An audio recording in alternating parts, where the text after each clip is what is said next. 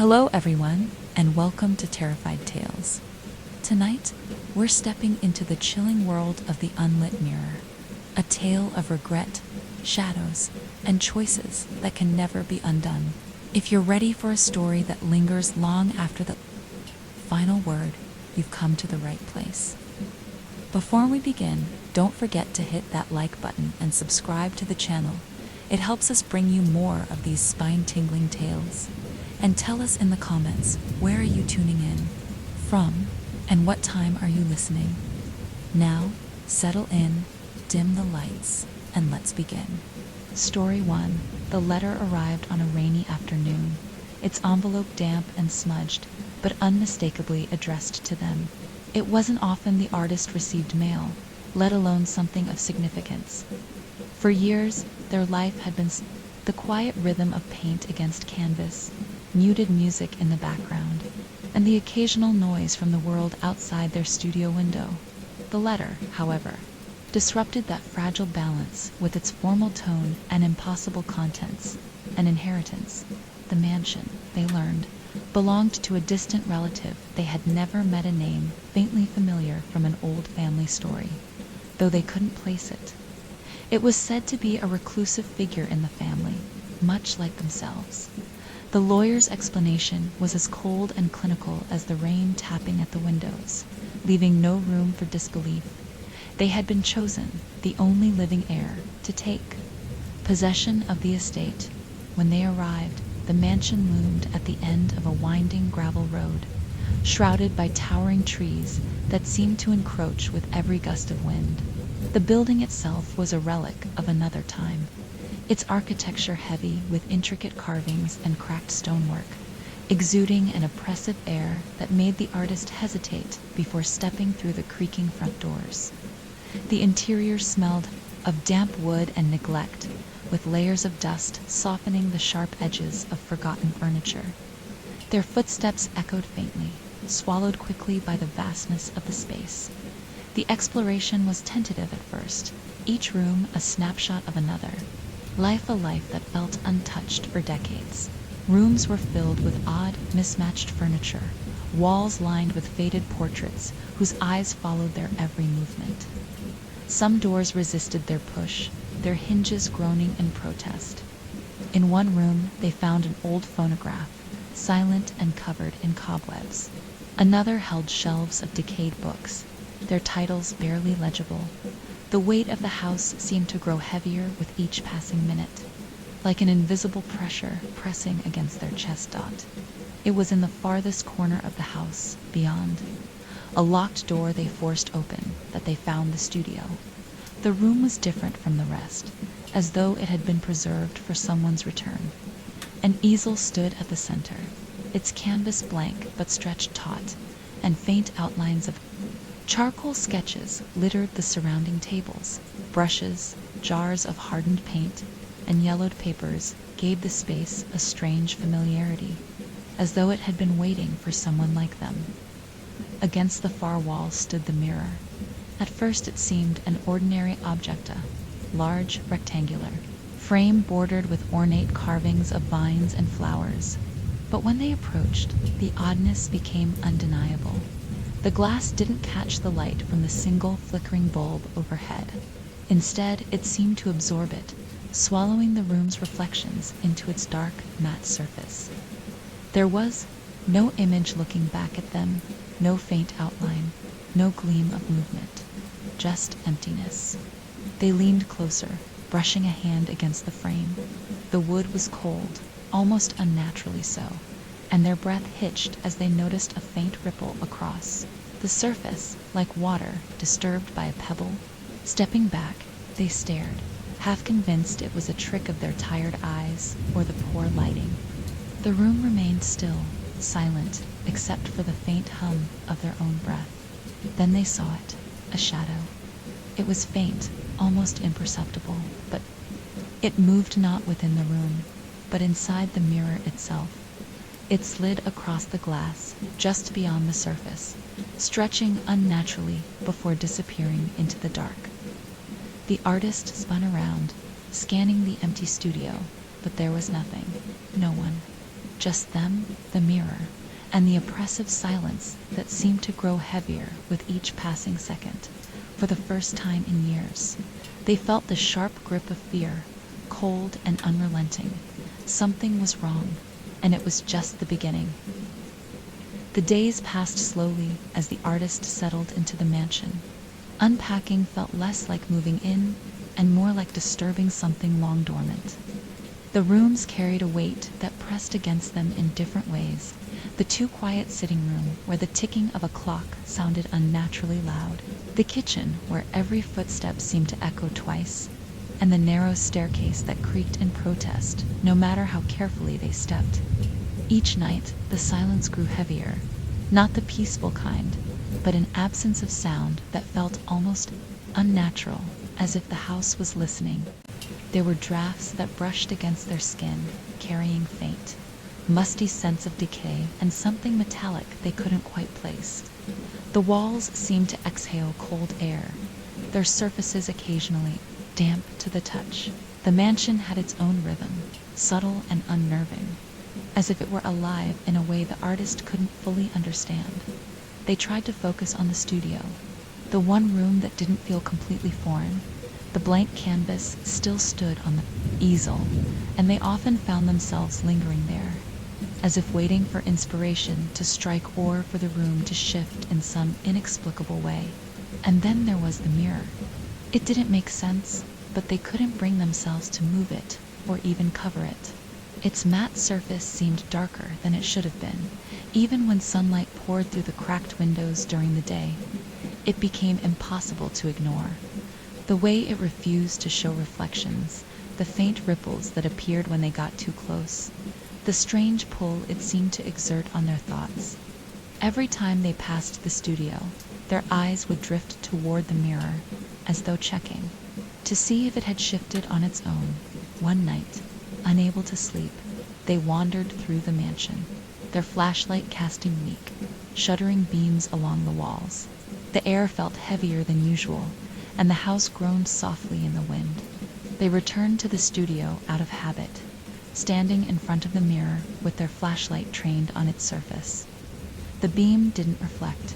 It just stopped, swallowed, entirely, leaving the space behind them impossibly dark.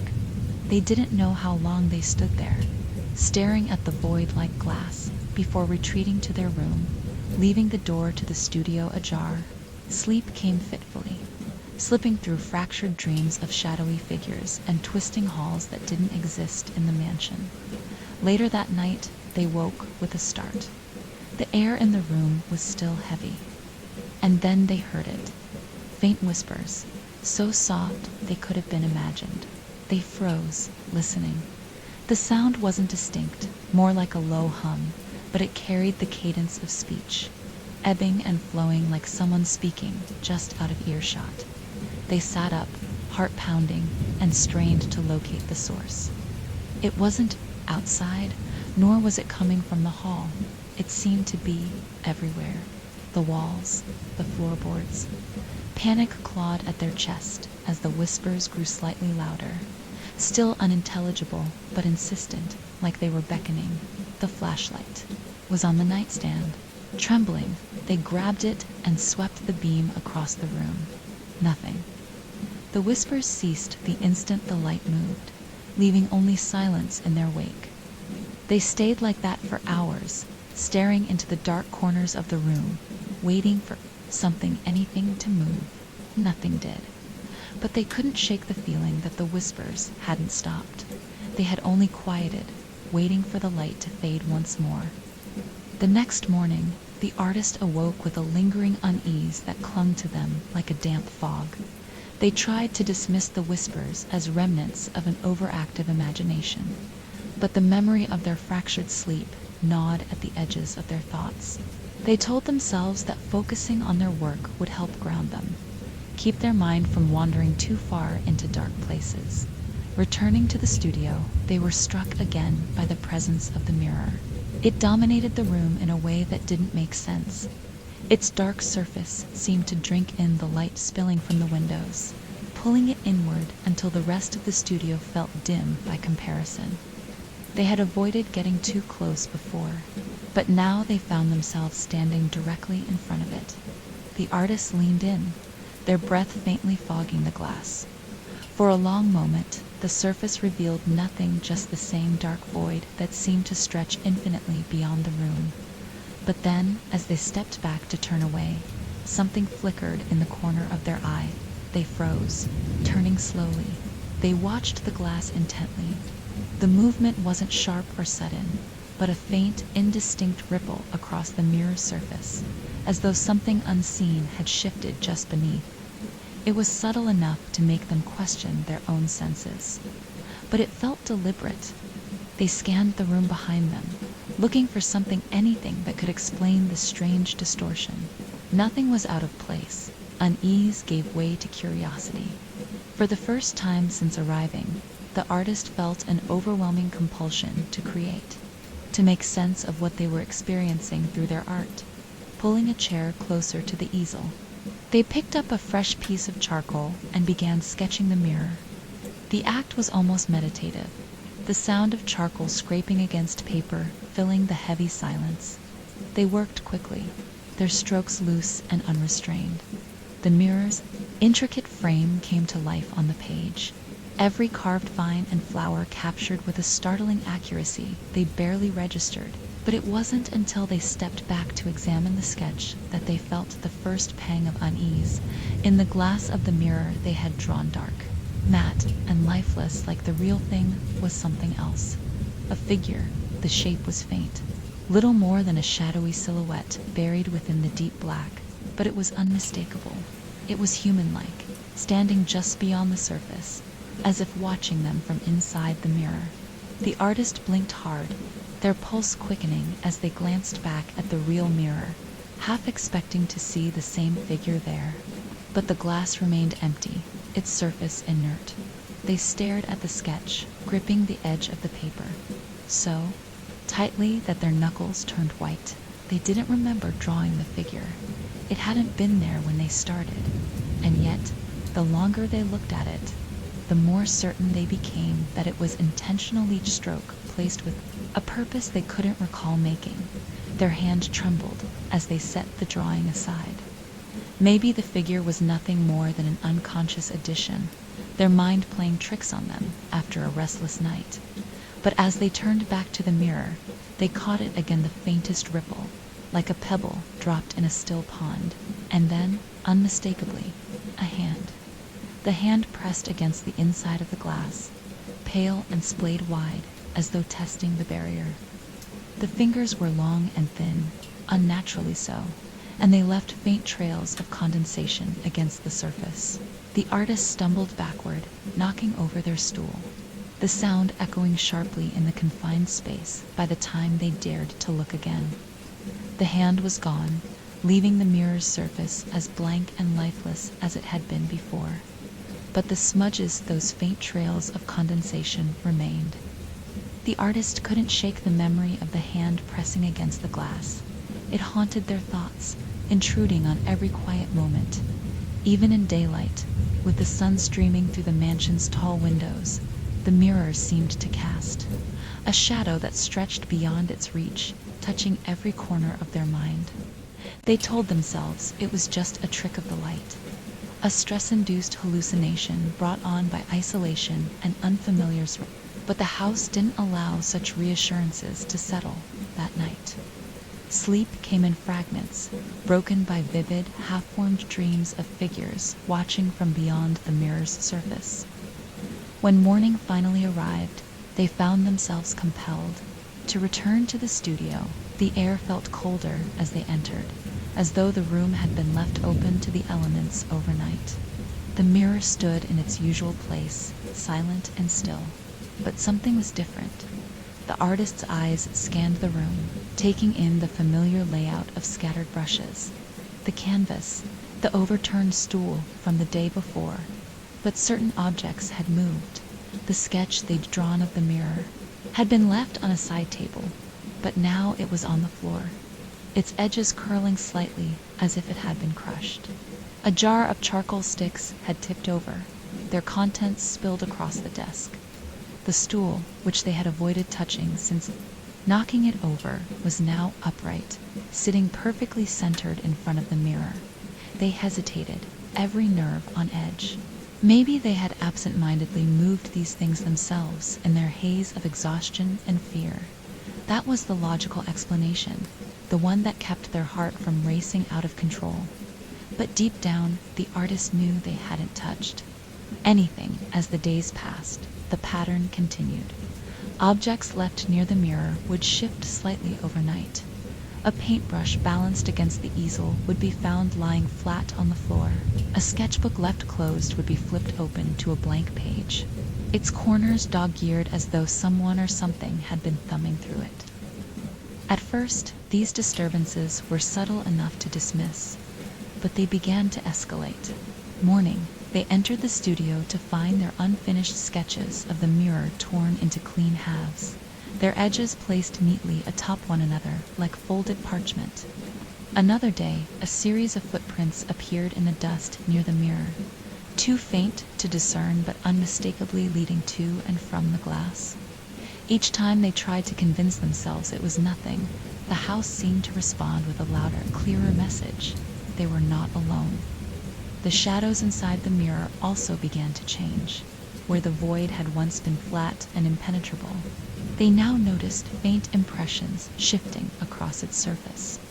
At first, they were no more than formless smudges, subtle variations in the darkness, but over time, the shapes grew sharper, more deliberate. It wasn't until one particularly overcast afternoon, when the sunlight barely filtered through the storm clouds, that they saw it clearly for the first time. Standing a few feet from the mirror, they realized that the shadow within was mimicking them. As they tilted their head, the figure in the glass followed. When they reached out their hand, it mirrored the motion with unsettling precision. But it wasn't entirely accurate. The longer they observed it, the more they noticed the discrepancies, the slight delay in its movements, the unnatural angles of its limbs, the way its eyes seemed, they could even be called eyes, seemed to linger on them even when they looked away. It wasn't a reflection, it was something else, something that wanted to be them.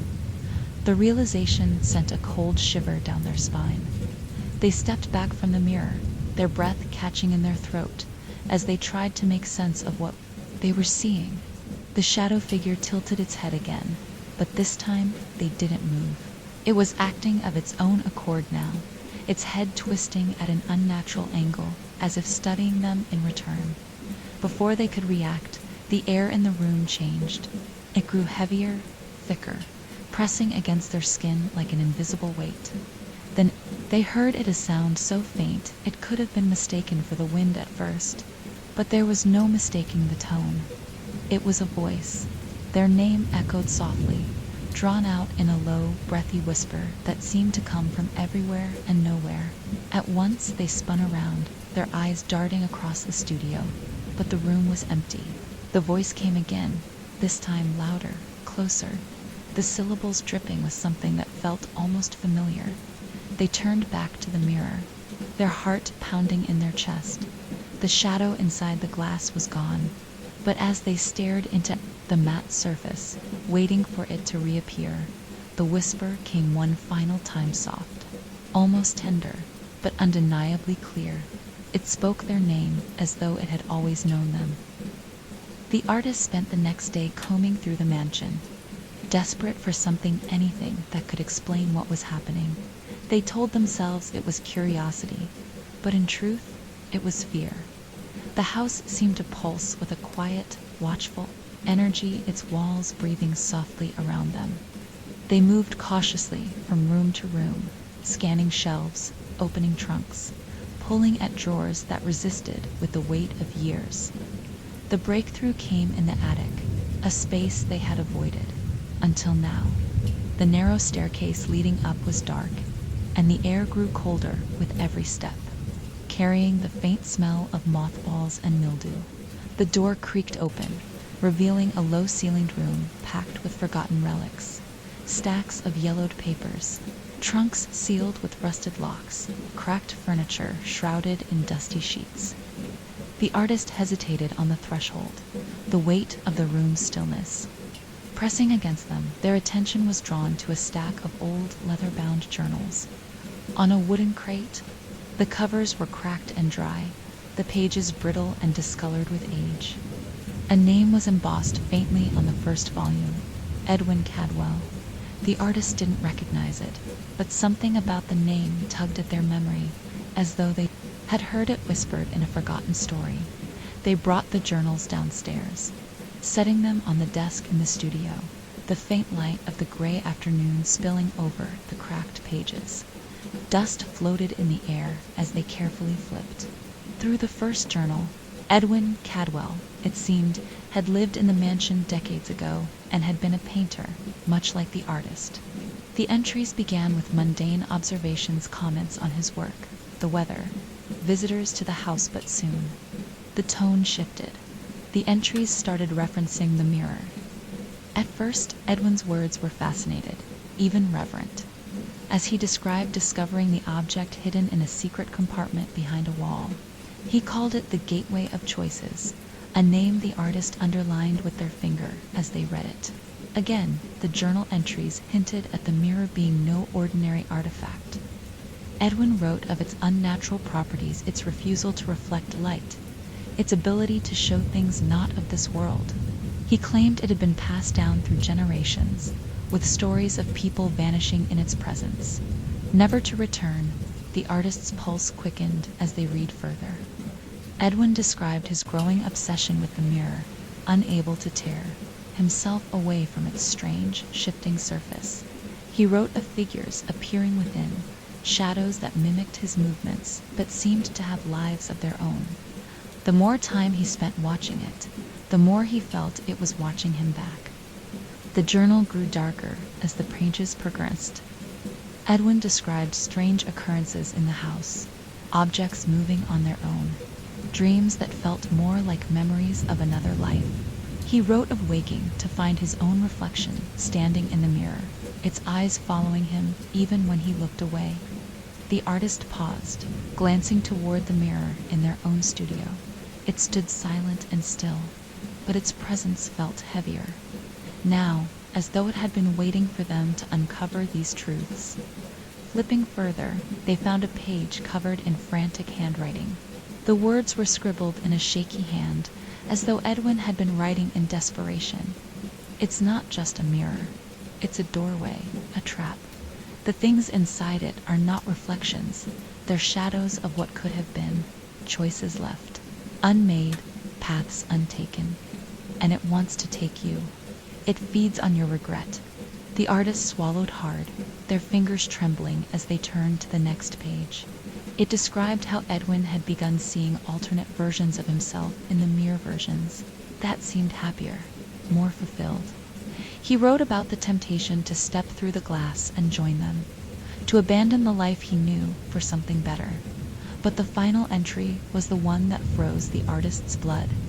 Scrawled in large, jagged letters across the page were the words, "Do not let it see you." Beneath the warning, there were no more entries, on an ink stain that spread unevenly across the rest of the page, as though the pen had been dropped mid. The journals ended there, leaving a chilling silence in their wake. The artists leaned back in their chair, their heart racing as they processed what they had read. The warnings, the disappearances, the mirror's pull, it all aligned with their own experiences. And yet, the full truth felt just out of reach, buried in the mansion's long and twisted history as they sat staring at the mirror.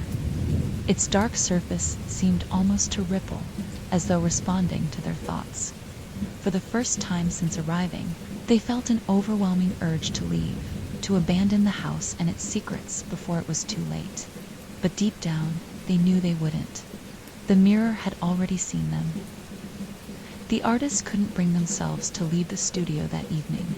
The journals remained spread across the desk, their pages still faintly dusted with age, but their mind kept returning to those final words, "Do not let it see you."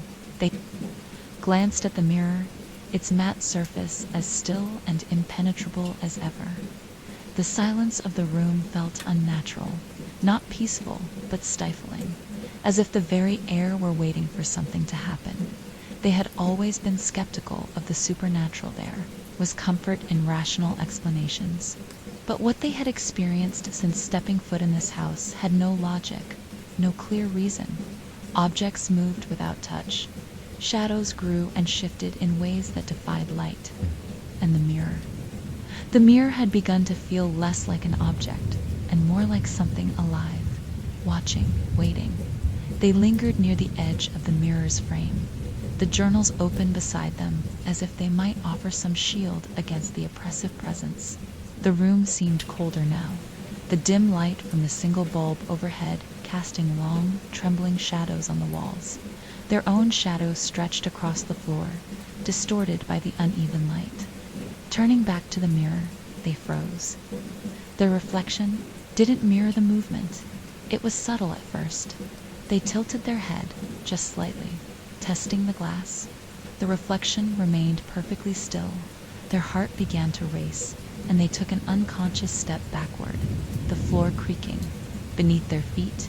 As if in response, the reflection took a step forward. A tremor ran through their body.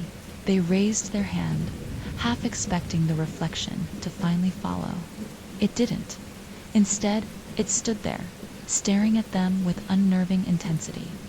Its eyes their eyes seemed darker, deeper, as though the mirror had replaced its light with an unfathomable void. They opened their mouths to speak, but no words came. The reflection moved instead, its lips parting in slow, deliberate movements. The artist recognized the motions immediately with something they had said before, though they couldn't recall the exact moment. A fragment of a memory surfaced, a conversation with their father when they were younger about the importance of perseverance. The reflection seemed to replay it silently, its lips shaping words they had long forgotten. Then it shifted again. This time it was another memory, one far less pleasant.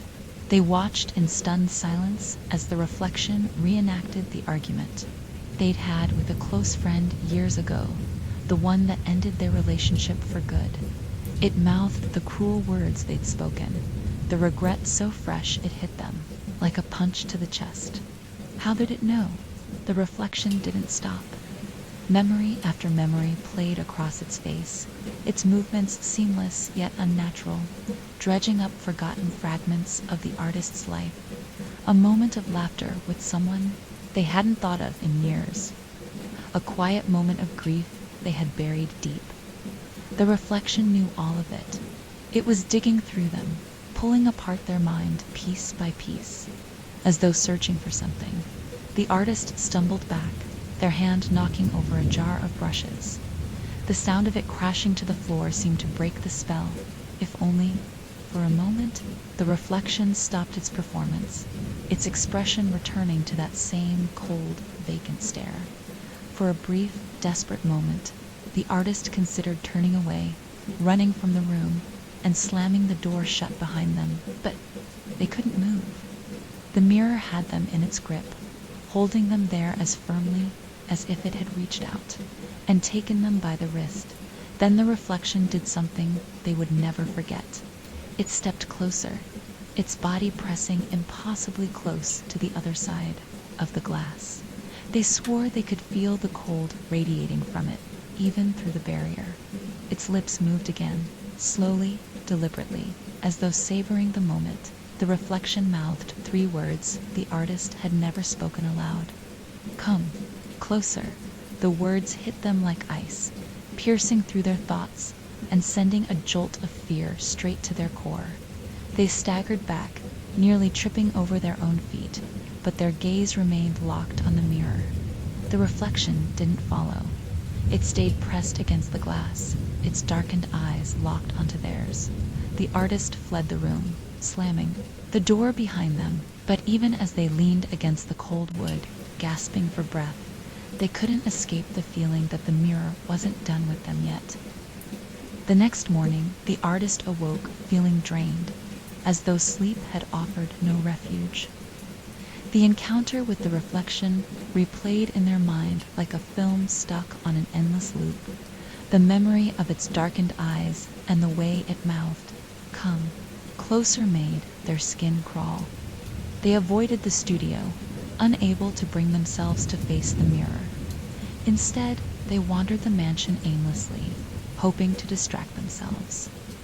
The house, however, had other plans. As they walked through the labyrinthine halls, the walls seemed to close in, pressing against their senses. The whispers had as distinct as before, but they're faint and rhythmic, like a breeze threading through the old wood. They caught flashes of movement out of the corner of their eye, but each time they turned, the halls were empty.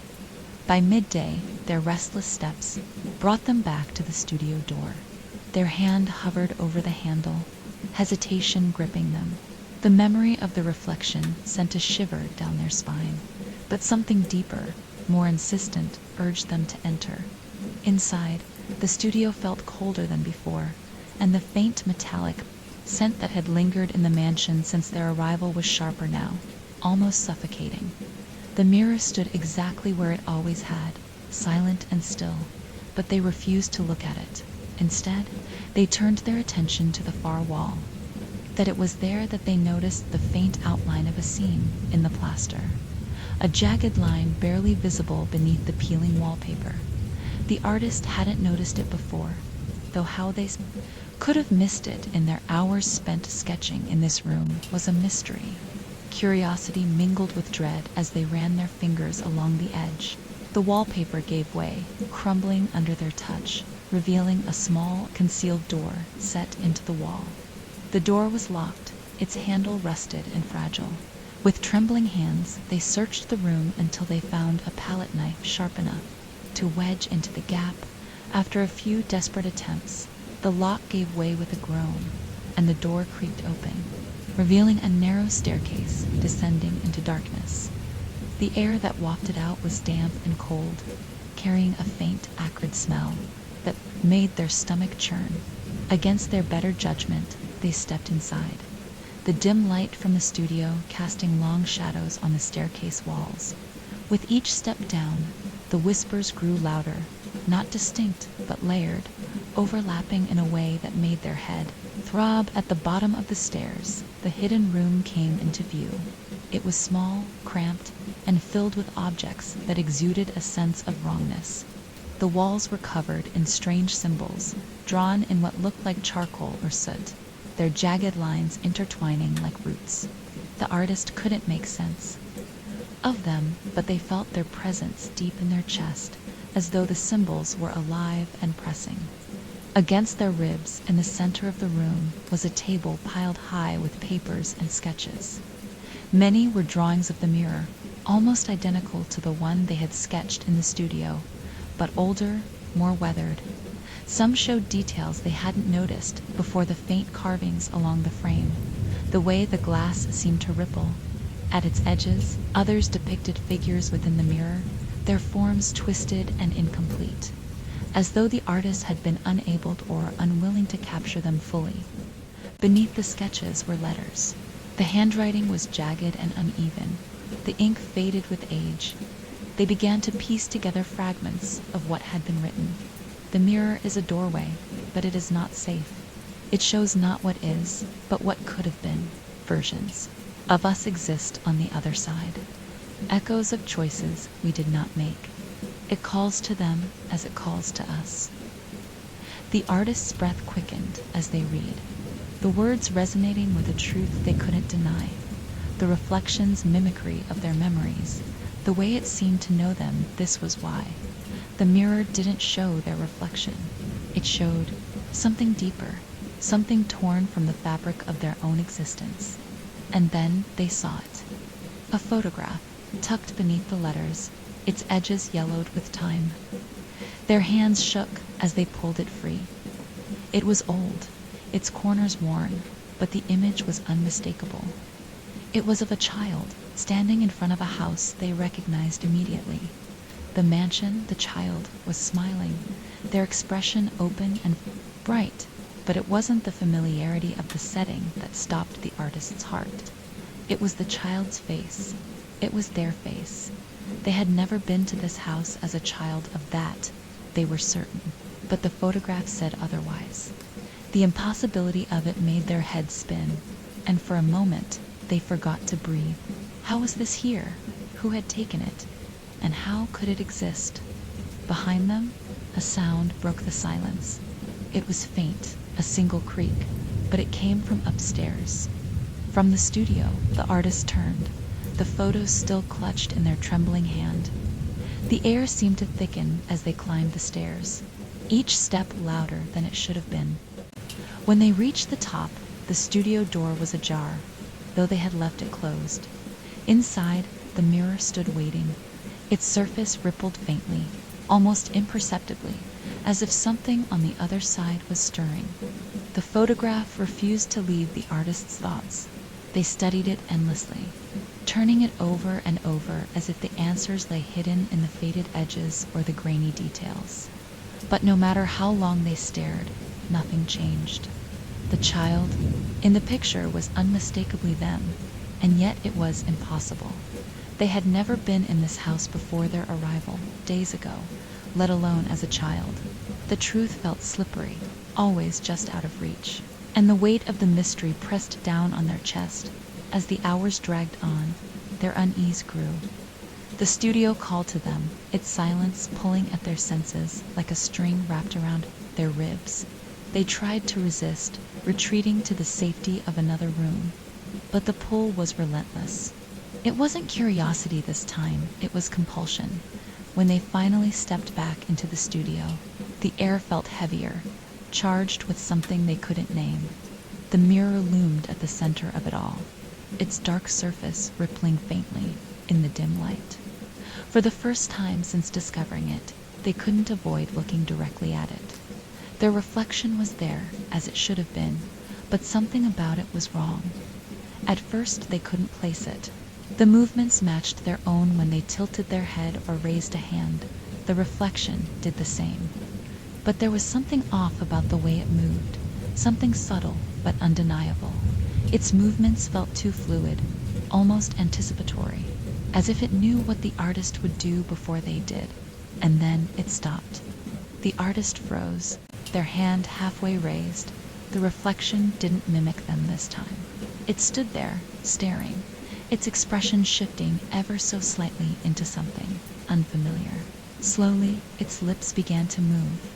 No sound came from the mirror, but the artist could see the reflection speaking its mouth, forming deliberate shapes, repeating the same phrase over and over. They took a shaky step closer, squinting, trying to read the words. "I can't hear you," they whispered, their own voice trembling. The reflection's lips paused, curling into the faintest semblance of a smile, and then continued moving, slower this time. The artist's breath quickened as they stepped back, their heart pounding in their chest. They grabbed the camera they used to document their sketches, their fingers fumbling with the settings. They positioned it on the desk, aiming it directly at the mirror, and hit record. Sitting in silence, they waited.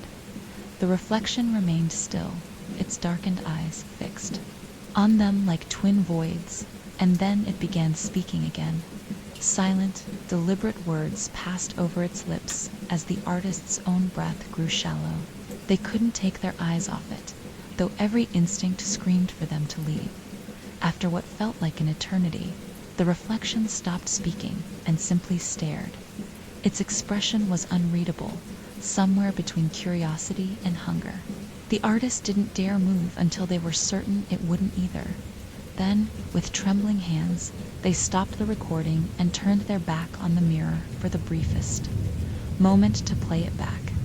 The video began as they expected, still and silent, the mirror reflecting their own anxious form. Then the reflection moved, and the artist leaned closer to the tiny screen, their pulse hammering. The reflection's lips moved in perfect clarity this time, the words unmistakable. "I am what you left behind." The phrase played over and over, the cadence almost mocking. The artist's hands shook as they rewound the footage and played it again, hoping they'd misread, hoping it would change. But it didn't. The camera slipped from their hands, landing on the desk with a dull thud. They turned back to the mirror, heart racing, and saw the reflection standing perfectly still once more. Its dark eyes bore into theirs, unblinking and patient. Then, slowly, it raised its hand. The artist's breath caught in their throat as the reflection pressed its palm against the glass. The surface rippled faintly, like water disturbed by a gentle breeze. For a moment, it simply held its hand there, waiting. Then it gestured, a single, unmistakable motion. Sleep no longer offered the artist any refuge. The nights had become a blur of restless tossing and fractured dreams, each one pulling them deeper into the mirror's shadowy grasp. The dreams weren't dreams at all, not in the way they once understood them. They were places, impossible places, where the edges of reality frayed, and the boundaries between their thoughts and the mirror's intentions blurred in one. They stood before the mirror, their breath fogging the air around them. The reflection didn't mimic their movements this time. Instead, it beckoned, not with its hand, but with the soft tilt of its head and a slight curling of its lips, as though it knew they would follow. And follow they did. In the dream, more whatever it was, they stepped forward, their feet moving, on their own accord. The surface of the mirror rippled like liquid as they reached out, and their hand passed through without resistance. Beyond it was not the studio, but another world entirely. It was a warped reflection of the mansion, its walls impossibly tall and stretching into the distance like an endless maze.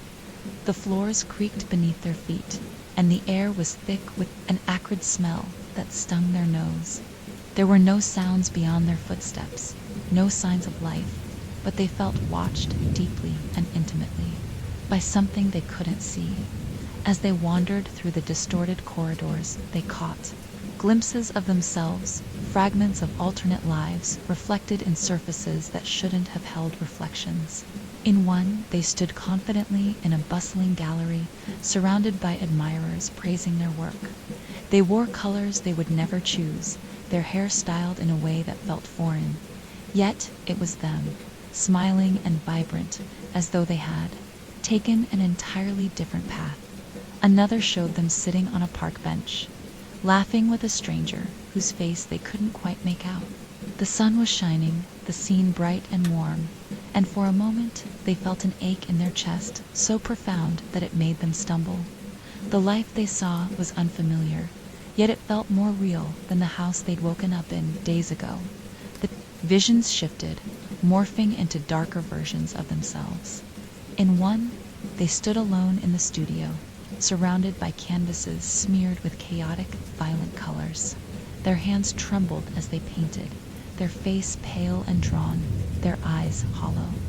The reflection turned to face them directly, its mouth moving, as though it was trying to speak, but no sound came through the glass. The artist jolted awake, their heart pounding and their breath coming in shallow gasps. The room was dark, but it didn't feel empty. The air was heavy with the same metallic temps that lingered in the mirror's presence, and their skin felt clammy with sweat. They sat up, trying to shake the dream from their mind, but something was wrong. Their fingertips ached, a dull, throbbing sensation that made them wince. Their breath caught in their throat as they looked at their hands. The tips of their fingers were blackened, as though they had been burned or dipped in soot. The edges of the darkness smudged unevenly, powdery streaks.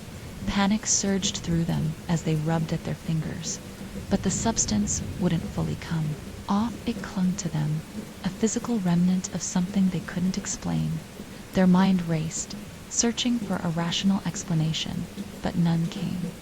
The only thing they could remember clearly was the dream, the mirror, the rippling surface, and the feeling of stepping into another place entirely. As they stared at their stained fingers, a chilling thought settled over them. What if it hadn't been a dream? The air around them seemed to shift, growing heavier, and their gaze was drawn to the open door of their room. The hallway beyond was dark, the shadows pressing against the walls like living things. For a moment, they thought they heard a faint sound, a whisper, or maybe just the house settling, but it carried the same cadence as the voice that had come from the mirror. They didn't move.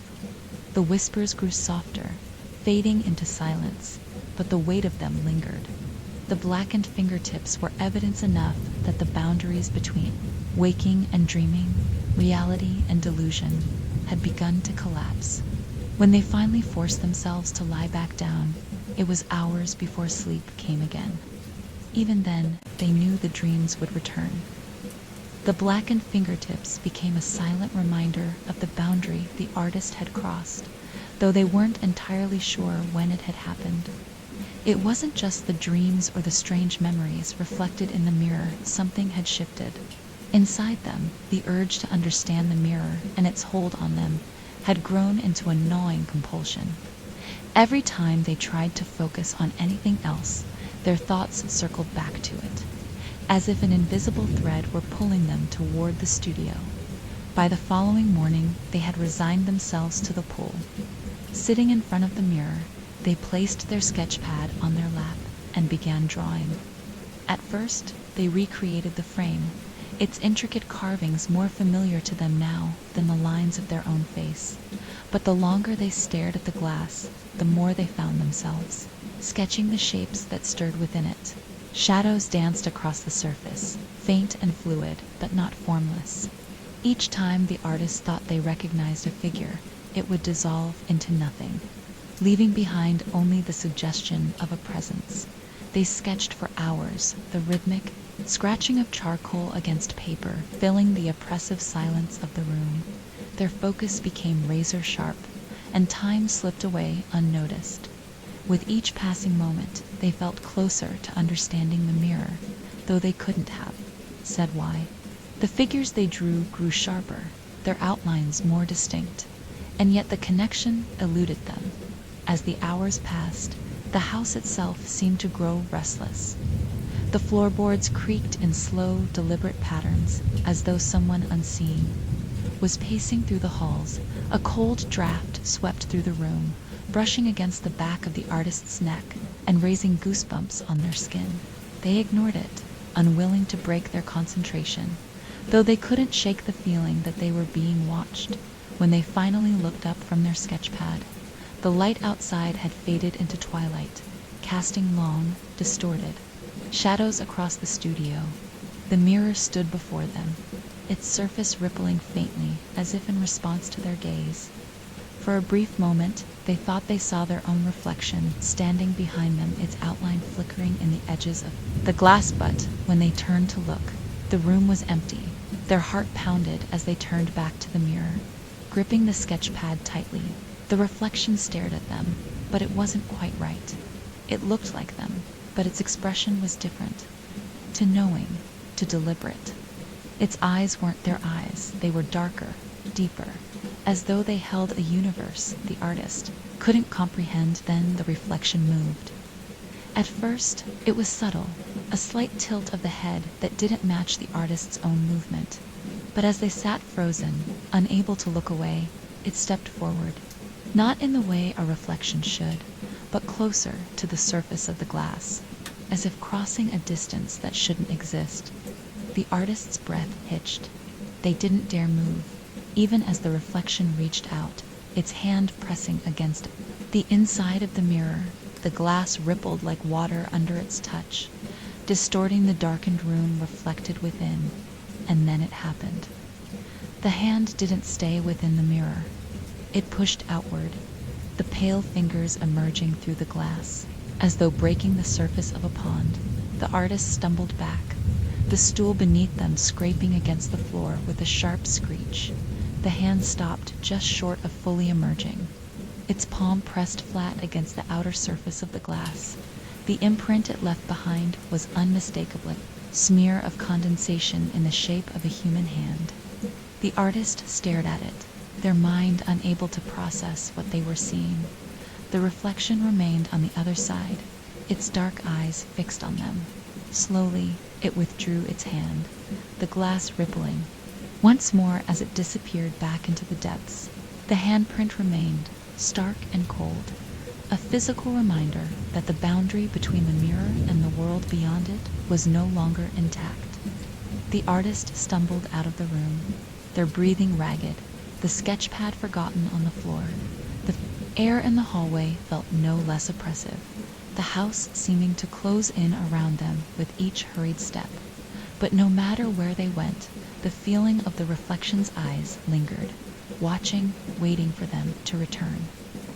The artist couldn't shake the image of the handprint, cold and dripping with condensation, from their mind. It was proof that the mirror was no longer just an object. It was something alive, something that reached beyond the physical barrier. Of glass, sleep had become a distant memory, replaced by endless pacing and the soft rustling of the house responding to their movements. The air felt heavier now, suffused with a sense of inevitability they couldn't explain. Drawn once again to the hidden room behind the studio wall, the artist descended the narrow staircase. The space below was as unsettling as before, its walls alive with the twisting symbols that seemed to pulse faintly in the dim light. They felt watched down there, as though the shadows themselves had weight, leaning closer when they weren't. Looking, they began sifting through the journals and letters they had left scattered across the table, determined to piece together the truth. This time, they searched with a desperation they couldn't ignore, every word feeling sharper, heavier, as though it carried the promise of some elusive answer. One of the letters stood out. The handwriting was sharp and erratic, written in the same jagged scrawl that warned, "Do not let it see you." The artist hadn't fully read it before, but now they forced themselves to focus, their eyes scanning every word with growing dread. The mirror doesn't reflect the truth. It reflects what you've hidden, what you've left behind. It feeds on what you regret, drawing it out like a wound that will never close. The shadows inside are not just echoes. They are fragments of us, torn from the choices we abandoned. It will tempt you with what could have been, but the price is your reality. It does not let go. They leaned back, the letter trembling in their hands. The mirror wasn't just some haunted artifact. It was a predator, feeding on the deepest corners of the soul. It explained everything: the figures in the glass, the alternate lives glimpsed in distorted reflections, the way their reflection had seemed too alive, too knowing. The sound of glass rippling broke their thoughts. Their heart thundered as they ascended the stairs, drawn back to the studio despite the dread rising in their chest. When they entered, the room felt colder than ever. The mirror waited, its surface unnaturally still, though the air around it seemed to hum faintly. The handprint was gone, replaced by a pristine surface so smooth it felt wrong. But the reflection wasn't gone. It stood there, motionless, but aware, its dark eyes fixed on the artist with an intensity that made their chest tighten before they could look away. The mirror changed. The reflection flickered, and suddenly, it wasn't mimicking their movements anymore. Instead, it was showing them something. The artist's surroundings dissolved, replaced by a memory so vivid it felt real. They were standing in the middle of a small, sunlit room, their childhood bedroom. The air smelled faintly of books and rain, the exact way they remembered it. Across the room sat their younger self, small and vulnerable, staring at an empty sketchbook with tear-filled eyes. They knew this moment. It was the day they had thrown their pencils aside and vowed never to draw again after their father had dismissed their art as a waste of time. The words had stung deeper than they'd ever admitted, and for years they had carried the bitterness of that memory, burying it beneath every other pursuit. The mirror knew. The reflection moved, drawing their attention back to the present.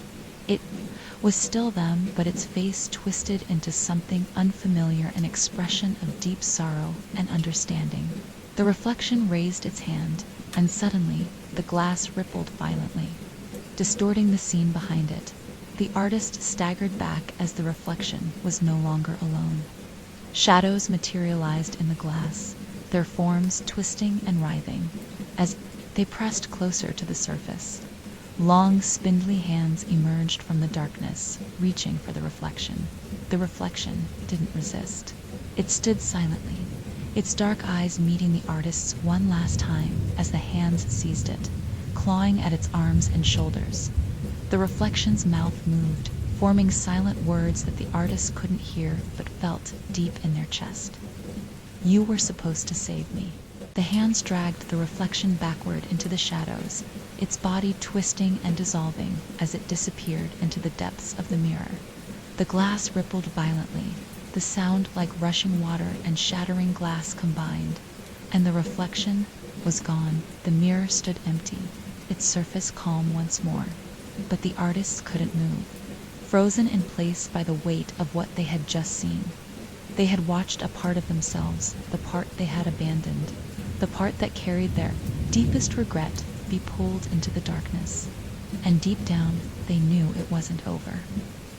The house had grown impossibly quiet. Not the comforting stillness of solitude, but an unnatural silence that pressed against the artist's ears, making every creak of the floorboards and every intake of breath feel amplified. Since the moment they'd seen their reflection dragged into the mirror, the weight of the mansion had changed. The walls felt closer, the shadows heavier, and the mirror seemed to pulse with life. They found themselves standing in front of it again, as if the house had guided them back without their realizing it. Their hand hovered near the surface, trembling slightly. There was no ripple, no distortion. Just the same smooth, dark surface that swallowed all light. But they couldn't ignore the pull it exerted, as though it were beckoning them forward. For the first time, they entertained the idea of touching it. The thought made their stomach churn, but after everything they'd seen, the need to understand had become unbearable. They lifted their hands slowly, their fingertips brushing against the glass. It wasn't cold like they expected. Instead, the surface felt soft, pliable, like the skin of a balloon stretched tight. Encouraged by the strange texture, they pressed harder, their palm flattening against it. The glass gave way. A chill shot up their arm as their hand sank into the mirror, disappearing past the wrist. The sensation was indescribably cold, sharp and numbing, that seemed to coil around their veins and creep up toward their chest. They tried to pull back instinctively, but the mirror resisted, its surface clinging to their hand like thick tar. Their breath came in shallow gasps as they pushed further, curiosity outweighing fear. The world beyond the mirror was darker than they could have imagined. It wasn't just the absence of light. It was a void that seemed to stretch endlessly in every direction. But as they leaned closer, they began to see faint shapes within the darkness. The shapes solidified, revealing warped, broken versions of the mansion. The floors and walls were there, but they twisted and bent at impossible angles, spiraling upward into the darkness like the bones of some ancient, crumbling beast. The air was thick with a metallic temps, sharper than anything they'd smelled before. It filled their nostrils and stuck to their tongue, making them gag. And then there were the figures. At first, they were distant, little more than shifting shadows that moved along the edges of their vision. But as their eyes adjusted, the figures came into focus. They were people, or at least they had been. Their forms were twisted and incomplete, their faces a blur of half-formed features, as if they'd been sketched in haste and left unfinished. Each figure moved with a strange, stilted grace, their heads tilting unnaturally as they walked through the distorted version of the house. Some of them carried objects, brushes, books, canvases, but the artists couldn't shake the feeling that these weren't possessions. They were pieces of the lives these figures had lost. The artist's stomach dropped as one of the figures turned toward them, its blurred face locking onto theirs. Its movements quickened, jerking unnaturally as it approached the mirror. Others followed, their attention drawn like moths to a flame, and soon the darkness was alive with motion. A part of them wanted to scream, to tear their hand free from the mirror and run, but they were rooted in place. The figures drew closer, their forms growing clearer with every step. One of them, a tall, thin shadow, stopped just short of the glass. Its blurred face sharpened for the briefest of moments, and the artist's breath caught in their throat. It was their own face. Not quite the same. This version was older, more worn, the eyes hollow and sunken. But it was undeniably them, staring back with an expression of deep longing. The shadow tilted its head, its mouth opening and closing soundlessly, as though it were trying to speak. The artist wanted to look away, but couldn't. The mirror wouldn't let them. And then something changed. The cold around their arm grew sharper, more tangible. They gasped, looking down, and saw fingers long dark and impossibly thin curling around their wrist. The grip was strong, stronger than they could have imagined. The shadow hand pulled, dragging them deeper into the mirror. Their free hand scrabbled at the frame, their nails digging into the wood as they fought to stay on the outside. The figures within the mirror watched silently, their blurred faces betraying no emotion as the artist was dragged closer to the void. The hand yanked harder, and their body lurched forward. They could feel the cold spreading through their chest, now an invasive chill that seemed to freeze them from the inside out. For a moment, they thought they heard their own voice, soft and distant, calling their name from deep within the darkness. With a final, desperate effort, they pulled back, their nails scraping against the frame. The hand holding their wrist slipped, its grip loosening just enough for them to break free. They fell backward onto the floor, gasping for air as the room around them spun. The mirror rippled violently, the figures within retreating back into the shadows. The surface settled once more, returning to its smooth, impenetrable calm. The artist stared at it, their chest heaving, their wrists still icy to the touch. The memory of the hand lingered, and for the first time they truly understood the danger they were facing. The mirror wanted them, and it would not stop until they... The artist avoided the studio for hours, maybe days. It was impossible to tell. Time felt meaningless within the confines of the house, which seemed to breathe and creak as though alive. They tried to distract themselves, pacing the halls, forcing themselves to eat, staring out of windows that offered nothing but an endless expanse of overcast skies and looming trees. But no matter where they went, the memory of the shadow's hand gripping their wrist followed them. Sleep brought no peace. Each time they closed their eyes, the distorted mansion of the mirror returned. They wandered its warped halls in dreams, hearing whispers too soft to understand, and glimpsing figures that dissolved into shadows when they got too close. Somewhere in the depths of the void, they could feel the reflection waiting. The compulsion to return to the studio became unbearable. It wasn't just curiosity anymore, it was a pull, a silent command that tightened around their chest width. Every passing hour, they resisted as long as they could, but the moment their feet crossed the threshold, they knew they had never truly had a choice. The mirror was waiting, its dark surface rippling faintly, like the surface of a pond disturbed by an unseen wind. The artist hesitated, their stomach churning as they approached, and then the reflection appeared. It was no longer just mimicking them. The reflection was standing still, its expression grave, its eyes sharper and more defined than before. It looked alive, and the artist couldn't help but feel like it was staring through them, into their very core. "You came back," it said. The artist stumbled backward, their breath catching in their throat. The reflection's voice didn't echo in the room, it resonated inside their head, soft but undeniable. They clutched at their temples, trying to block it out, but the words continued, as clear as if they had spoken them aloud. "I've been waiting," the reflection said, stepping closer to the glass. Its movements were slow, deliberate, almost sad. "You've seen what's inside, haven't you? You've felt it." The artist couldn't respond. Their voice felt trapped in their throat, suffocated by the weight of the reflection's words. "There's a life waiting for you in there," it continued. "A better life, one without regret." All the choices you didn't make, all the paths you abandoned there. You've seen them, haven't you? You know they're real.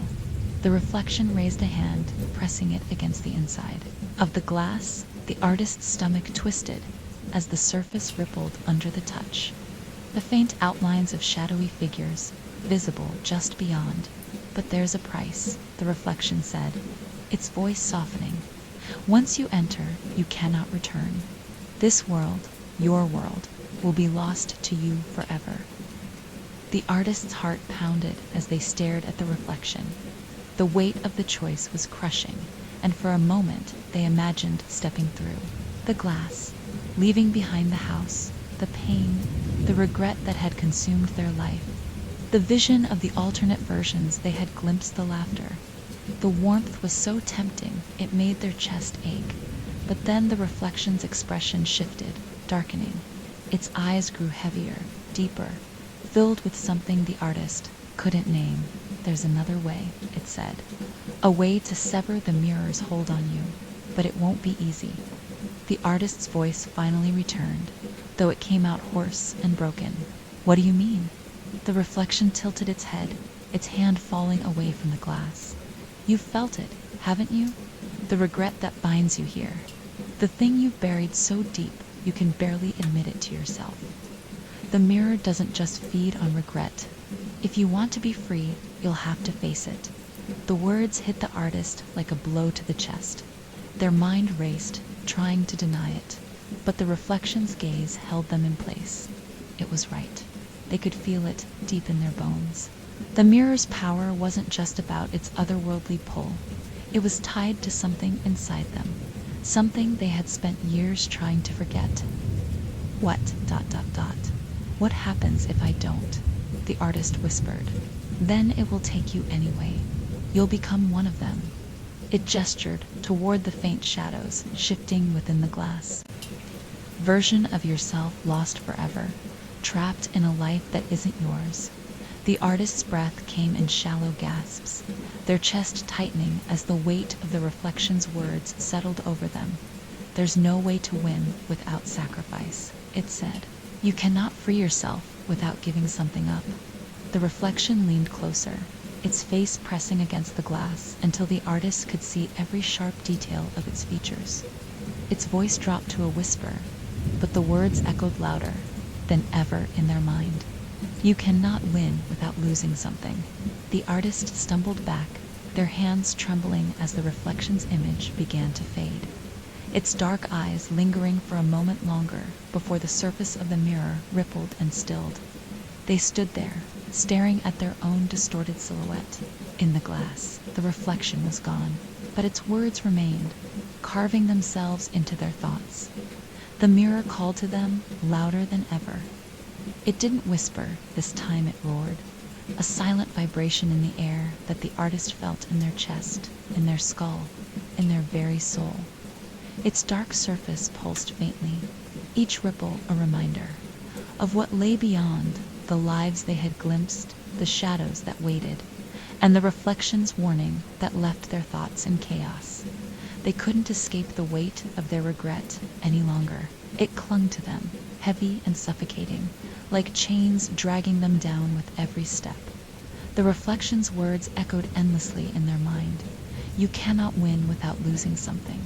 By the time they returned to the studio, their fear had twisted into something sharper, more desperate.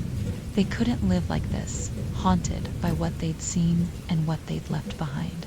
The only way forward was through the mirror. They approached slowly, their hand trembling as they reached for the surface. The glass rippled under their touch, the cold seeping into their skin almost instantly. It wasn't the same as before this time. The resistance was gone. The mirror welcomed them, pulling them in with a quiet inevitability. Their breath caught as they crossed the threshold. The cold spread through their entire body, sharp and biting, leaving them gasping as the world around them shifted.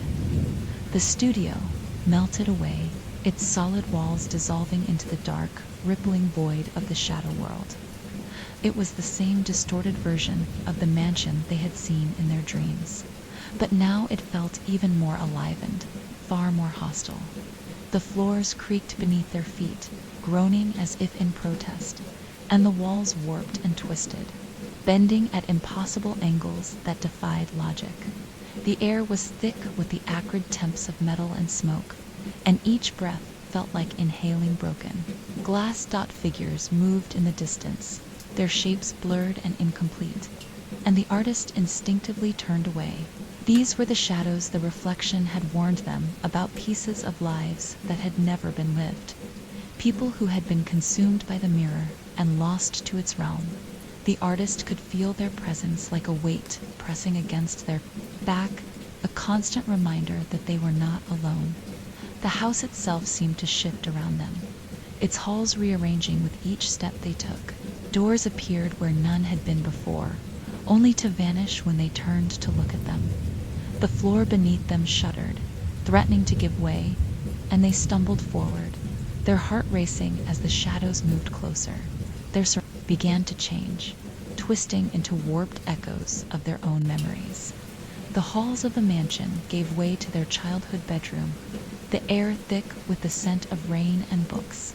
The sketchbook from that day, the one they had abandoned in anger after their father's cruel dismissals, sat open on the floor. Pages blank except for a single dark smear in the center. They moved toward it, but before they could touch it, the room shifted again. This time, they found themselves standing in a gallery, surrounded by their own artwork. The walls were lined with paintings that had never existed, pieces they had imagined, but never dared to create. The people in the gallery stared at them with empty, blurred faces, their hands reaching out as if to pull them in. The artist turned and ran, the distorted sounds of whispers and scraping footsteps chasing them down hallways that seemed to stretch endlessly. The walls around them flickered, showing flashes of their worst fears, their father's disapproving glare, the friend they had pushed away, the reflection's twisted smile as it warned them of what was to come. And then, ahead of them, they saw it. The shadow was standing in the middle of the hall, its shape small and familiar. It was a younger version of themselves, no older than 10, its figure impossibly still in the shifting, chaotic space. The artists slowed, their breath catching. In their throat, "Hello," they called, their voice trembling. The shadow turned. Its face was blurred, like the other figures in the mirror's world, but its eyes were sharp and focused, filled with an anger and sorrow that made the artist's chest tighten. The younger version stepped closer, its movements jerky and unnatural. Its hands hung at its sides, clenched into fists, and as it moved, its shadow seemed to stretch, curling unnaturally across the floor like smoke. "You left me," it said, its voice small but sharp, echoing with 100 layers of accusation. The artist stumbled back, shaking their head. "No, ... I didn't. I didn't know you left me behind," the shadow interrupted, its voice rising. The air around it seemed to darken, the walls bending inward as its form grew larger, more distorted. "You left me to rot here. You forgot about me. You forgot about us." Before the artist could respond, the shadow lunged. It moved impossibly, fast, its small frame stretching into a twisted mass of limbs and darkness as it collided with them. The force sent them sprawling to the ground, the air knocked from their lungs as the shadows cold. Claw-like hands gripped their shoulders. The artist struggled, their hands pushing against the writhing mass, but the shadow's strength was overwhelming. Its face hovered inches from theirs, its blurred features warping into something grotesque. "You can't run from what you've done," it hissed, its voice dripping with venom. "You can't escape who you are." The artist's vision blurred as the cold seeped deeper into their skin, and for a moment they felt the void begin to pull them under. The shadow's grip tightened, and its voice rang in their ears like 1,000 echoes. "You belong to me." The cold was suffocating, seeping into the artist's skin and dragging them deeper into the void.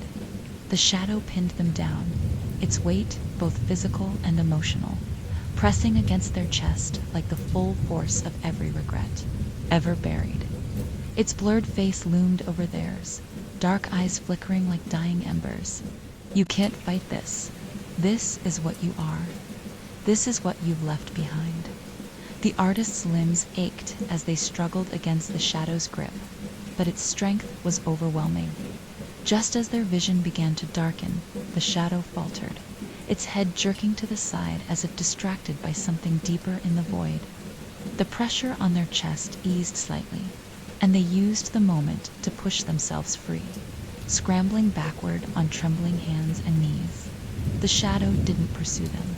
Instead, it melted into the shifting darkness, its form dissolving into the warped shadows that swirled around them. For a moment, there was silence, save for the sound of the artist's ragged breathing, and then they saw it.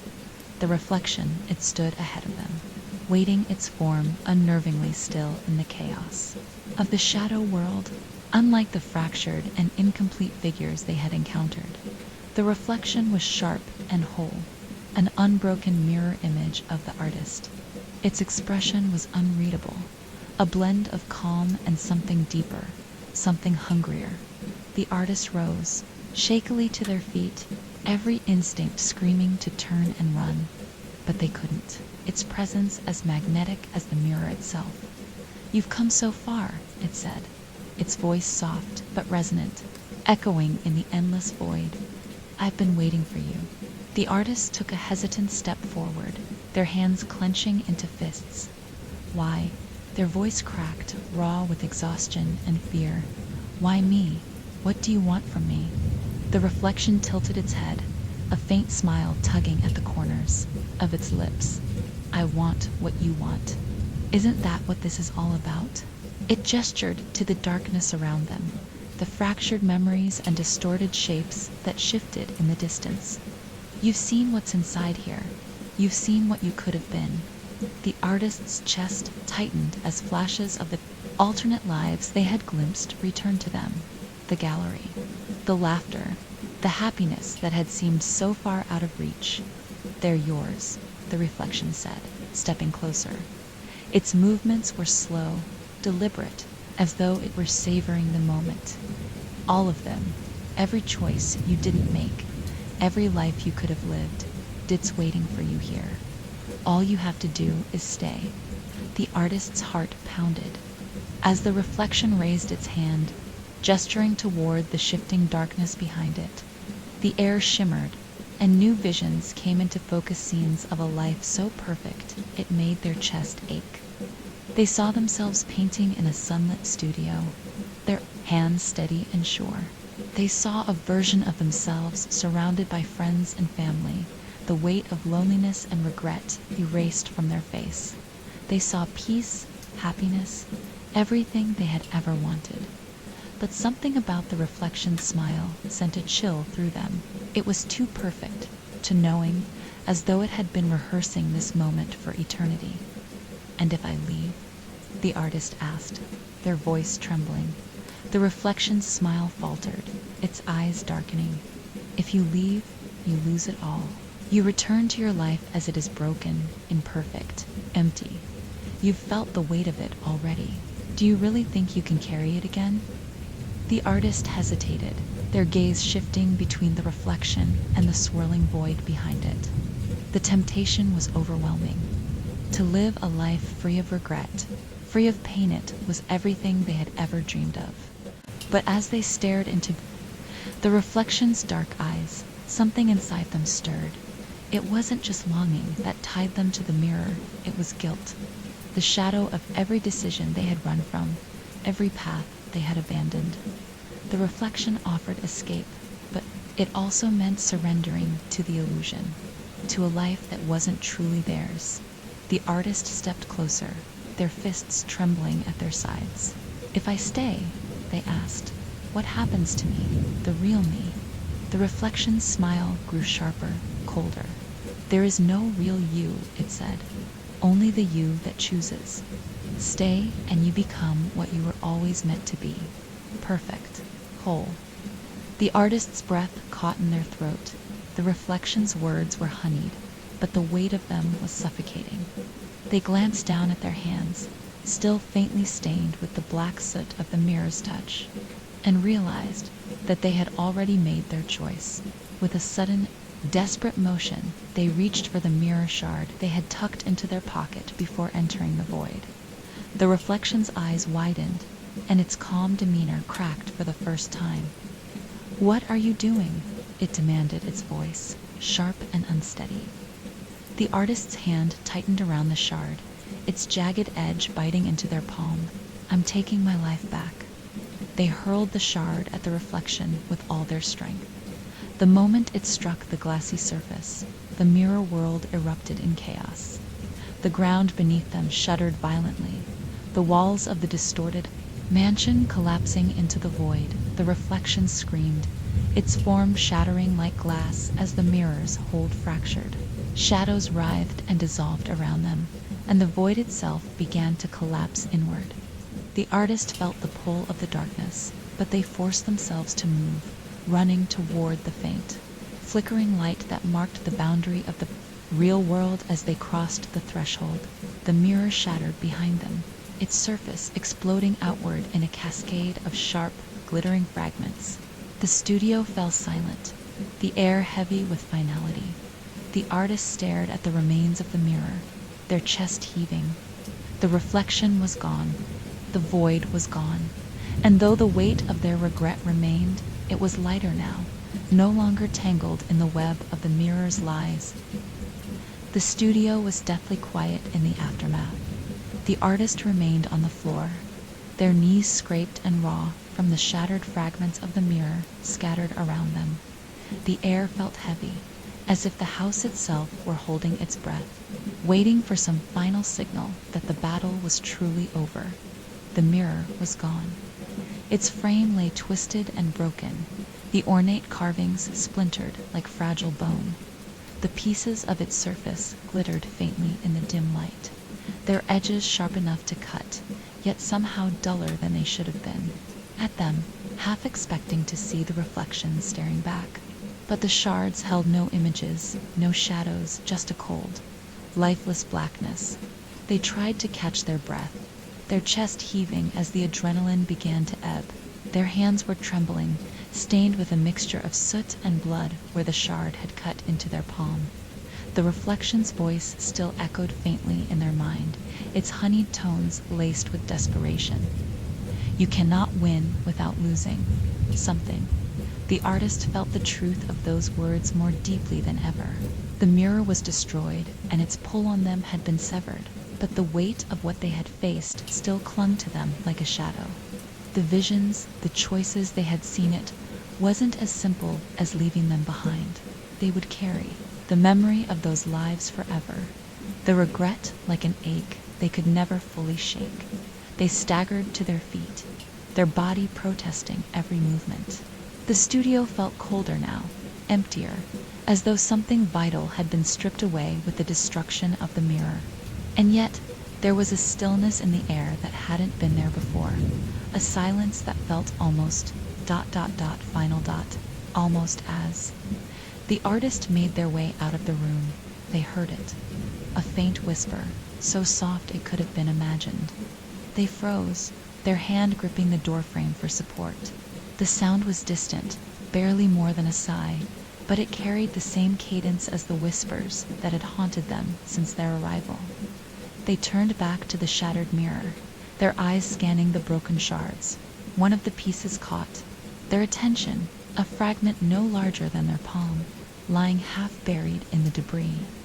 Unlike the others, it seemed to glow faintly, a pale light flickering just beneath its surface, like the last ember of a dying fire. The artist's heart raced as they stepped closer, their instincts screaming at them to leave it alone. But the pull of the mirror was still there, faint but insistent, urging them to pick up the shard. Their hand hovered over it for a moment, trembling, before they pulled back. No, they had given enough. They turned and left the studio, leaving the shard where it lay. The house felt different as they moved through its halls, quieter. Yes, but not at peace. The walls no longer groaned with the weight of unseen forces, but there was a tension in the air, as though the house itself was adjusting to the absence of the mirror. In the days that followed, the whispers persisted, faint but ever present. Sometimes they came at night, threading through the silence as the artist lay in bed, staring at the cracked ceiling. Other times they came during the day, slipping through the corners of the house where the light didn't quite reach. They never spoke words, never formed sentences, but they carried a weight that made the artist's skin crawl. The mirror was gone, but its shadow remained. The artist tried to move on, to reclaim some semblance of normalcy, but it was impossible. The memories of the shadow world lingered, vivid and sharp, replaying in their mind when they least expected. The faces of the lost versions they had seen haunted them, their blurred features etched into the backs of their eyelids. One night, as they wandered the house in a futile attempt to escape the whispers, they found themselves drawn back to the studio. The door stood ajar, creaking softly as they pushed it open. The air inside was stale, and the shattered remains of the mirror still littered the floor. Their gaze fell to the glowing shard, still faintly illuminated, its light pulsing like a weak heartbeat. It seemed smaller now, as if it were fading, but its presence was no less unnerving. The artist felt the pull again, that deep, insistent urge to pick it up, to see what lay within. They forced themselves to look away. They couldn't go back, not now, not ever. But as they turned to leave, they caught a flicker of movement in the shard's surface. It was faint, almost imperceptible, but it was enough to stop them in their tracks. Slowly, they turned back, their breath hitching as they crouched down to look closer. In the shard's faint glow, a figure moved. It was small and indistinct, but it was there, shifting in the depths of the glass. The artist's chest tightened as they realized what they were seeing. It was a version of themselves, walking through the shadowed halls of the mirror's world, their head bowed, their steps heavy. The figure didn't look up, didn't acknowledge the artist's presence, but its form was clear enough to send a shiver down their spine. The shard pulsed once, the light flaring brighter for an instant before fading again. The figure disappeared, leaving only the cold, faint glow of the glass behind. The artist stood there for a long moment, staring at the shard as the whispers began to rise again, soft and insistent.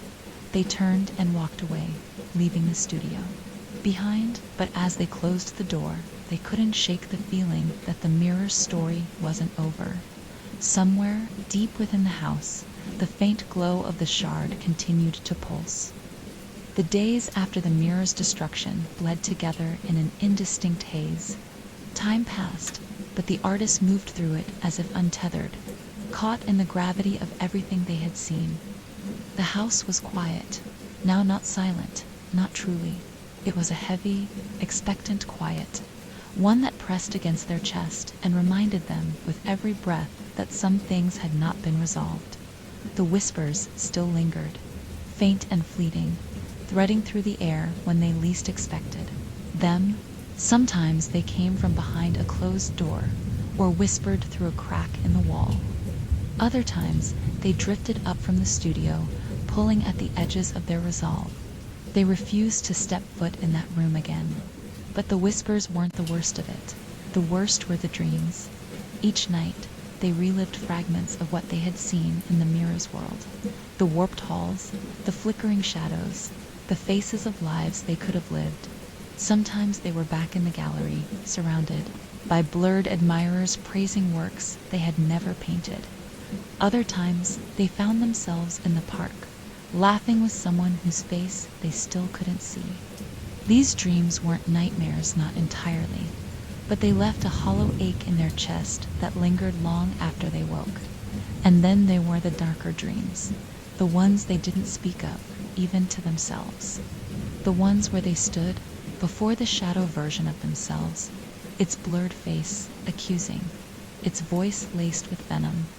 They could still feel the weight of its hands on their chest, the cold that had seeped into their bones as it whispered, "You left me behind." The regrets that had always been there, quiet and manageable, now felt amplified. The choices they hadn't made, the lives they hadn't lived, they all pressed against them, demanding to be acknowledged. The artist spent hours pacing the house, their steps echoing hollowly through the empty halls. The walls felt closer now, the ceilings lower, as though the house had begun to shrink in the absence of the mirror. They avoided their reflection in every surface, turning away from windows and covering the few remaining mirrors with sheets. Even their own shadow felt like an accusation, a constant reminder of what had been lost. One evening, they found themselves sitting in the parlor, staring at the faint glow of the dying fire in the hearth. The warmth felt distant, the cold not in their chest. The weight of the memories they had seen pressed down on them again, and they fought the familiar urge to let it crush them entirely. You chose to stay, they told themselves, gripping the edge of the chair tightly. You chose to face it, but had they truly? Destroying the mirror had felt like the right thing necessary, even but the question of what they had lost haunted them. The reflection's offer echoed in their mind, a life without pain, without regret, without failure. It had been a lie, hadn't it? Or had it been the truth wrapped in something darker? They closed their eyes, trying to banish the thoughts, but the weight of their decision refused to let go. A life of imperfection, of lingering shadows, had been the price of their freedom. But was it freedom if the mirror's pull still clung to their mind, threading through every moment of doubt? The house groaned softly as the fire's light dimmed further, casting long, flickering shadows across the walls. The artist let out a shaky breath, leaning back in the chair and staring at the ceiling. And then they heard it. It was faint at first, so soft that they almost thought it was the creak of the house settling. But it came again, clearer this time, a whisper floating through the parlor like a thread of smoke. Their own voice, it was unmistakable, the cadence and tone of it sending a chill through their spine. But they carried an undercurrent of familiarity. That made the artist's chest tighten. They rose slowly from the chair, their feet moving before they could think. The whisper came again, drifting through the air, and they followed it instinctively, their breath shallow. It led them out of the parlor, into the hallway, the dim light from the fire barely stretching past the doorframe. The whisper grew louder, though it still wasn't clear. It wasn't coming from one direction, but seemed to drift around them, circling like an unseen predator. The artist's heart pounded as they stopped in the middle of the hallway. "Who's there?" they called, their voice trembling. The whisper stopped. For a moment, the silence was absolute. Then, from behind them, their voice came again, clear and sharp this time, the words cutting through the quiet like a blade. "You should have stayed." They spun around, but the hallway was empty.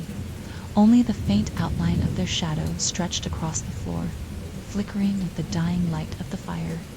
The artist's breath came in shallow gasps as they stared into the darkness, waiting for something, anything to move, but nothing did. The house fell silent once more, leaving them alone with their thoughts and the weight of the whisper still ringing in their ears.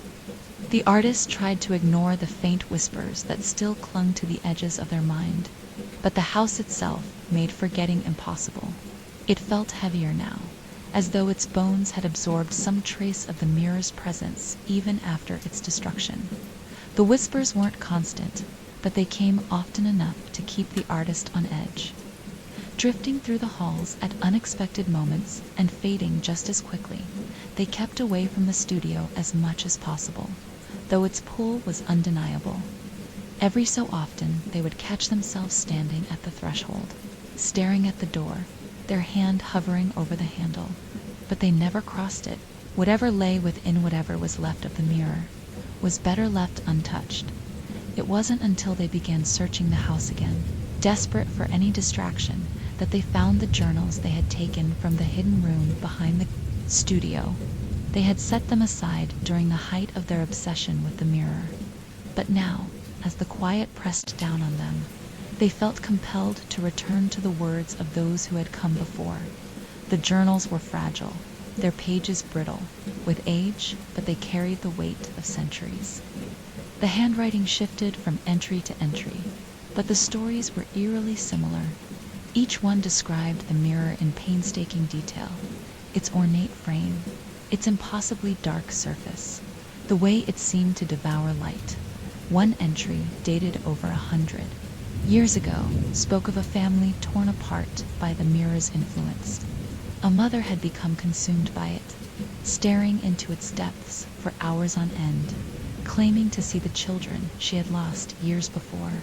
Another entry, older still, told of an artist in a distant city who had disappeared after claiming the mirror could show him the masterpiece he had never created. The mirror's origins were a mystery, but its pattern was unmistakable. It didn't simply appear, it chose its victims, drawing them in through their deepest regrets. Each time it surfaced, it left behind a trail of fractured lives, people consumed by the temptation of what could have been. The artist's hands trembled as they read the final pages of one journal, the handwriting frantic and barely legible. The mirror cannot be destroyed. Even if shattered, it finds a way to return. It is not an object, it is a wound, a shadow that cannot be erased. They slammed the book shut, their heart pounding. The words sent a chill through them, their mind flashing to the shard they had left behind in the studio. They had told themselves it was over, that destroying the mirror had freed them from its hold. But what if that wasn't the truth? What if the shard still carried the mirror's essence, waiting for its next victim? The artist fought the urge to return to the studio, forcing themselves to stay away. But as the day faded into night, a strange tension filled the air, one they couldn't ignore. The house was too still, the silence too heavy. They found themselves standing at a window, staring out into the moonlit night, the pale light casting long shadows across the overgrown grounds. Something moved at the edge of the trees. The artist squinted, pressing their forehead against the cold glass. A figure was standing there, just beyond the reach of the moonlight, their outline blurred and indistinct. They didn't move, didn't come closer, just stood there, watching. The artist's pulse quickened as the figure finally stepped into the light. It was a man, his features obscured by distance, but his posture tense and uncertain. He seemed to hesitate, glancing back toward the trees as if unsure whether to approach the house. And then the artist understood. He wasn't looking at the house. He was looking at the faint glow emanating from the studio window. The shard. The artist turned away from the window, their breath shallow. The journals had been right. Even in pieces, the mirror's power endured. The shard had been calling out, searching for someone new to claim, and it had found him. The man's footsteps echoed faintly through the still night as he approached the house. The artist's stomach twisted, a sickening blend of fear and guilt. They wanted to stop him, to warn him of what awaited, but their feet remained rooted to the floor. What could they say that would make him understand? The whispers began again, soft and insistent, threading through the air like smoke. They weren't coming from the man, they were coming from the shard. The artist could feel it now, even from a distance. The shard's glow pulsed faintly in the moonlight, its light cold and unnatural, casting sharp, jagged reflections across the studio walls. It was waiting. They heard the faint creak of the front door opening, the man's hesitant footsteps echoing through the empty halls. The artist stayed frozen, their body refusing to move as the whispers grew louder, more insistent. And then, from deep within the house, they heard the man's voice call out, "Hello, is someone here?" The shard's glow flared brighter than before, casting its pale light through the cracks of the studio door. The artist stood motionless at the top of the stairs, the faint sound of the new arrival's footsteps drifting up through the hollow corridors of the house. The whispers grew louder with each step he took, swirling through the air like invisible threads weaving themselves into the fabric of the house. The artist's chest tightened with a familiar ache, the same pull that had drawn them to the mirror and nearly consumed them. They didn't need to see the man to know where he was heading. The shard was calling him, its pale glow like a beacon. In the darkness, the thought sent a shiver down their spine. Even after everything, the mirror hadn't let go. It had simply shifted its focus, waiting for someone else to stumble into its web. Their mind churned with guilt and unease. Had they been foolish to think the mirror could truly be destroyed? Or had they simply traded one burden for another, leaving its curse to infect someone else? They clutched the banister tightly, their knuckles whitening as the weight of their choices settled over them. You did what you had to do, they told themselves, but the words rang hollow. The mirror's voice, the reflection's haunting offer, still lingered in their mind. You cannot win without losing something. But what had they truly won? The past weeks blurred together in their memory, a chaotic mess of visions, regret, and impossible choices.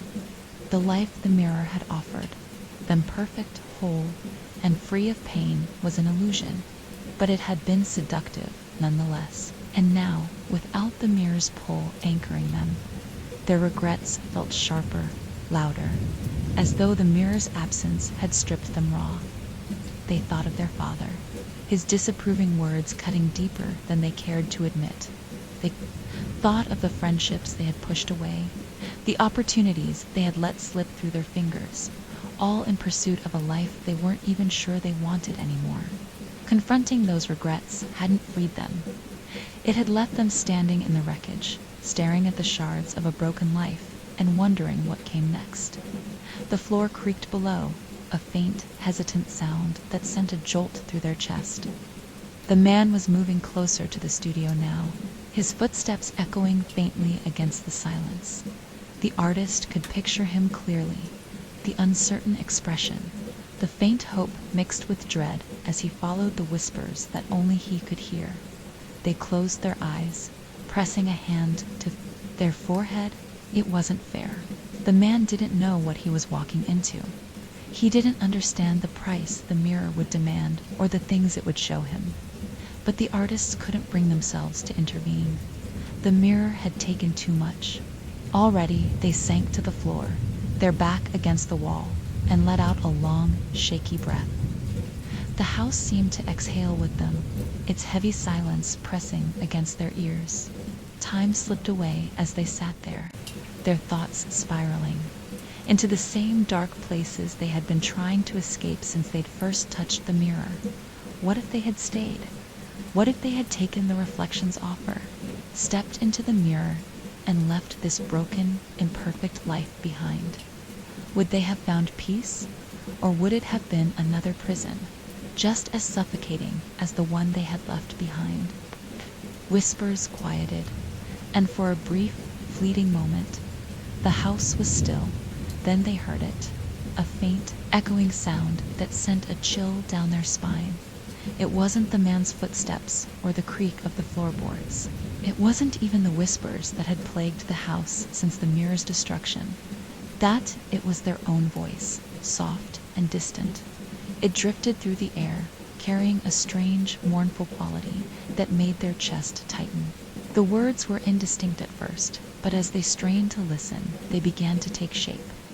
You could have saved us. The artist's breath hitched, their hands gripping the floor as the voice grew louder. It wasn't coming from the house, it was coming from the studio. Before they could stop themselves, they were on their feet, moving toward the source of the sound. Their footsteps were slow, deliberate, but their pulse raced with every step. The hallway stretched before them, impossibly long, and the faint glow of the shard flickered at the edge of their vision like a distant star. When they reached the studio door, they hesitated. The whispers had returned, louder now, swirling around them like a storm. They pressed their hand against the wood, their chest heaving as the voice echoed again. You left us behind. The words sent a chill through their entire body, and for a moment they thought of turning back. But the shard's glow pulsed again, brighter this time, and they knew they couldn't avoid it any longer. The door creaked open slowly, revealing the shattered remains of the mirror scattered across the floor. The shard was still there, lying among the debris, its faint light casting jagged reflections across the walls. And there, in the largest fragment of glass, was a silhouette. The artist froze, their heart hammering as they stared at the broken surface. The silhouette was faint, barely more than a shadow, but it was there. It moved slightly, tilting its head as though studying them. It wasn't the reflection, not entirely. Its shape was distorted, fragmented, as though it had been pieced together from the shards of what had been lost, but its eyes, ... The artist's chest tightened as they recognized the same dark, piercing gaze that had haunted them since their first encounter with the mirror. The silhouette didn't speak, but the air in the room seemed to thrum with unspoken words, heavy and undeniable. The artist stepped closer, their hands trembling, and the whispers rose to a crescendo as they stood over the shard. The silhouette leaned closer, its blurred face pressing against the glass. The shard pulsed one final time, its light flickering, brighter than ever, and the artist felt the pull once more, the same deep, insistent gravity that had nearly consumed them before. The artist stood at the threshold of the mansion, the heavy wooden door creaking slightly in the wind as if protesting their departure. The air outside was cool, carrying the scent of damp earth and autumn leaves. The mansion loomed behind them, silent but ever-present, its shadow stretching long across the gravel driveway. The house, once so oppressive and filled with the whispers of its past, now felt strangely empty. Its history, its secrets, its memories all locked away behind its walls. They paused, looking back one last time. The windows, dark and lifeless, held no sign of the tumultuous years spent within. The reflection had faded, but it lingered still somewhere in the cracks of their mind, in the space between their thoughts. The house had let them go, but they couldn't shake the feeling that the house hadn't fully let go of them as the artist turned to leave. The faintest shimmer caught their eyes, flicker of movement in the glass of the front door. They froze, their hearts skipping a beat. There, in the reflection of the old wooden door, was their face. But it was different. It wasn't exactly them. This version of themselves stood with eyes shadowed, their mouth twisted in a faint, knowing smile. They blinked, and the reflection vanished as quickly as it had appeared. A ripple of unease curled through their chest, but they pushed it aside. The house was behind them now. The mirror was gone. The curse had been broken, nor so they tried to convince themselves. They turned and walked away, their footsteps echoing on the gravel as they headed toward the car parked at the end of the driveway. But the uneasy feeling clung to them like an unwelcome shadow. No matter how far they traveled, the house would follow them in the corners of their mind. The sky above was a dull, clouded gray, and the wind seemed to carry the faintest whisper, like the murmur of someone just out of earshot. They ignored it, continuing their trek away from the mansion. The trees that lined the driveway swayed gently, their branches stretching toward the sky, as if reaching for something just beyond their grasp. But as they neared the road, something caught their eye puddles from the recent rain, shimmering like little mirrors on the ground. The artist's reflection rippled on the surface of each one they passed, always there, always watching. For a brief moment, they thought they saw the figure of someone standing in the puddle, someone whose face was distorted, unreadable. They quickened their pace, their heart racing in their chest, as if the house itself were still watching, still waiting for them to return. But no matter how fast they walked, the sound of their footsteps seemed to follow, growing louder with each step, as though they were never truly alone. When they finally reached their car, they slid into the driver's seat, hands shaking, as they started the engine. The wheels spun as they pulled away from the mansion, the gravel crunching beneath them as the house disappeared from view.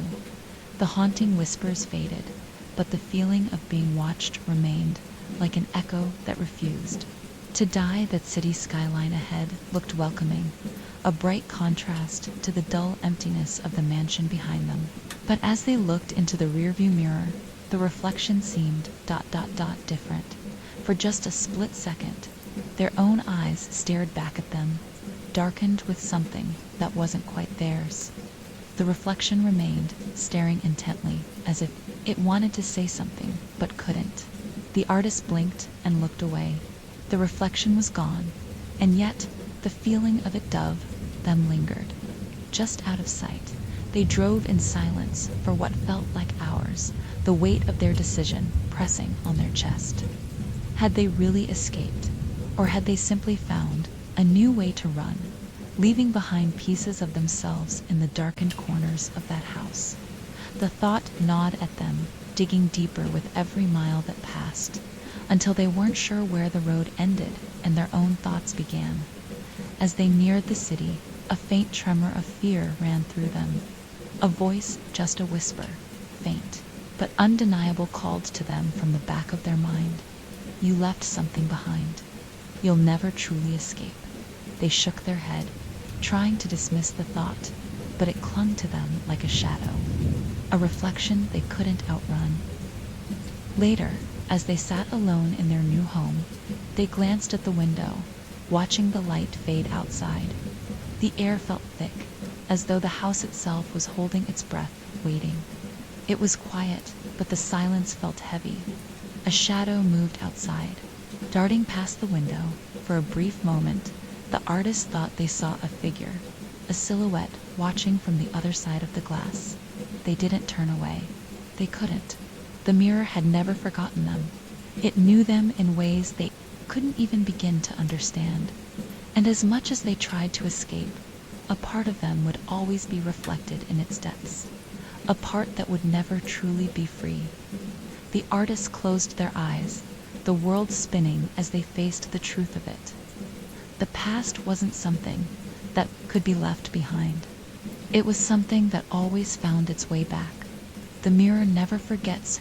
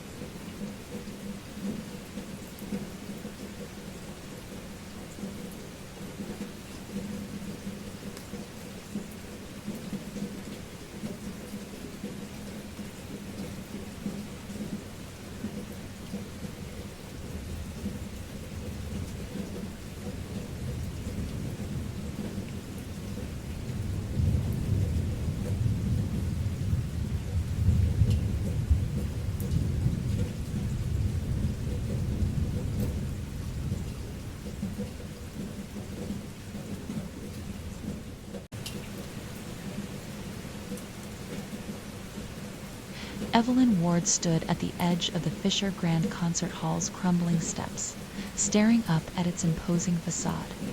The late afternoon sunlight caught the cracks in the marble columns, casting jagged shadows that stretched toward her like outstretched fingers. The building had been silent for over 50 years, its doors locked and its stage left untouched since the night of the final performance. An event that had ended in inexplicable tragedy. It was a story whispered among the townsfolk of Ridgeview, an urban legend cloaked in half-truths. Fisher Hall had been the pride of the town, a beacon of culture in an otherwise quiet Midwest community. But one evening, during the final crescendo of the Orchestra of Silence's last performance, every musician had vanished. Witnesses swore they'd seen the orchestra fade from the stage mid-note, leaving their instruments behind as the audience fled in confusion and terror. Evelyn hadn't grown up in Ridgeview, but the story had always fascinated her. Music had been her anchor, the thing that carried her through the silence of her own darkest days. After an accident had temporarily taken her hearing in her teens, Evelyn had developed a unique connection to sound, not just as a physical phenomenon, but as something emotional, even spiritual. It was what had driven her to study music therapy, and it was why she had accepted the job of evaluating Fisher Hall for restoration. Despite its morbid history now, standing before the abandoned concert hall, Evelyn couldn't help but feel a strange pull, a resonance she couldn't explain. The town council's directive had been clear: assess the building's condition, determine its suitability for reopening, and decide whether it was worth preserving. But Evelyn had an ulterior motive. She wanted to understand what had happened. Here, all those years ago, the massive wooden doors groaned as she pushed them open, the sound echoing unnaturally through the vast empty space. She stepped inside, her boots clicking against the cracked marble floor. The air was cold, carrying a faint scent of dust and decay. The main auditorium loomed ahead, its once opulent interior now faded and tarnished. Rows of seats stretched out, in neat lines, their red velvet cushions threadbare and coated in dust. The stage was bare, its wooden planks warped and stained with age. But what struck Evelyn most was the silence. It wasn't the natural quiet of an empty space. It was deeper, heavier, as though the air itself was holding its breath. She took a tentative step forward, her movements amplified by the acoustics of the room. Even the faint creak of her leather bag seemed to linger too long in the stillness. Evelyn stopped in the center aisle, her eyes scanning the walls for signs of decay or structural damage. But instead, her attention was drawn to the faded posters still hanging in the foyer. The Orchestra of Silence.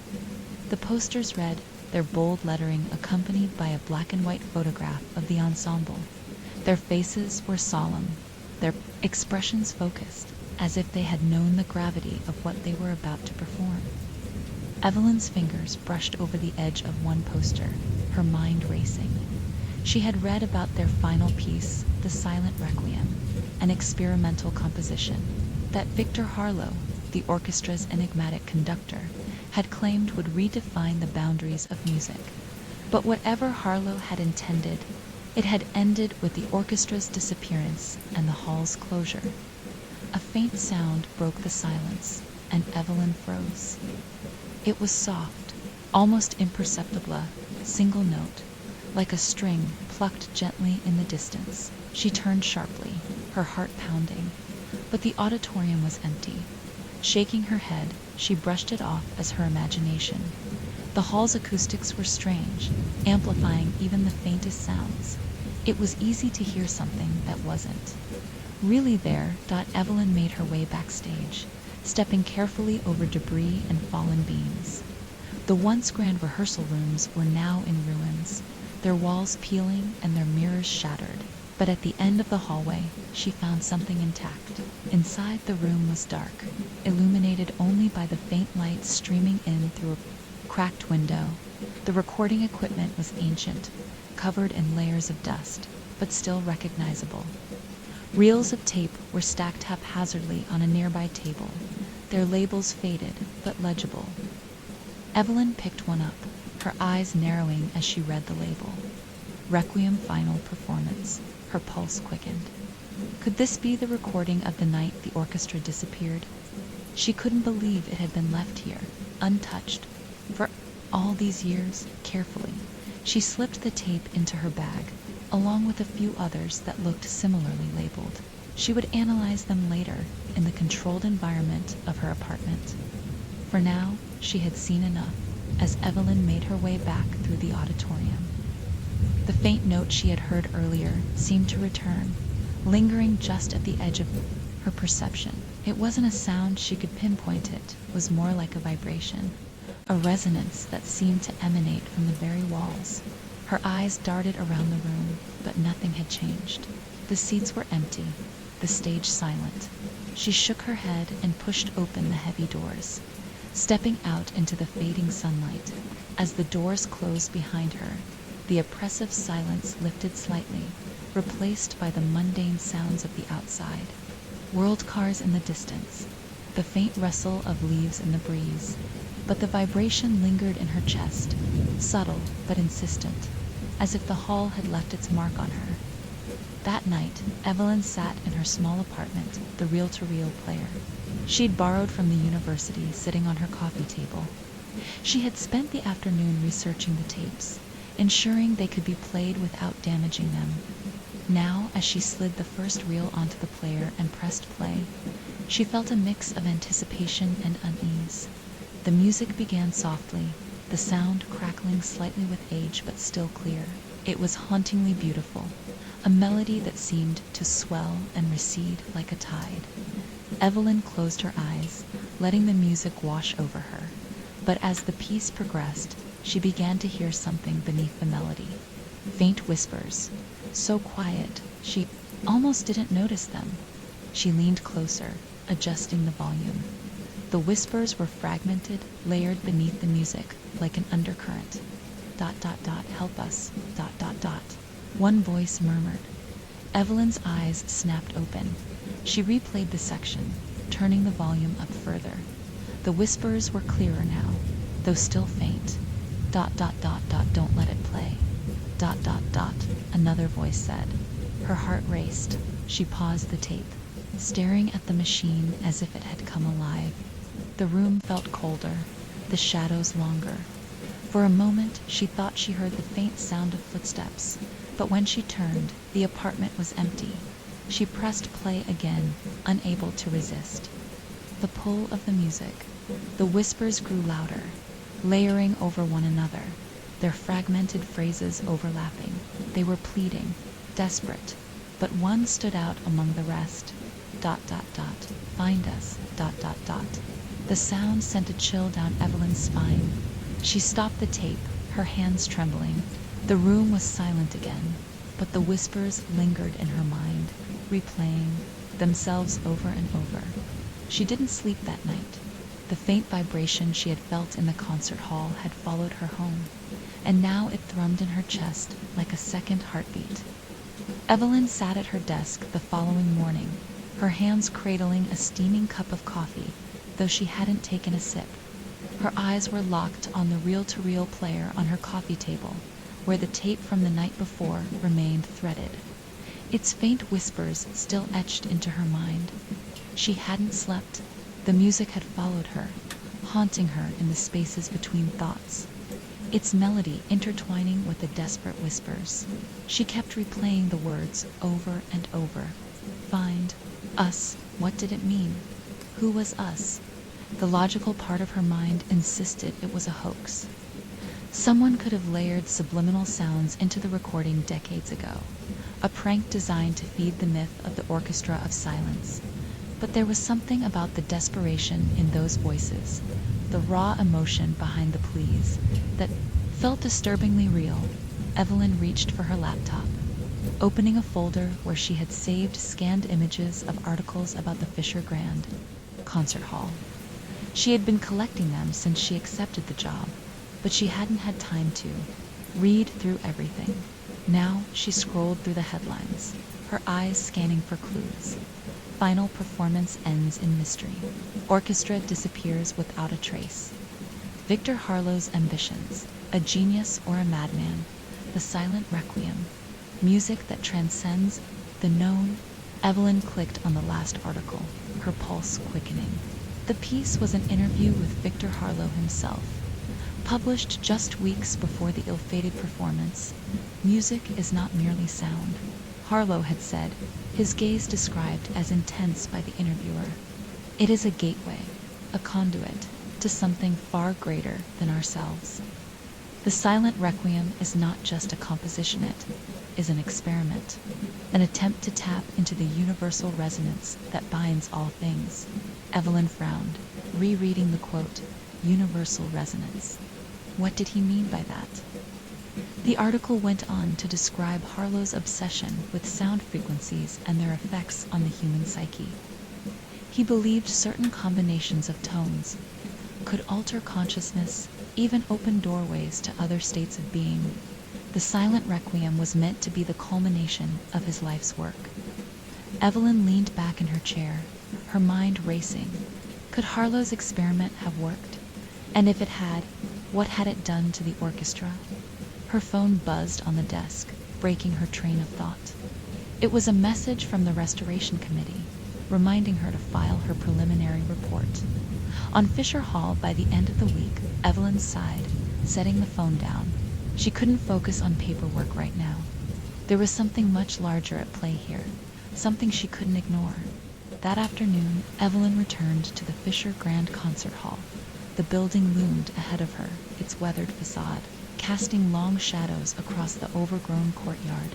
She hesitated at the entrance, her hand resting on the cold metal of the door handle. The weight of the whispers still lingered in her chest, and the memory of the faint note she'd heard during her first visit made her skin prickle. Summoning her courage, she pushed the door open and stepped inside. The silence was immediate, and overwhelming, even more oppressive than before. The air felt heavy, charged with a tension she couldn't explain. Every step echoed unnaturally, the sound lingering in the vast emptiness of the hall. Evelyn made her way to the recording studio, her boots crunching softly on the dust-covered floor. The tapes she hadn't taken the day before were still there, stacked haphazardly on the table. She selected another reel at random, slipping it into her bag as she turned to leave. Something caught her eye, a faint glint of metal on the floor.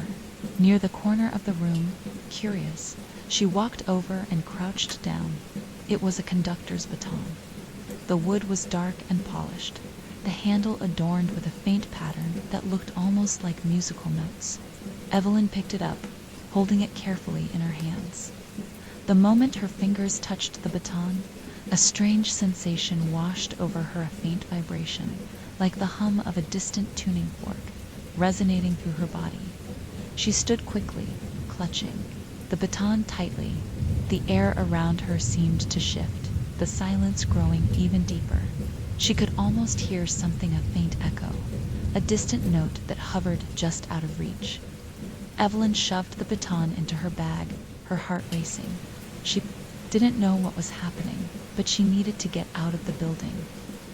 Back at her apartment, Evelyn placed the baton on her desk, staring at it as though it might move on its own. The strange resonance she had felt in the hall was gone, but the memory of it lingered, making her skin crawl, shaking off her unease. She turned her attention to the new tape she had brought home. She loaded it onto the reel-to-reel player and pressed play. The music began softly, the haunting melody filling the room. This time, Evelyn heard the whispers almost immediately. ... We are trapped. It's is in the music. ... Don't finish it. ...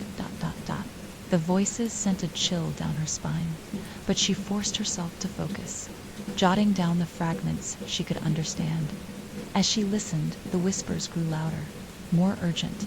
The conductor ... double quotes, double quotes, double quotes, double quotes. ... He used us ... Evelyn's pen froze on the page. The conductor, Victor Harlow. The whispers continued, layering over one another until they became a cacophony of sound. Evelyn's head began to ache, the vibrations from the player seeming to reverberate through her skull. She reached for the stop button, but before she could press it, the music abruptly cut out. The room was silent again, but the air felt charged, as if the whispers had seeped into the walls. Evelyn leaned back in her chair, her heart pounding. The whispers weren't just random fragments, they were telling a story. The orchestra was trapped in the music, bound by something Harlow had done, and now they were begging for release. Her eyes drifted to the baton on her desk. The whispers had mentioned the conductor. Could the baton be connected to Harlow? Evelyn reached for it, her fingers brushing the polished wood. The vibration returned, faint, and this time she heard something else, a single note, clear and sharp, resonating in the back of her mind. It was the same note she had heard in the hall that night. Evelyn dreamed of the Fisher Grand Concert Hall. She stood on the stage, the conductor's baton in her hand, as the orchestra of silence played before her.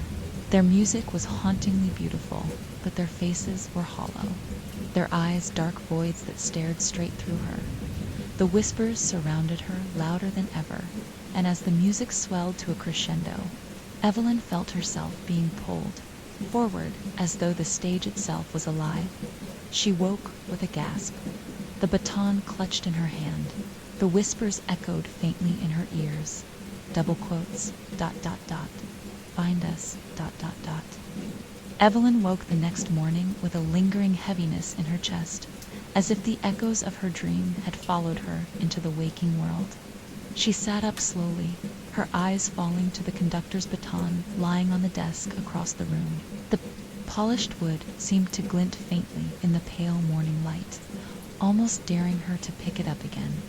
She hadn't intended to sleep with it in her hand. In fact, she didn't remember bringing it to bed at all. But there it had been, clutched tightly in her fingers when she woke in the middle of the night, her heartbeat thundering from the dream. The dream itself was still vivid in her mind. The stage, the orchestra, the hollow-eyed musicians playing music so hauntingly beautiful it made her chest ache. Yet beneath the beauty, there had been something sinestral weight to the whispers, a demand she couldn't ignore. Pushing the thought aside, Evelyn swung her legs off the bed and rubbed her temples. Her head still throbbed faintly, a dull ache that had been growing stronger ever since. She'd listened to the first tape, the whispers. She couldn't get them out of her mind. They weren't just random sounds, she was sure of it now. They were messages, desperate pleas woven into the fabric of the music itself. But why? Evelyn moved to her desk and opened her laptop, scrolling through her notes from the day before. The fragmented phrases she had jotted down from the tapes stared back at her. "We are trapped. It's in the music. Don't finish it. He used us." The pieces didn't add up yet, but one thing was becoming clear. Whatever Victor Harlow had done during that final performance, it hadn't just been an experiment. It had been a trap. Later that morning, Evelyn returned to the Fisher Grand Concert Hall, unable to shake the pull that the building seemed to have over her. She told herself it was for research, that if she could just find more information, maybe she could piece together what had happened to the orchestra. But deep down, she knew it was more than that. The hall was calling to her, just as the whispers had called to her in the tapes. The silence inside the hall was as heavy as ever, pressing against her ears like a physical force. Every step echoed unnaturally, the sound lingering in a way that made her feel as though the space were alive. Listening to her dot, Evelyn headed straight for the recording studio, determined to find more clues. She sifted through the remaining tapes, her hands brushing over their faded labels. Most were recordings of rehearsals and performances, but one caught her eye. A tape labeled Session 13 Requiem, Test Tones. Test tones, she frowned, slipping the tape into her bag. Why would Harlow have recorded test tones for a performance? As she turned to leave, Evelyn's eyes drifted to the corner of the room, where the conductor's podium still stood. its surface, scratched and worn with age. Something about it felt off, as though it didn't belong in the otherwise crumbling studio. She stepped closer, her gaze narrowing. The surface of the podium was engraved with faint markings patterns that looked almost like musical notes, but were twisted, distorted into shapes she didn't recognize. Evelyn traced one of the markings with her finger, a chill running down her spine. The air around her seemed to grow heavier, the silence deepening into something oppressive. For a moment, she thought she heard the faintest sound of music, a single note resonating through the studio, but when she turned, the room was empty. Back in her apartment that evening, Evelyn loaded the new tape onto her reel-to-reel player, her hands trembling slightly. She didn't know what she expected to find, but the labeled test tones had sparked her curiosity. She pressed play, and the tape crackled to life. At first, the recording was nothing more than a series of tones, each one held for several seconds before transitioning to the next. The frequencies were low and resonant, vibrating through the room in a way that made Evelyn's teeth ache. But as she listened, she began to notice something strange. The tones weren't random, they followed a pattern, one that felt deliberate and mathematical. And beneath the tones, faint and almost imperceptible, were the whispers, ... Listen closely, ... Double quotes, double quotes, double quotes, double quotes, double quotes, double quotes, ... It's single quotes, the ... Evelyn leaned forward, her pulse quickening. The whispers were clearer now, less fragmented than before. She grabbed a notebook, jotting down the sequence of tones and the snippets of words she could make out. As the tape continued, the tones grew more complex, layering over one another until they created an almost musical resonance. The whispers grew louder, their urgency increasing. ... It's not just music. ... Double quotes, double quotes, ... It opens the way. ... He knew what he was doing. ... Double quotes. Evelyn paused the tape, her hand trembling. It opens the way. What did that mean? Her gaze drifted to the conductor's baton lying on the desk. The vibration she had felt when she touched it returned to her memory, faint but insistent. The pieces of the puzzle were beginning to come together, but the picture they formed was disturbing. The tones on the tape weren't just sound, they were a code, a gateway. Harlow had been experimenting with sound frequencies to achieve something far beyond music. Evelyn turned back to the tape, her hand hovering over the play button. She had to know more as she listened to the remainder of the tape. Evelyn's vision began to blur, her head pounding with the intensity of the sounds. The tones seemed to resonate inside her skull, as though they were bypassing her ears entirely. She closed her eyes, her mind swimming with images she couldn't explain. The hollow-eyed musicians from her dream, the stage of the Fisher Grand concert hall bathed in an eerie light, the symbols carved into the conductor's podium, and then she saw Victor Harlow. The image was faint, like a memory she hadn't known she possessed. Harlow stood on the stage, his baton raised high as the orchestra played. His face was obscured, his features lost in shadow, but his presence was overwhelming. Evelyn could feel his intensity, his obsession radiating through the vision like heat. The music swelled, the crescendo building higher and higher, and the whispers surrounded her. Double quotes, ... Find us, ... Don't let it end, ... Double quotes, double quotes, ... He'll take you to, ... Evelyn's eyes snapped open, her breath coming in short, ragged gasps. The tape had stopped, the reel spinning idly in the player. Her apartment was silent again, but the weight of the whispers lingered, pressing against her mind like a vice. She stood slowly, her gaze drifting to the baton once more. The vibrations she had felt earlier seemed to echo in her chest, stronger now, as though the object itself were alive. Evelyn reached out hesitantly, her fingers brushing against the polished wood. The moment she touched it, the faint sound of music filled the room. The faint music filled the room, soft and haunting, as if it were bleeding through from another world. Evelyn's fingers hovered over the conductor's baton, her skin prickling with the sensation of invisible threads pulling at her thoughts. The melody was achingly familiar, yet she couldn't place where she'd heard it before, if she'd ever heard it at all. Snatching her hand away, she stumbled back, the chair behind her screeching against the floor. The sound shattered the eerie tranquility, and the music vanished as abruptly as it had begun. Her apartment was silent again, but the weight of the moment lingered. Oppressive and unrelenting, she sat down heavily, her breathing uneven, her eyes fixed on the baton as though it might move on its own. It hadn't just been the music.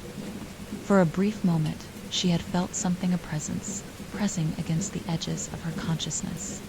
It wasn't just sound she had heard, it was intent. Evelyn reached for her notebook, flipping through her hurried scribbles from the past few days.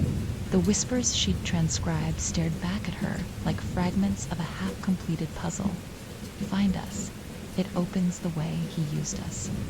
The words gnawed at her, their meaning just out of reach. Her thoughts kept circling back to Victor Harlow, the enigmatic conductor who had orchestrated the silent requiem and the subsequent disappearance of his orchestra. It's all tied to him, she murmured to herself. She needed answers, something that could connect the whispers, the music, and the inexplicable energy of the hall. And if anyone knew the truth, it would be found in the history of Victor Harlow and his ill-fated orchestra. The next morning, Evelyn found herself at Ridgeview's small but well-preserved public library. The building was old, its creaky wooden floors and towering bookshelves giving it a sense of gravitas. It was the kind of place where secrets felt like they could be hidden in plain sight. The librarian, a kind older woman with silver hair and sharp eyes, greeted Evelyn warmly before pointing her toward the archives. The Fisher Hall articles are in the back, she said.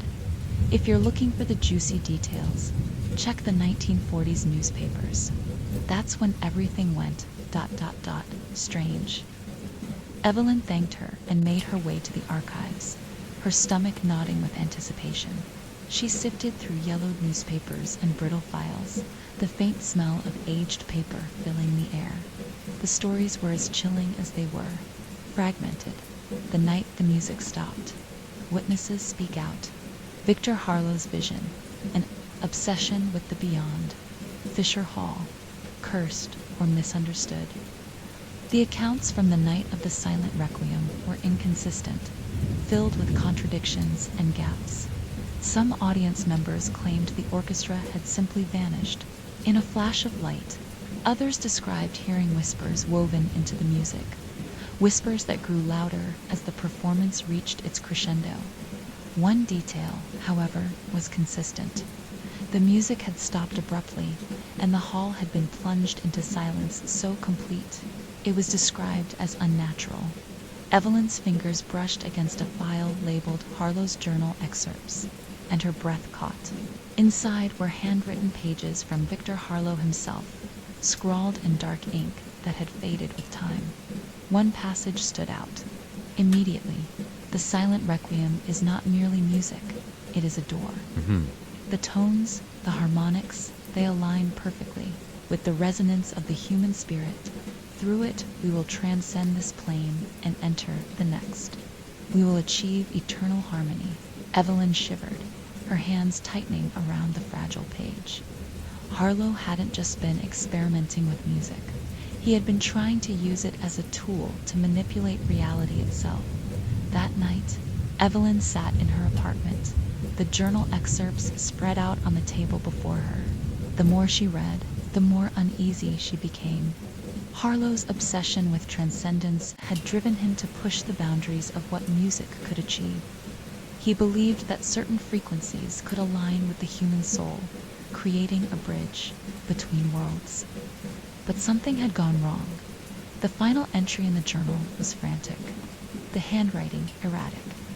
The orchestra is ready. Tonight, we will open the way, but the whispers, ... they are louder now. They warn me not to proceed, but I cannot stop. I must see this through. The silence will guide us. Evelyn leaned back, rubbing her temples. The whispers, the same ones she had heard in the tapes, begging for help. She turned her attention to the reel labeled Session 13 Requiem. Test tones. She had only scratched the surface of what the tape contained, and now she felt compelled to listen again. Sliding the tape onto the reel-to-reel player, she pressed play. The tones began as they had before, low and resonant, vibrating through her apartment. But this time, Evelyn noticed something new. The tones weren't just random, they were a pattern, a sequence that repeated and shifted, almost like a melody. She listened. The whispers returned, layered beneath the tones. ... He opened the way. ... Double quotes, ... We are stuck. ... Trapped. ... Evelyn's breath hitched. She adjusted the playback speed, slowing the tape until the whispers became clearer. ... Double quotes. ... The music holds us. ... We need a conductor. ... Double quotes. ... Her stomach turned. We need a conductor. She stopped the tape, her hands trembling. The meaning behind the whispers was becoming clearer. The silent requiem hadn't just trapped the orchestra, it had tied them to the music itself, binding their very existence to the notes and harmonics. The tape was more than a recording. It was a prison. Evelyn turned to the baton on her desk, the polished wood gleaming faintly in the lamplight. Her heart pounded as she reached for it, her fingers curling around the cool surface.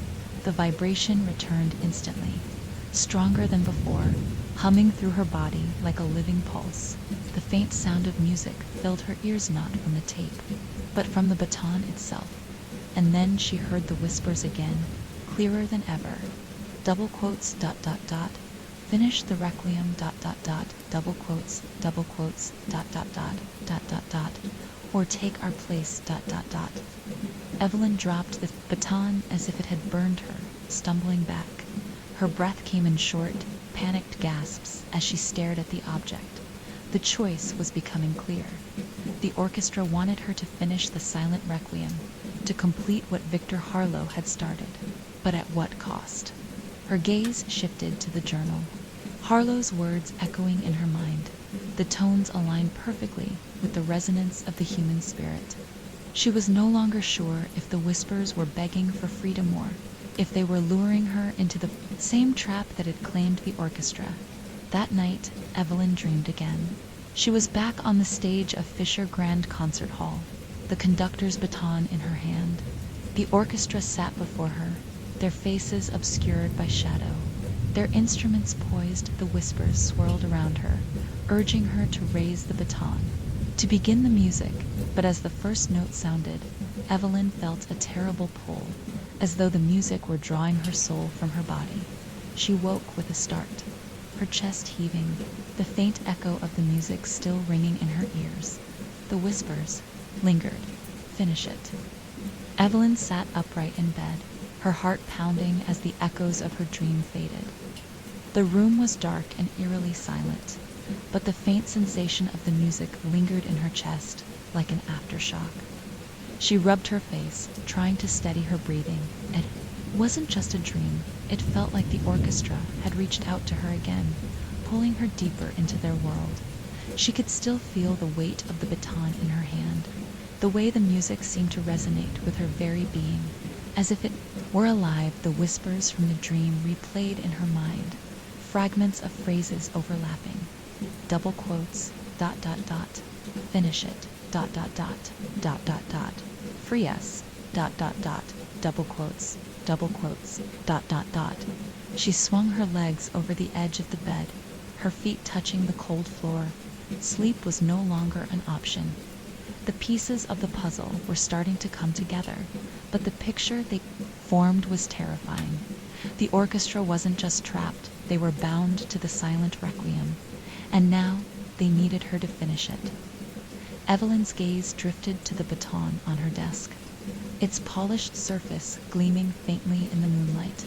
A part of her wanted to throw it away, to break it, and rid herself of its unsettling presence. But another part of her deeper darker felt compelled to keep it. With a shaky breath, she stood and crossed the room, picking up the baton.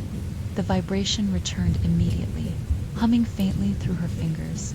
This time, though, she didn't drop it, but I'm going to find out.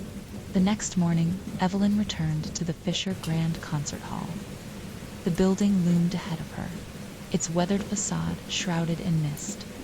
The air was cold and damp, carrying the faint scent of rain as she pushed open the heavy doors.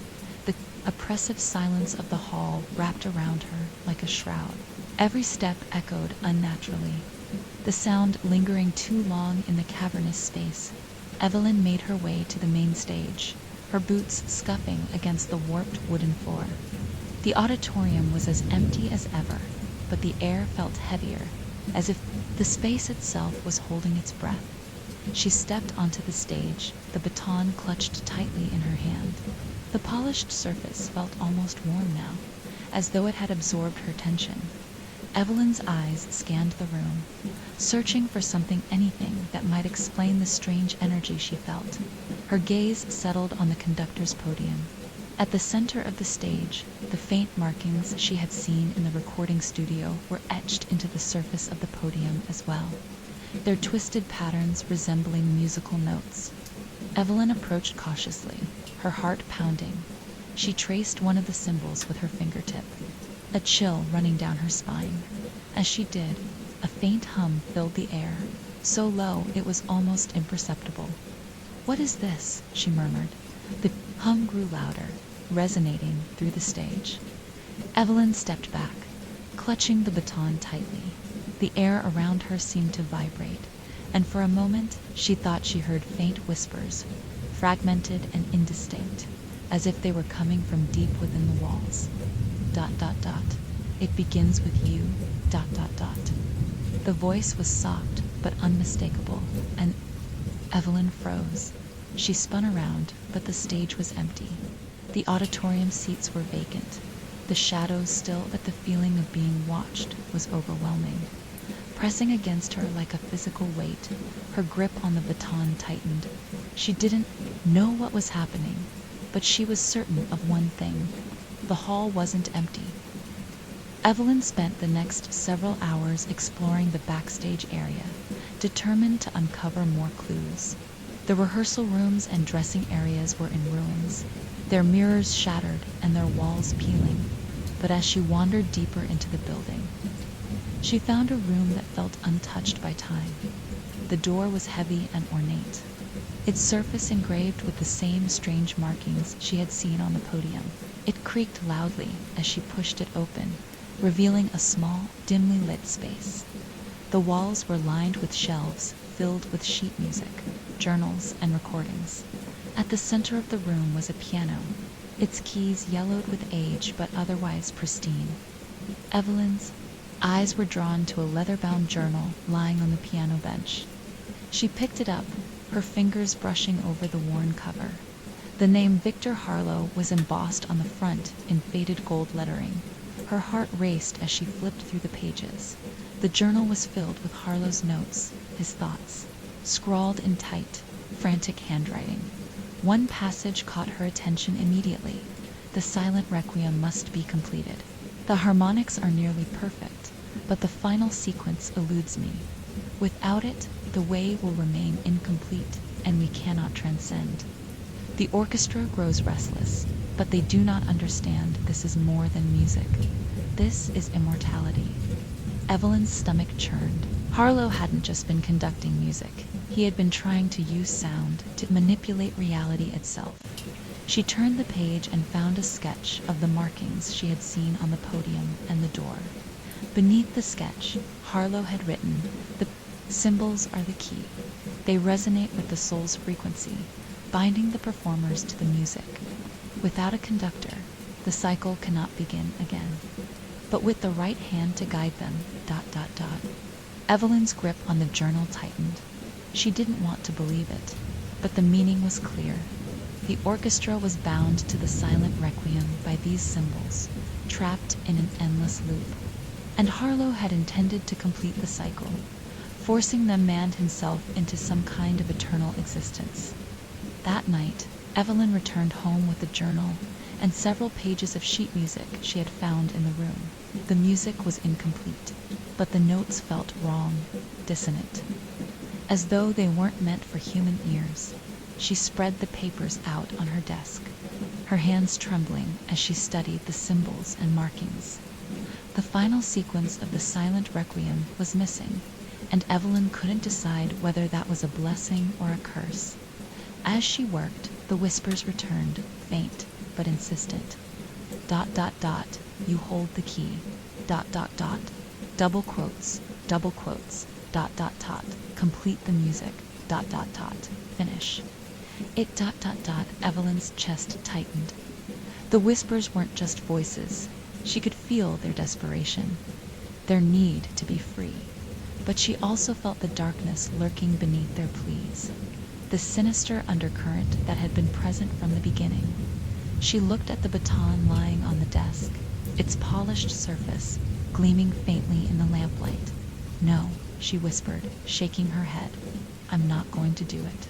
The whispers grew louder, overlapping in a chaotic symphony of voices. Double quotes, ... You cannot escape, ... Double quotes, ... It's single quotes, already begun, ... You are the conductor, ... The lights in the room flickered, and Evelyn felt a cold wave wash over her. She grabbed the baton, gripping it tightly as the vibrations surged through her hand. The whispers fell silent, and then, faintly, she heard the music again, the haunting melody from her dreams. It wasn't coming from the reel-to-reel player. It was coming from the baton itself. Evelyn stared at the baton in her hand, her heart pounding in her ears. The haunting melody that emanated from it was faint, like a distant echo, but it filled the room with a weight that made it hard to breathe. The music was familiar now, not just from her dreams, but from the tapes she had listened to. It was the silent requiem, the same melody that had trapped the orchestra and had been Victor Harlow's obsession. Evelyn's fingers tightened around the baton as she tried to understand what was happening. Was the music coming from the baton itself, or was it something inside her, a resonance awakened by the strange object? Before she could make sense of it, the whispers returned, louder than before and sharper, like voices rising from beneath her skin. ... The stage is waiting, ... Finish the music, ... Double quotes, ... She dropped the baton onto the desk, the music cutting off instantly. The silence that followed was deafening, as though the world itself had been holding its breath. Evelyn staggered back, pressing her hands to her temples. She could still feel the vibrations coursing through her body, as if the baton had left an imprint on her very soul. Her gaze drifted to the journal and sheet music spread across the desk. The incomplete silent requiem seemed to taunt her, its chaotic notes promising answers she wasn't sure she wanted. Evelyn knew she couldn't keep running from the truth. If she wanted to understand what had happened to the orchestra and to stop whatever was happening to her, she had to go back to the Fisher Grand Concert Hall. The hall seemed to loom larger than ever as Evelyn approached it, the late afternoon sun casting long shadows across its facade. The building's silence felt deeper now, more oppressive, as though it was aware of her presence and waiting for her return. She hesitated at the entrance, her hand hovering over the door handle. The weight of the baton in her bag felt heavier than it should have, as if it were anchoring her to the hall. Taking a deep breath, Evelyn pushed the door open and stepped inside. The silence hit her immediately, thick and suffocating. It wasn't the absence of sound, it was an active, unnatural stillness that seemed to swallow every noise she made. Her footsteps echoed too loudly, their reverberations lingering in the vast space of the main auditorium. Evelyn walked down the center aisle, her eyes scanning the rows of empty seats. The faint light streaming through the cracked windows gave the room an eerie glow, highlighting the dust motes that floated lazily in the air. When she reached the stage, she hesitated, the weight of the moment pressing down on her. The conductor's podium stood at the center, its surface etched with the same strange symbols she had seen in the recording studio and backstage. Evelyn stepped onto the stage, her boots scuffing against the warped wood. The air seemed heavier, here charged with a strange energy that made her skin prickle. She placed her bag on the podium, pulling out the baton and the incomplete, silent requiem. The baton hummed faintly in her hand, its vibrations stronger than before, as though it were responding to the hall itself. Evelyn stared at the sheet music, her mind racing. She couldn't shake the feeling that the symbols on the podium were connected to the music, that they were part of the same puzzle Victor Harlow had created. As she stood there, the whispers returned, rising from the silence like a distant chorus. ... The music is the key. ... Double quotes, double quotes, ... Double quotes, double quotes, ... Finish it. ... The voices overlapped, growing louder and more desperate. Evelyn pressed her hands over her ears, but it didn't help. The whispers were inside her head, vibrating through her thoughts. She shouted, her voice echoing through the empty auditorium. The whispers fell silent. The air shifted, growing colder, and Evelyn felt a presence behind her. She turned sharply, her heart racing. The stage was empty, but she could feel something watching her. The rows of seats stretched out into the darkness, their shadows shifting slightly, as though they were filled with unseen figures. Evelyn's hands tightened around the baton. "What do you want from me?" she demanded, her voice trembling. The whispers returned, softer now, like a sigh carried on the wind. Double quotes, ... To be free, ... Double quotes. Evelyn swallowed hard. How do I free you? The symbols on the podium began. Glow faintly, their twisted patterns shimmering with an otherworldly light. The whispers rose again, their voices overlapping in a chaotic symphony. Double quotes, ... Finish the music, ... Double quotes, ... Open the way, ... Set us free, ... Evelyn stared at the glowing symbols, her chest tightening. She didn't understand how, but she knew they were connected to the music, to the silent requiem. She reached for the sheet music, her fingers trembling. The notes on the page seemed to shift and blur, as though they were alive. As she studied the score, the whispers grew louder, urging her to continue. Evelyn felt the pull of the baton in her hand, the faint hum of its vibrations syncing with the rhythm of her heartbeat. Suddenly, a sound broke through the silence's single, haunting note that seemed to resonate through the entire hall. Evelyn froze, her eyes darting around the room. The note hung in the air, impossibly long, before fading into a low hum. The whispers grew frantic, their voices rising into a chaotic crescendo. Evelyn felt the stage beneath her feet begin to vibrate, the wood groaning as though the building itself were alive. And then she saw them, the orchestra. They appeared in the shadows at the edge of the stage, their figures faint and ghostly. Their hollow eyes stared straight ahead, their hands clutching their instruments. The room grew colder as they stepped forward, their movements slow and deliberate. Evelyn's breath caught in her throat as she backed away, her heart hammering in her chest. The musicians took their places on the stage, their forms flickering like candle flames. The whispers fell silent, replaced by the sound of strings tuning, the faint hum of brass warming up. Evelyn stared at the ghostly figures, her mind racing.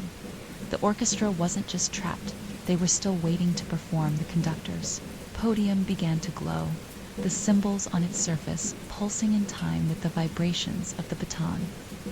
Evelyn felt a terrible pull, an invisible force urging her to step forward. The baton in her hand grew warmer, its hum resonating through her entire body. Conduct, the whispers urged. Evelyn shook her head, fear clawing at her chest. "No," she whispered. "I can't." The orchestra turned to face her, their hollow eyes locking onto hers. The silence in the hall was unbearable, pressing against her, like a physical weight. And then a single voice broke through the stillness, deep and commanding. "Begin." Evelyn froze, her breath hitching. The voice was familiar, yet impossibly distant. It wasn't just a whisper, it was Victor Harlow. The baton trembled in her hand, the pull growing stronger. The orchestra raised their instruments, their ghostly forms poised and waiting. Evelyn's grip tightened as the weight of the moment crushed down on her. She could feel the music stirring, waiting to be unleashed, and as her hand rose, the whispers returned louder than ever. ... It's already begun. Evelyn's hand trembled as she raised the baton, the polished wood vibrating faintly in her grip. The air in the Fisher Grand Concert Hall felt electric, charged with an energy that made her every breath shallow and labored. The ghostly orchestra stood motionless before her, their hollow eyes staring through her, their hands gripping their instruments as though frozen in time. The oppressive silence in the hall seemed to amplify the whispers in her head. ... Conduct ... Free us ... double quotes ... She swallowed hard, her heart pounding in her chest. Every instinct screamed for her to drop the baton and run, to leave this cursed place and never look back. But something deeper, something stronger, her rooted to the stage. The baton in her hand seemed to have a will of its own, pulling her forward, urging her to begin. The cymbals on the conductor's podium pulsed faintly with light, their twisted patterns glowing in rhythm with the vibrations in her chest. Begin. Emptiness of the hall. "I don't want to do this," Evelyn whispered, her voice trembling. ... It is the only way. ... The whispers replied, overlapping and insistent. The orchestra's instruments seemed to hum faintly, as though responding to an inaudible cue. The strings trembled, the brass groaned softly, and the percussion rumbled low and distant, like thunder rolling in the distance. Evelyn's grip on the baton tightened, and against her better judgment, her arm moved. The baton rose high above her head, and with a single downward motion, the orchestra came to life. The music that erupted from the ghostly ensemble was unlike anything Evelyn had ever heard. It was hauntingly beautiful, a symphony that seemed to transcend the boundaries of sound itself. The notes hung in the air like shimmering threads, vibrating with an unnatural resonance that sent chills down her spine. But beneath the beauty, there was something darker. The music was laced with dissonance, a tension that built with every note. Evelyn could feel it pulling at her, tugging at her thoughts, her emotions, her very soul. The whispers returned, woven into the melody, their voices rising and falling. With the music, keep going. You almost there. ... Set us free. ... Evelyn's movements became mechanical, her arm rising and falling in time with the music. She felt as though she were no longer in control, her body moving of its own accord, as the baton guided her through the motions of conducting. The orchestra played on, their ghostly forms flickering and shifting in the dim light. The music grew, louder, more chaotic, the tension in the room building to an almost unbearable level. And then Evelyn saw it. The stage beneath her feet began to change, the warped wooden planks shifting and twisting as though they were alive. The cymbals on the podium flared brighter, their patterns expanding outward, carving themselves into the floor and walls of the auditorium.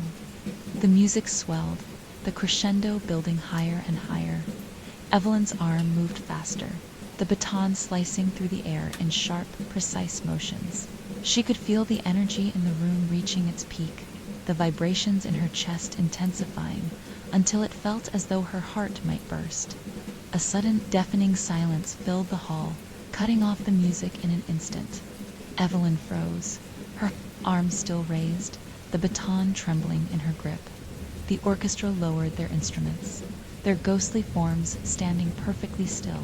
The air was thick with anticipation, the silence heavier than ever. And then from the center of the stage, the cymbals began to shift. The light emanating from the carvings grew brighter, casting long, jagged shadows across the room. The floor beneath Evelyn's feet trembled, and a deep, resonant hum filled the air, vibrating through her entire body.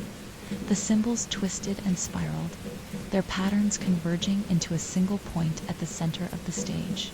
The wood splintered and cracked, and a black void began to open, swirling with a dark, otherworldly energy. Evelyn stumbled back, her breath hitching.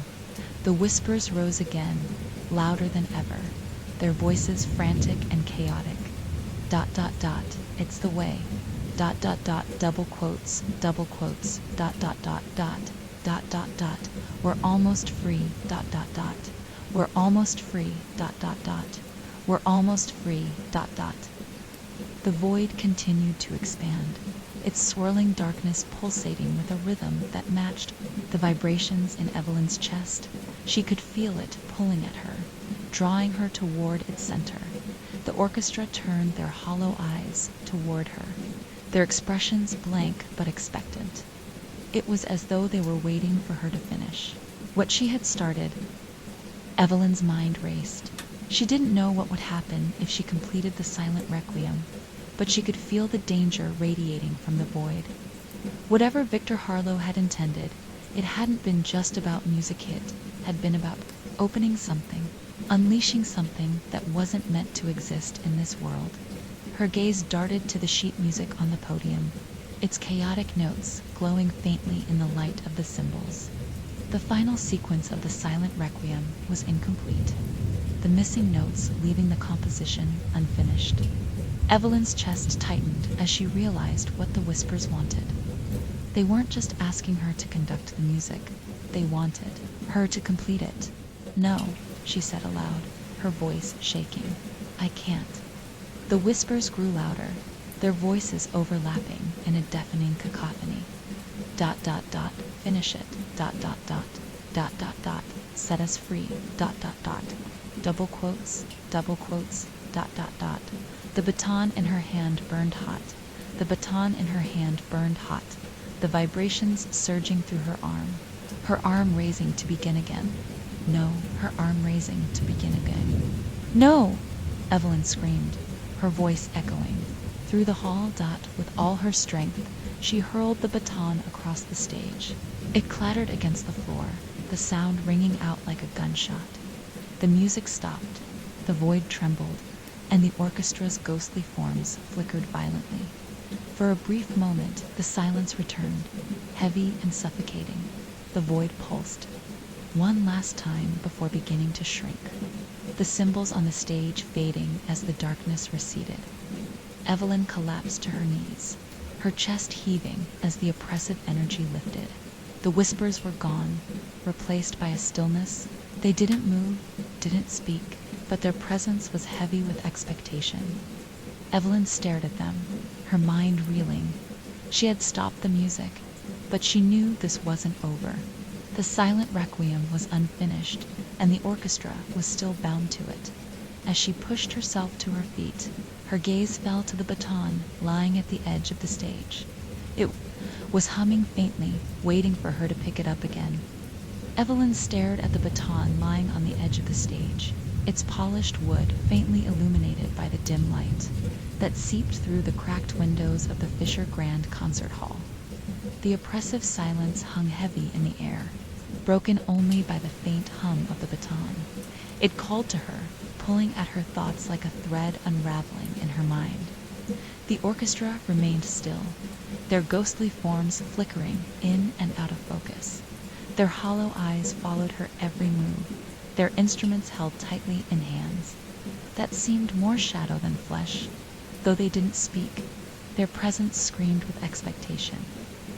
Evelyn backed away from the baton, her breath quick and shallow. The events of the past hour replayed in her mind in fragments the haunting music. The sudden void opening beneath the stage, the whispers begging her to finish the silent requiem. She had stopped it, for now. But the pull of the music, the weight of the unfinished symphony, lingered in her chest like a second heartbeat. Her eyes fell to the journal she had brought with her, resting on the podium where Victor Harlow had once stood. She reached for it, flipping through the brittle pages with trembling hands. One passage caught her attention. It scrawled letters darker and more jagged than the rest. The cycle cannot end until the music is complete. The requiem demands a conductor, someone to guide its power. I have unlocked the way, but I cannot finish it alone. It must be completed, it must. Evelyn slammed the journal shut, her hands shaking. She felt like she was standing at the edge of a precipice, staring into a darkness that wanted to consume her. "What did you do, Harlow?" she whispered, her voice echoing in the cavernous hall. Gathering her courage, Evelyn descended from the stage and headed toward the backstage area, determined to find more answers. The hall felt different now, its silence alive with a charged energy. Every creak of the floorboards, every soft rustle of her clothing seemed amplified, as though the building itself was listening. She retraced her steps to the room where she had found Harlow's journal and the sheet music. The door stood slightly ajar, the faint glow of the strange symbols still visible on its surface. Inside, the room was just as she had left it. The shelves were lined with brittle sheet music and faded journals, and the piano in the center of the room seemed untouched. Evelyn's gaze fell on a large folder labeled Rehearsal Notes Final Performance. She pulled the folder from the shelf, her fingers brushing against its dusty surface. Inside were pages of handwritten notes, each one dated and marked with meticulous scrawl. March 15th, 1943. The harmonics are perfect. The orchestra feels the resonance now, though they do not understand its power. I must guide them carefully. They are but tools to unlock the way. March 20th, 1943. The requiem grows stronger with each rehearsal. The tones align perfectly with the patterns I've inscribed. The whispers have grown louder, but I welcome them. They are a sign of progress. Soon we will transcend. March 25th, 1943. Final entry. Tonight, the requiem will be complete. I can feel the door waiting, its resonance vibrating beneath my feet. The orchestra senses it too. They play as if possessed, their souls bound to the music. The whispers warn of a cost, but I will not falter. I must see this through. Eternity awaits. Evelyn's stomach twisted as she read the final entry. Harlow had known what he was doing. He had used the orchestra as a means to an end, binding them to the music in his obsession with unlocking this so-called door. And now, he wanted her to finish what he had started. She slammed the folder shut, her breath coming in ragged gasps. The whispers weren't just pleas for freedom, they were a trap, a lure to pull her into Harlow's twisted cycle. Evelyn turned to leave, but as she stepped into the hallway, the air grew colder. The lights flickered, casting erratic shadows on the walls. A deep, resonant voice echoed through the hall, sending a chill down her spine. "Why do you hesitate?" Evelyn froze, her heart hammering in her chest. She turned slowly, her eyes scanning the dimly lit corridor. At the far end of the hall, a figure stood in the shadows. It was tall and gaunt, its form flickering like a flame. Though its face was obscured, Evelyn knew who it was. "Victor Harlow," she whispered. The figure stepped forward, the faint glow of the symbols on the walls casting eerie light across its features. Harlow's face was pale and hollow, his eyes dark voids that seemed to pierce through her. "You've come this far," Harlow said, his voice a deep, unnatural resonance that seemed to vibrate through the walls. "Why do you stop now?" Evelyn took a step back, her hands clenched into fists. "I'm not finishing your work," she said, her voice trembling but defiant. "You trapped them in the music, you used them. And now you want me to do the same." Harlow tilted his head, his expression unreadable. "You misunderstand," he said. "The requiem was never about me. It is about the music, the resonance, the transcendence. I merely guided the way." Evelyn shook her head, her voice rising. "You didn't guide anything, you destroyed them." You destroyed yourself. Harlow's lips curled into a faint smile. Destruction is the price of creation, he said. The requiem demands sacrifice. You have felt it, haven't you? The pull of the music, the power it holds. You cannot deny it. Evelyn's chest tightened as the whispers returned, soft and insistent. ... Finish it. ... Set us free. ... Double quotes. Don't resist. She pressed her hands over her ears, shaking her head fiercely. No, she whispered. I won't do it. I'm not your puppet. Harlow stepped closer, his form flickering like a shadow cast by an unseen light. You cannot escape your role, he said. The music has chosen you. If you do not complete it, the cycle will remain broken, and they will never be free. Evelyn's heart sank as his words echoed through her mind. She didn't trust him, couldn't trust him, but the weight of the unfinished silent requiem pressed down on her like a physical force. She glanced down at the baton in her hand, its faint hum vibrating through her fingers. What happens if I finish it? She asked, her voice barely above a whisper. Harlow's smile widened, his dark eyes gleaming. You will understand, he said simply. Evelyn's grip on the baton tightened as a wave of cold swept through her. She didn't have to believe Harlow, to know one thing: the music wasn't finished, and until it was, the whispers, the pull, the weight of the orchestra's tormented would never stop. But finishing it might cost her everything. Evelyn stumbled back against the cold stone wall of the hallway, her hands trembling as she clutched the baton. Harlow's hollow-eyed form loomed at the far end of the corridor, his spectral presence radiating an oppressive energy that seemed to sink into her skin. The baton's faint hum vibrated through her fingers, an incessant reminder of its connection to the music and the dark forces tied to it. The whispers had quieted for now, but the weight of their expectation hung in the air. You can fight this, Evelyn said aloud. Though she wasn't sure whether she was talking to herself or to Harlow, the specter tilted his head, his lips curling into a faint, condescending smile. Fight, he said, his deep voice resonating through the empty hall. You don't fight the music, you surrender to it. You let it consume you. Evelyn gritted her teeth, her back pressed firmly against the wall. That's what you did, she said, and look at what it cost you. Harlow stepped closer, his figure flickering like a dying flame. I paid the price willingly, he said, because the music is greater than any one of us. It is eternal. It binds us. It frees us. And now it has chosen you. No, Evelyn snapped, shaking her head. I'm not your pawn. I'm not going to finish this, whatever this is. Harlow's smile faded, and the light in his void-like eyes dimmed. You cannot resist the requiem, he said, his voice sharp and cold. The music will always find its way. The temperature in the hallway plummeted, and Evelyn's breath misted in the air. The whispers began to return, faint at first, but growing louder, their voices overlapping in chaotic, desperate harmony. ... Finish it. ...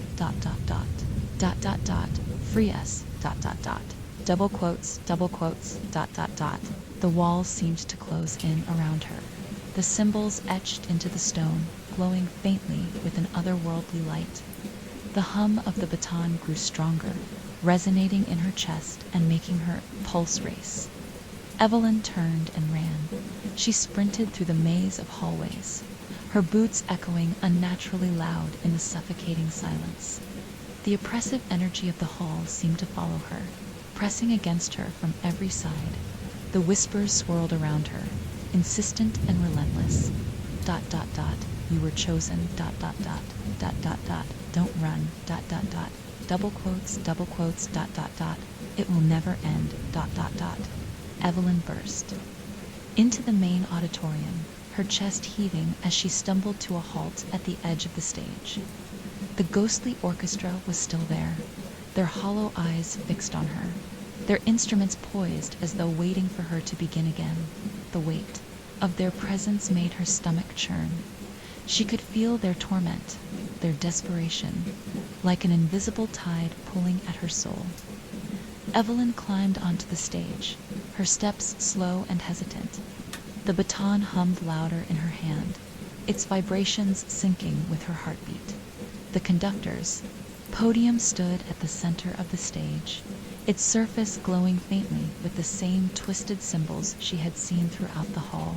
The sheet music for the silent requiem lay open on the podium, its chaotic notes shimmering faintly as though alive. Evelyn approached the podium, her breath coming in short, ragged gasps. Her gaze locked onto the incomplete score, the missing notes taunting her with their absence. The whispers surged again, louder now, their voices filling her mind. Double quotes, dot, dot, dot, dot, dot, dot, set us free. Dot, dot, dot, double quotes, dot, dot, dot, you are the conductor, dot, dot, dot.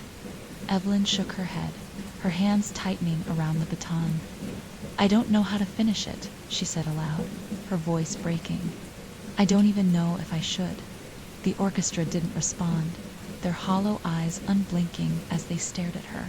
The silence in the room grew heavier, pressing against her like a physical weight. And then, from the shadows, Harlow's voice echoed again. You know what you must do, he said. The music flows through you now. Let it guide you. Evelyn turned, her eyes narrowing as Harlow's ghostly form emerged from the darkness. You trapped them, she said, her voice trembling with anger. You used them for your obsession. And now you expect me to clean up your mess? Harlow's expression remained calm, but his dark eyes gleamed with intensity. This is not about blame, he said. This is about the music. It has chosen you. You cannot deny it. Evelyn took a step toward him, her knuckles white around the baton. What happens if I finish it? She demanded. Harlow hesitated, his expression unreadable. They will be free, he said finally. But there is always a cost. What cost? Evelyn pressed. Harlow's lips curved into a faint, cryptic smile. You already know, he said. The music takes what it is owed. Evelyn turned back to the podium, her mind racing. The silent requiem was more than a piece of music. It was a prison, a ritual, a trap. Finishing it might free the orchestra, but it could also bind her to the same fate. The whispers swirled around her, urging her forward. Finish it. Free us. Dot, dot, dot. We need you. Dot, dot, dot. She stared at the glowing sheet music, her heart pounding. The missing notes called to her, their absence like a void waiting to be filled. Evelyn took a deep breath, her fingers trembling as she raised the baton. The moment she did, the orchestra came to life. The music erupted from the ghostly ensemble, hauntingly beautiful and impossibly resonant. The notes filled the auditorium, vibrating through the air and into Evelyn's very soul. The symbols on the podium flared brighter, their twisted patterns expanding across the stage and into the walls of the hall. The whispers rose to a crescendo, their voices blending with the music in a chaotic symphonic harmony. Evelyn moved mechanically, her arm guiding the baton as though it had a will of its own. The music built higher and higher, the tension in the room growing unbearable. And then, as the crescendo reached its peak, the missing notes appeared. They weren't written on the page, they were inside Evelyn's mind, the melody flowing through her as though it had been waiting for her all along. She played them, her movements fluid and instinctive, completing the silent requiem the moment the final note sounded. The room exploded with light. The symbols on the stage and walls glowed with blinding intensity, their patterns spiraling outward in impossible directions. The ghostly forms of the orchestra flickered violently, their hollow eyes widening as the music reached its climax. The whispers stopped. For a single, agonizing moment, there was only silence. And then, the orchestra began to fade. Their forms dissolved into light, their instruments falling silent as they were pulled upward into the glowing symbols. Evelyn watched, her chest tightening as the musicians disappeared one by one, their faces serene and at peace. When the last of them faded, the cymbals on the stage dimmed and vanished, leaving only the empty, silent hall. Evelyn lowered the baton, her hand trembling. The oppressive weight in the air was gone, but she could feel something missing a piece of herself. Taken by the music, Evelyn stood alone on the stage, the baton still humming faintly in her hand. The hall was empty now, its silence deep and hollow. But as she turned to leave, a faint whisper echoed through the darkness. ... The music never ends. ... Evelyn froze, her breath hitching, in the shadows at the edge of the stage. A figure began to form. It wasn't Harlow, it was her. Evelyn's breath caught in her throat as the figure stepped out of the shadows. It was her, an identical copy, down to the way her hand gripped an invisible baton, her shoulders tense, and her face etched with confusion and fear. The copy's eyes met hers, but they weren't entirely human. They shimmered faintly, as though lit from within by some unseen force, and there was an emptiness in them that made Evelyn's stomach churn. The hall, which had been eerily still just moments ago, now thrummed with a faint resonance. It wasn't. The whispers this time knit with something deeper, like the lingering echo of a distant chord. Evelyn's copy tilted its head, its expression neutral, but somehow accusatory. "You finished the music," it said softly, its voice a perfect replica of her own. Evelyn's fingers tightened around the baton in her hand. "Who... what are you?" she asked, her voice trembling. The copy didn't answer right away.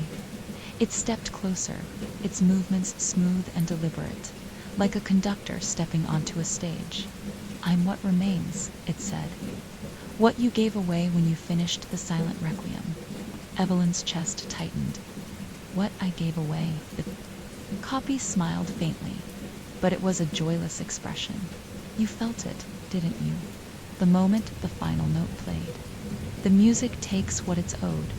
You didn't just free the orchestra, you gave a piece of yourself to the requiem. And now I'm here." Evelyn shook her head, stepping back. "No, that's not possible. The music was supposed to end the cycle, to free them. And it did." The copy interrupted, its voice sharp. "The orchestra is free. Their torment is over. But the requiem doesn't stop. It needs a conductor, Evelyn. It always needs a conductor."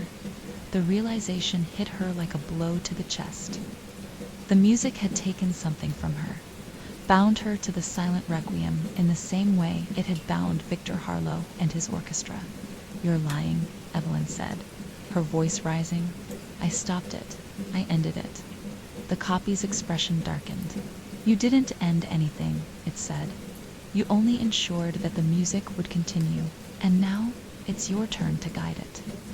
The hall seemed to shift around her, the air growing colder and heavier. The rows of empty seats blurred at the edges, their shadows stretching unnaturally across the floor. Evelyn could feel the presence of the music pressing against her thoughts, its pull stronger now than ever before. The baton in her hand began to hum again, its vibrations syncing with the faint resonance in the air.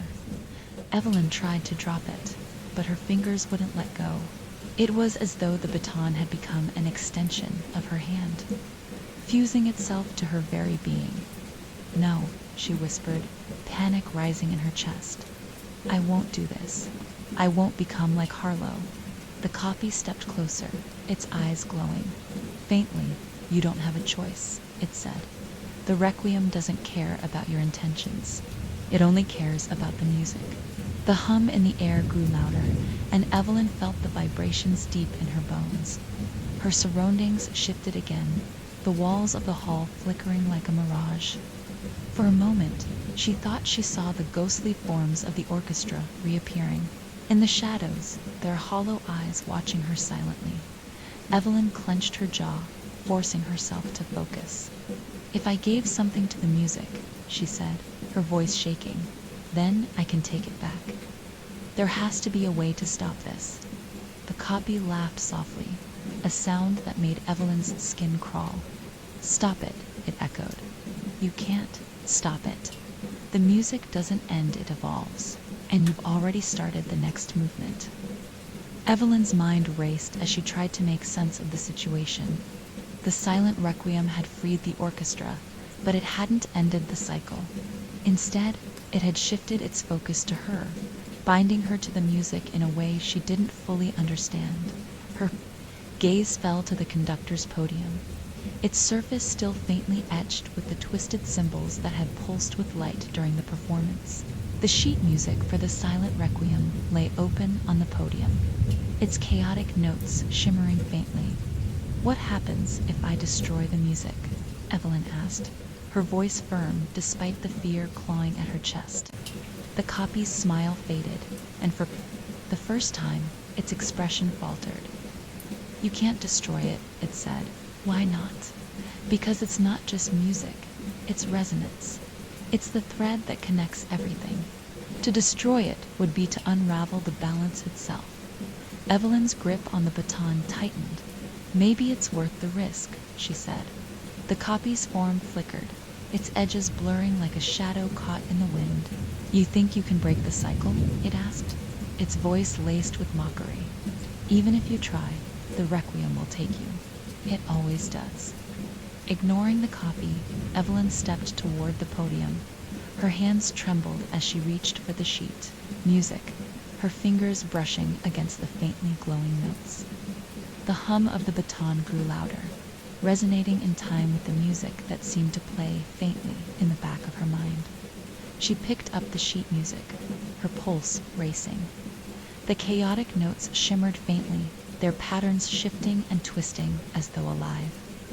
Evelyn felt a wave of nausea wash over her as the music's pull grew stronger, dragging her thoughts into its rhythm. Behind her, the copy's voice rose. "You can't fight it, Evelyn," it said. "You can't undo what's already been done." Evelyn turned to face it, her eyes blazing with determination. "Watch me." With a sudden burst of adrenaline, Evelyn grabbed the sheet music and tore it in half. The reaction was immediate.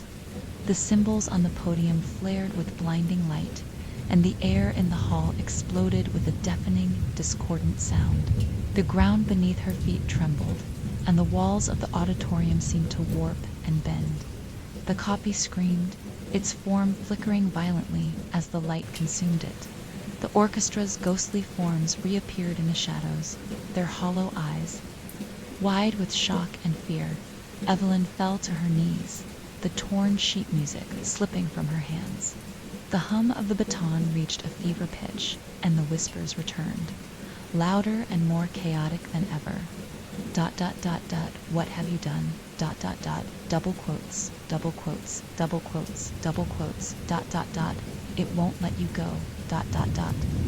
The light from the podium intensified, and Evelyn felt herself being pulled toward it, her body trembling as the resonance in the air grew unbearable. And then everything went silent. Evelyn opened her eyes to find herself standing in an endless void, the darkness stretching out in all directions. The baton was still in her hand, its hum faint but steady dot in the distance. She saw a faint light, a single point of brightness in the vast expanse of shadow, and from the light came a voice, soft and haunting. ... The music never ends. ... Double quotes. Evelyn took a step forward, the baton guiding her toward the light. The void stretched endlessly around Evelyn, swallowing the horizon in impenetrable darkness. The faint hum of the baton vibrated through her hand, a constant reminder of the music's grip on her. Ahead, the small point of light pulsed faintly, as if it were waiting for her to approach. Each step she took toward the light felt heavier, as though the weight of the entire silent requiem bore down on her shoulders. The silence of the void was unnaturally oppressive, filling her ears like static, and the absence of sound made her own shallow breaths feel deafening. The baton glowed faintly, its vibrations syncing with the rhythm of her heart. "Where am I?" Evelyn murmured, her voice trembling. The whispering voices, so constant before, were gone now. Instead, a single melodic tone echoed faintly around her. The remnants of the music still lingering in the air. The light grew larger as she drew closer. And with every step, Evelyn felt an unshakable pull, like the resonance she'd experienced before, but deeper, stronger. It wasn't just in her chest now. It vibrated through every fiber of her being. Finally, she reached the edge of the light. It expanded suddenly, spilling outward in all directions, illuminating a massive stage that seemed to rise out of the void itself. The stage was impossibly vast, its wooden planks stretching endlessly into the distance. Rows of empty seats encircled it, curving upward into an amphitheater that reached heights no human structure could achieve. Strange symbols were etched into every surface the seats. The stage, even the air itself, seemed to shimmer with their twisting patterns. Evelyn stepped hesitantly onto the stage, her boots clicking softly against the polished wood. The sound echoed unnaturally, stretching far longer than it should have, until it faded into the infinite silence. The hum of the baton grew louder, resonating with the strange energy of the space. Evelyn felt her pulse quicken as she realized she wasn't alone. Figures began to materialize in the shadows around the stage. At first they were faint, mere outlines of human forms. But as they grew clearer, Evelyn recognized them. The orchestra. They stood silently, their hollow eyes fixed on her. Their instruments were in their hands, and their ghostly forms flickered faintly, as though they were caught between this world and something else. Evelyn took a step back, her heart pounding. "No," she whispered. "You were supposed to be free." I finished the requiem. One of the musicians, a violinist with a gaunt, pale face, stepped forward, his movements jerky and unnatural. His hollow eyes locked onto hers, and when he spoke, his voice was low and distorted, like a distant echo. "You didn't end it," he said. "You only moved it forward." Evelyn's grip tightened on the baton. "What does that mean?" she demanded, her voice breaking. Another figure stepped forward, a cellist this time, her shadowy form rippling like water. "The requiem doesn't stop," she said. "It takes, and it transforms. You finished the first movement. Now the next begins." Evelyn shook her head fiercely. "No, I tore the music apart. I broke it. This should be over." The violinist tilted his head, his hollow eyes gleaming faintly. "You only broke what was written," he said. "The music lives in you now." The weight of their words crushed down on Evelyn, her knees nearly buckling under the realization. She hadn't destroyed the silent requiem, she had absorbed it, become a part of it.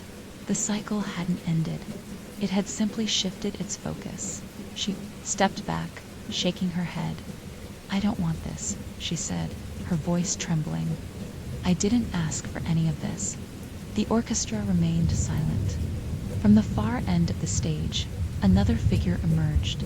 Evelyn's blood ran cold as she recognized him, Victor Harlow. He was taller now, his ghostly form more solid than the others. His dark eyes gleamed with a cruel intensity, and his presence radiated authority and command. The symbols etched into the stage glowed faintly beneath his feet as he approached. "You've come far," Harlow said, his voice deep and resonant, vibrating through the air. "But you still don't understand." Evelyn's hands clenched in two fists. "That you were so obsessed with your stupid experiment that you destroyed everything and trapped these people here."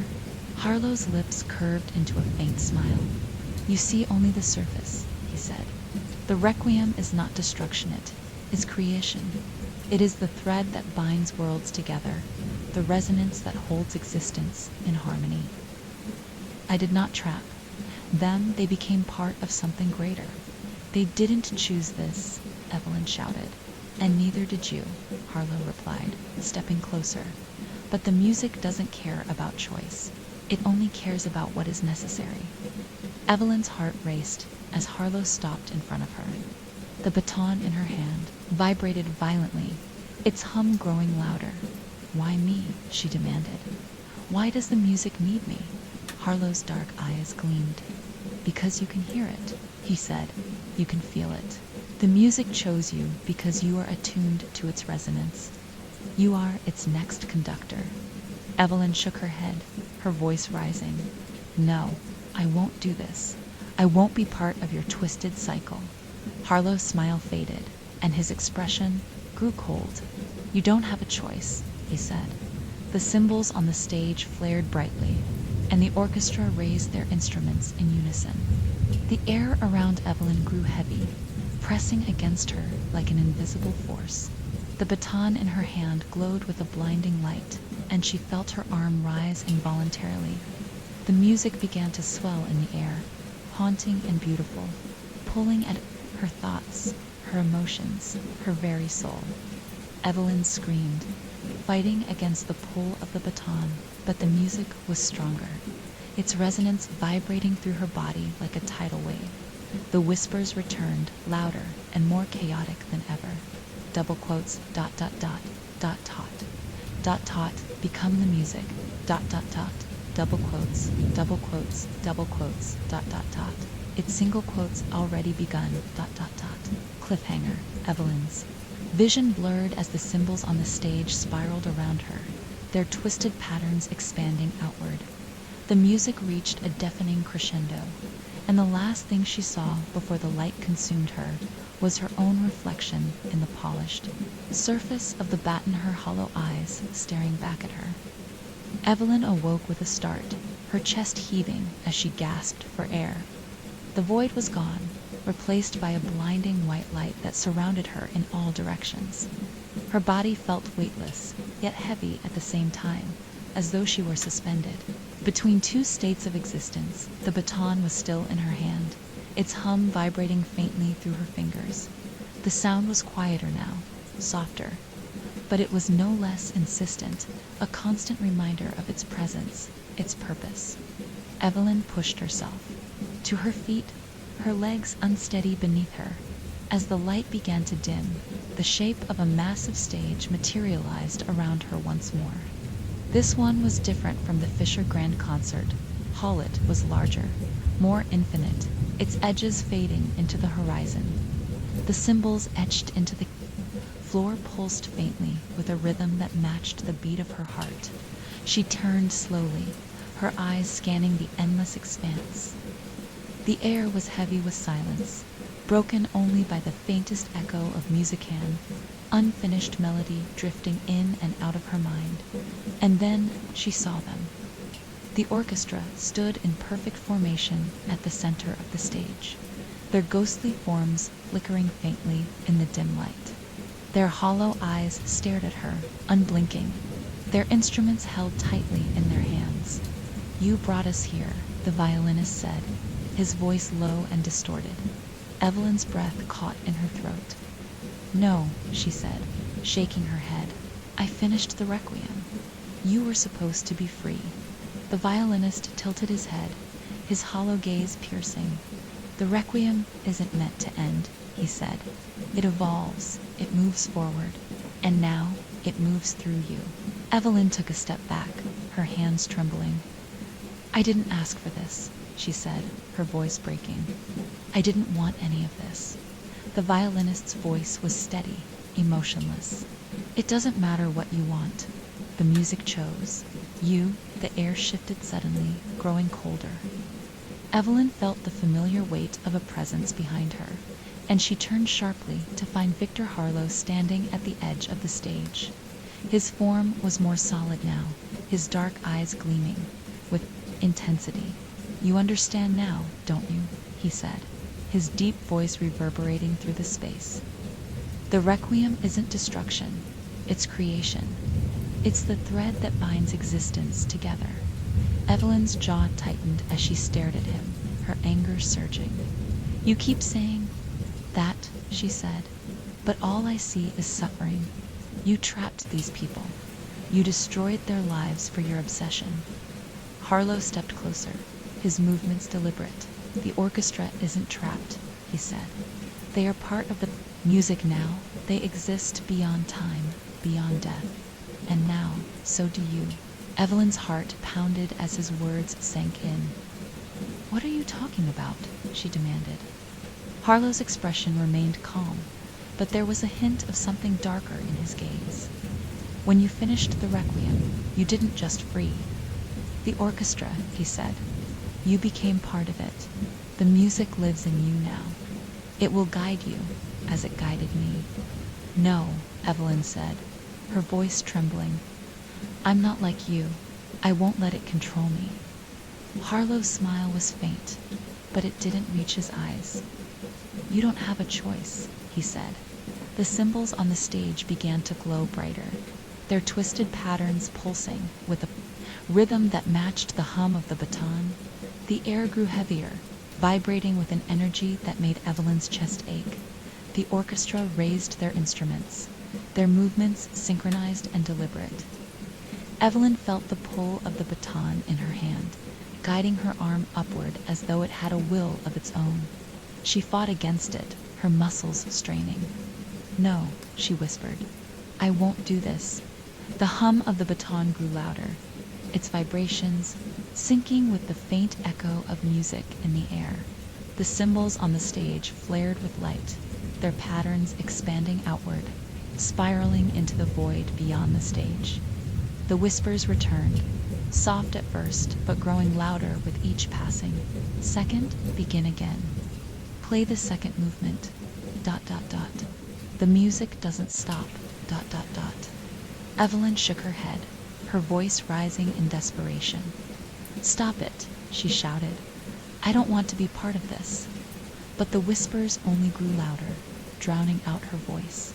The orchestra's instruments began to hum faintly, their strings vibrating in unison. The music was building again. Harlow stepped closer, his dark eyes locked onto hers. The requiem is more than a performance, he said. It's a force, a cycle. It transcends us all. Evelyn's hands tightened around the baton, her knuckles white. Then why does it need me? She demanded. Why can't it continue without a conductor? Harlow's smile faded, and his expression grew serious. The music needs a guide, he said. Someone who can feel its resonance, who can carry it forward. Without a conductor, the requiem falls into chaos. Evelyn stared at him, her chest tightening. And what happens to the conductor? She asked. Harlow's gaze didn't waver. They become the music, he said simply. The orchestra began to play, their instruments producing a low, haunting melody that resonated through the air. Evelyn felt the vibrations deep in her chest, pulling at her thoughts, her emotions, her very soul. The baton in her hand glowed brighter, its hum growing louder as the music swelled. Evelyn's arm moved involuntarily, rising to match the rhythm. Of the melody? No, she whispered, tears streaming down her face. I won't do this. The whispers surged around her, their voices blending with the music in a chaotic symphony. Double quotes, ... You must continue, ... Double quotes, ... The second movement begins, ... You are the conductor, ... Evelyn's vision blurred as the light from the cymbals consumed the stage, and the music reached a deafening crescendo. When the light faded, Evelyn found herself standing on a new stage, surrounded by an audience of shadowy figures. The baton in her hand pulsed with energy, and the whispers spoke once more. ... Conduct, ... Evelyn raised the baton, her heart sinking as the second movement of the silent requiem began. Evelyn's arm trembled as she held the baton aloft. Around her, the infinite amphitheater stretched beyond comprehension, filled with shadowy figures seated in silence. They weren't just blurry outlines anymore. Each figure was distinct, their faces obscured but their forms unmoving. The weight of their presence was unbearable, a silent judgment pressing down on her from all sides. The orchestra stood in perfect formation before her, their hollow eyes fixed on her with expectant intensity. Their instruments glowed faintly, vibrating in sync with the strange energy coursing through the stage. and the baton pulled at her hand, humming with power as though it were alive. The whispers began again, soft but insistent, threading through her thoughts like the strands of an unfinished melody. Double quotes, The audience is waiting. Begin the second movement. Evelyn felt her chest tighten as she looked out over the endless rows of seats. The shadowy figures weren't just watching her, they were listening, their anticipation almost palpable. "I didn't ask for this," Evelyn whispered, her voice cracking. "I didn't want this."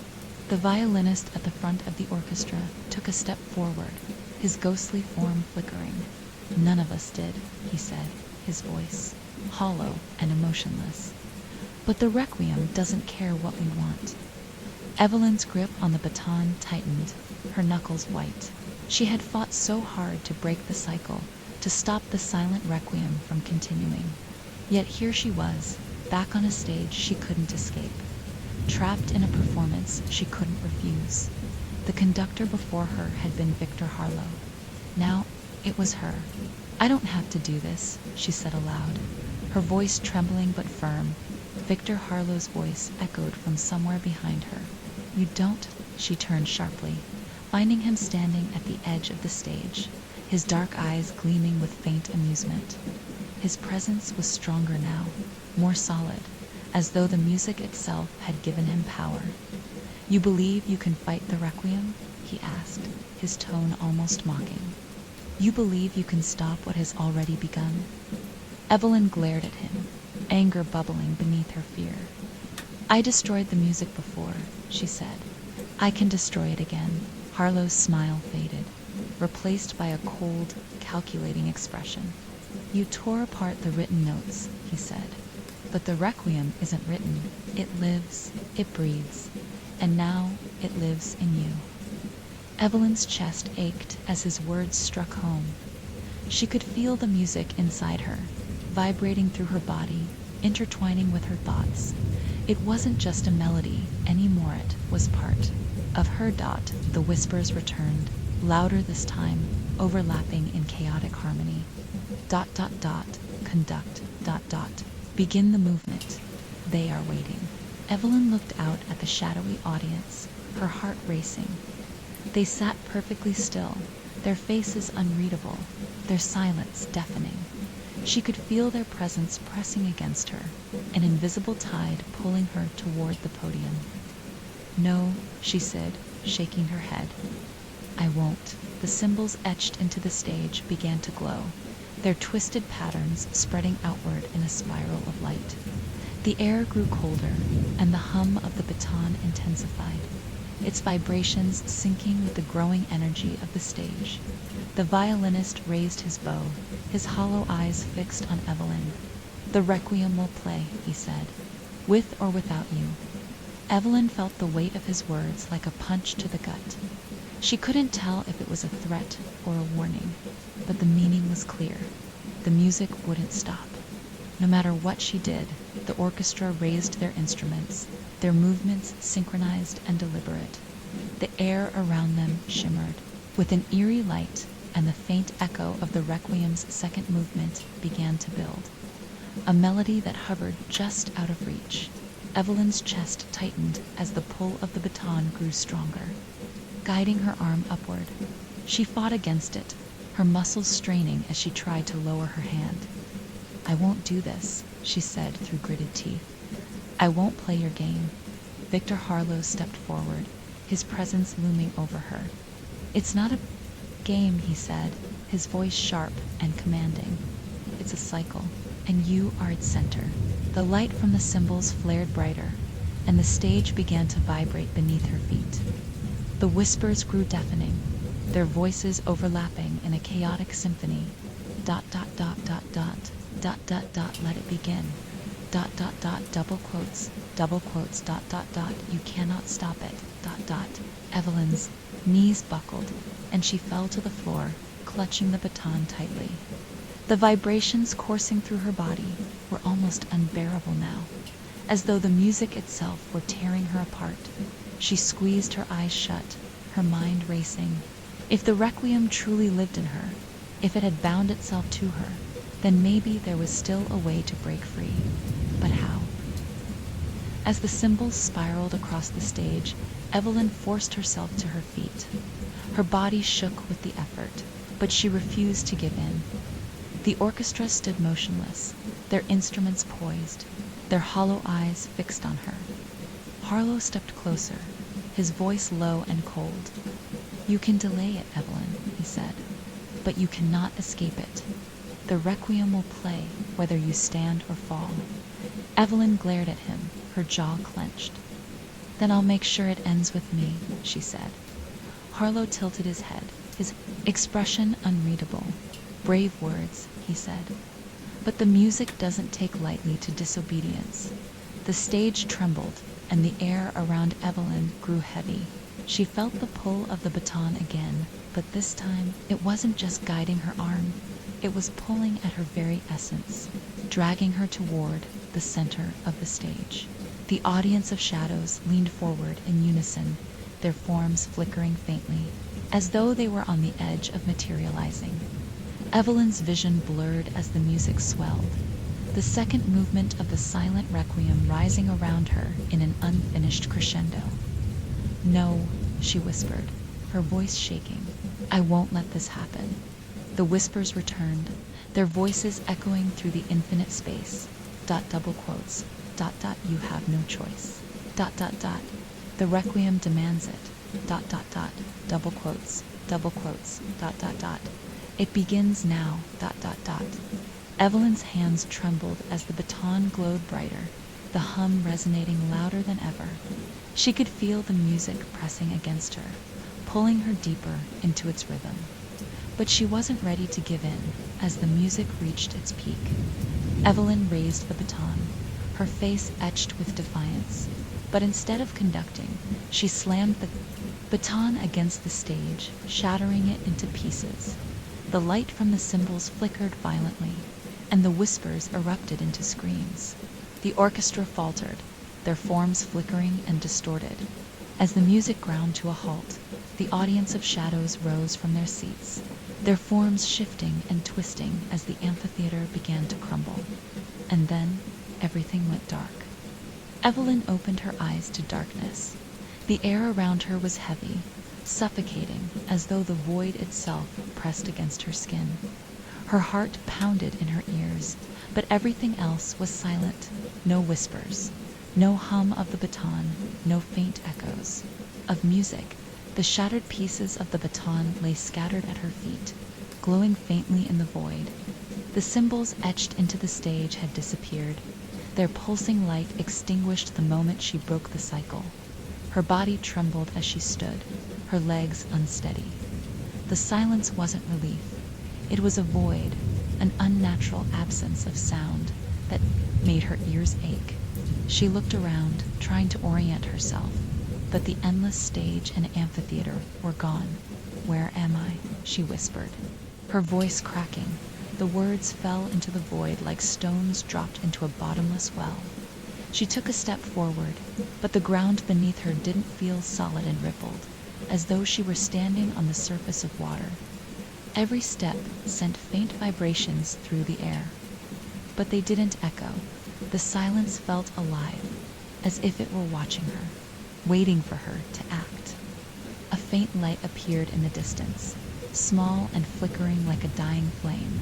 Evelyn hesitated, fear gnawing at the edges of her mind, but there was nowhere else to go. She moved toward it, her footsteps hesitant and slow as she approached. The light grew brighter, revealing the jagged outlines of something rising from the void. It was the conductor's podium, but this time it was cracked and broken, its surface splintered and uneven. The twisted cymbals that had once pulsed with energy were now dark and lifeless. Sheet music lay scattered across the podium, the notes smeared and distorted, as if they had been burned. Evelyn reached out to touch the podium, but a voice stopped her. "Do you think this is over?" She froze, her heart leaping into her throat. The voice was cold and sharp, resonating through the void like a blade slicing through the air. Victor Harlow stepped out of the darkness, his form more solid than before. His dark eyes burned with anger, and his movements were deliberate, almost predatory. I broke the baton, she said, her voice trembling but defiant. I stopped the music. Harlow's lips curled into a faint, cruel smile. You stopped nothing, he said. The requiem doesn't end. It evolves, it adapts. You can shatter the tools, but the music will always find a way. No, Evelyn said, shaking her head. I won't let it control me. I won't let it take anyone else. Harlow stepped closer, his dark eyes gleaming. You still don't understand, do you? He said. The requiem isn't just music, it's life, it's death, it's everything in between. It's the thread that holds existence together. Without it, there is only chaos. Evelyn took a step back, her chest tightening. And what about the people you used? She demanded. The orchestra, the audience, what about them? Did they deserve to be part of your twisted experiment? Harlow's expression darkened. Sacrifices are necessary, he said. You know that now, don't you? You felt it when you finished the first movement. The requiem demands balance, and balance requires loss. The faint light around the podium flickered, and Evelyn glanced down at the shattered baton at her feet. The pieces glowed faintly, their vibrations barely perceptible, but they still pulsed with the same energy that had bound her to the music. Maybe you're right, she said, her voice low. Maybe the requiem doesn't end, but that doesn't mean I have to keep playing it. What are you saying? Evelyn knelt down and picked up one of the shattered pieces of the baton. The hum was faint but steady, a reminder of the music's lingering presence. I can't destroy the music, she said, standing slowly, but I can keep it from finding another conductor. Harlow's expression shifted, a flicker of unease, crossing his face. You don't know what you're doing, he said. If you try to contain the requiem, it will consume you. Evelyn met his gaze, her resolve hardening. Maybe it will, she said, but at least it ends with me. The void around her began to shift, the air growing heavier as the faint echo of music returned. It was incomplete, fractured, the notes dissonant and chaotic. The scattered pieces of the baton vibrated in her hand, their energy surging as the cymbals etched into the podium flickered faintly back to life. The orchestra reappeared, their ghostly forms flickering in and out of focus. Their hollow eyes stared at Evelyn, their instruments trembling as though caught between worlds. Evelyn stepped toward the podium, her movements slow but deliberate. She placed the shard of the baton onto the broken surface, and the light around it flared, casting long shadows across the void. The whispers returned, louder now, their voices overlapping in chaotic harmony. ... You can't contain it. ... It will consume you. ... Double quotes. Evelyn gritted her teeth, her hands trembling. She felt the pull of the requiem stronger than ever, its resonance vibrating through her body, her thoughts, her very soul. But she refused to let it win. With a sharp, defiant motion, she slammed the shard of the baton into the center of the podium. The void erupted with light, blinding and all-consuming. The hum of the requiem surged into a deafening crescendo, the fractured melody twisting and spiraling as the cymbals on the podium expanded outward. Evelyn screamed as the energy coursed through her, the vibrations tearing at her very being. The orchestra dissolved into light. The shadowy figures in the audience rose from their seats, their forms shattering like glass as the amphitheater collapsed around them, and then the music stopped. Evelyn opened her eyes to find herself standing on the empty stage of the Fisher Grand Concert Hall. The auditorium was silent and still, its seats empty, its walls darkened with age. The baton was gone, the cymbals were gone, the whispers were gone. But as Evelyn turned to leave, she felt a faint hum in the air, so soft it was almost imperceptible. And in the silence, a single voice whispered, ... The music never ends. Evelyn stood motionless in the center of the Fisher Grand Concert Hall stage. The silence pressed against her like a dense fog, heavy and unnatural. Her body felt weak, as though the music's final surge had drained every ounce of strength. From her dot, her gaze swept over the auditorium. The rows of seats were empty, the shadows no longer twisting unnaturally in the corners of the hall. The orchestra was gone, their ghostly forms dissolved into light during the final crescendo. The podium, once etched with glowing symbols, was now just an old wooden relic, splintered and lifeless. The baton was gone too, its shards no longer humming with resonance. Evelyn clenched her fists, her breath shaky as she tried to process what had happened. She had destroyed the tools that fueled the silent requiem. She had refused to let it control her, but the faint hum that lingered in the air told her the truth she didn't want to accept. The music wasn't gone, it was hiding. The stage felt too exposed, the weight of the hall's empty silence pressing. Down on her, Evelyn stumbled toward the edge, her legs shaky. As her boots scuffed against the warped wood, faint echoes rang out, their reverberations unnaturally long. She descended the stairs into the main aisle, her eyes darting to the dark corners of the auditorium. The air felt thick, like the calm before a storm.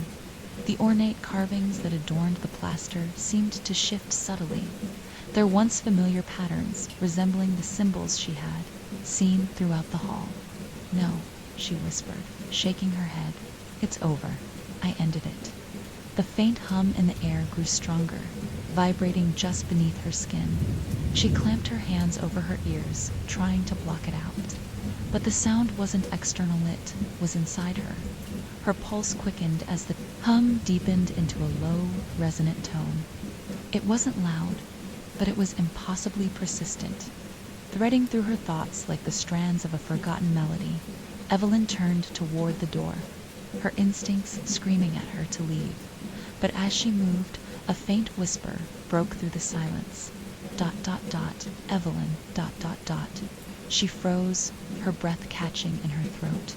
The voice was soft, faint, but it was undeniably real. Double quotes, ... Her eyes darted toward the stage, but it was empty. The podium stood silent and dark, its surface splintered and worn. ... You can't leave, ... The whisper seemed to come from everywhere at once, surrounding her, pressing against her like an invisible tide.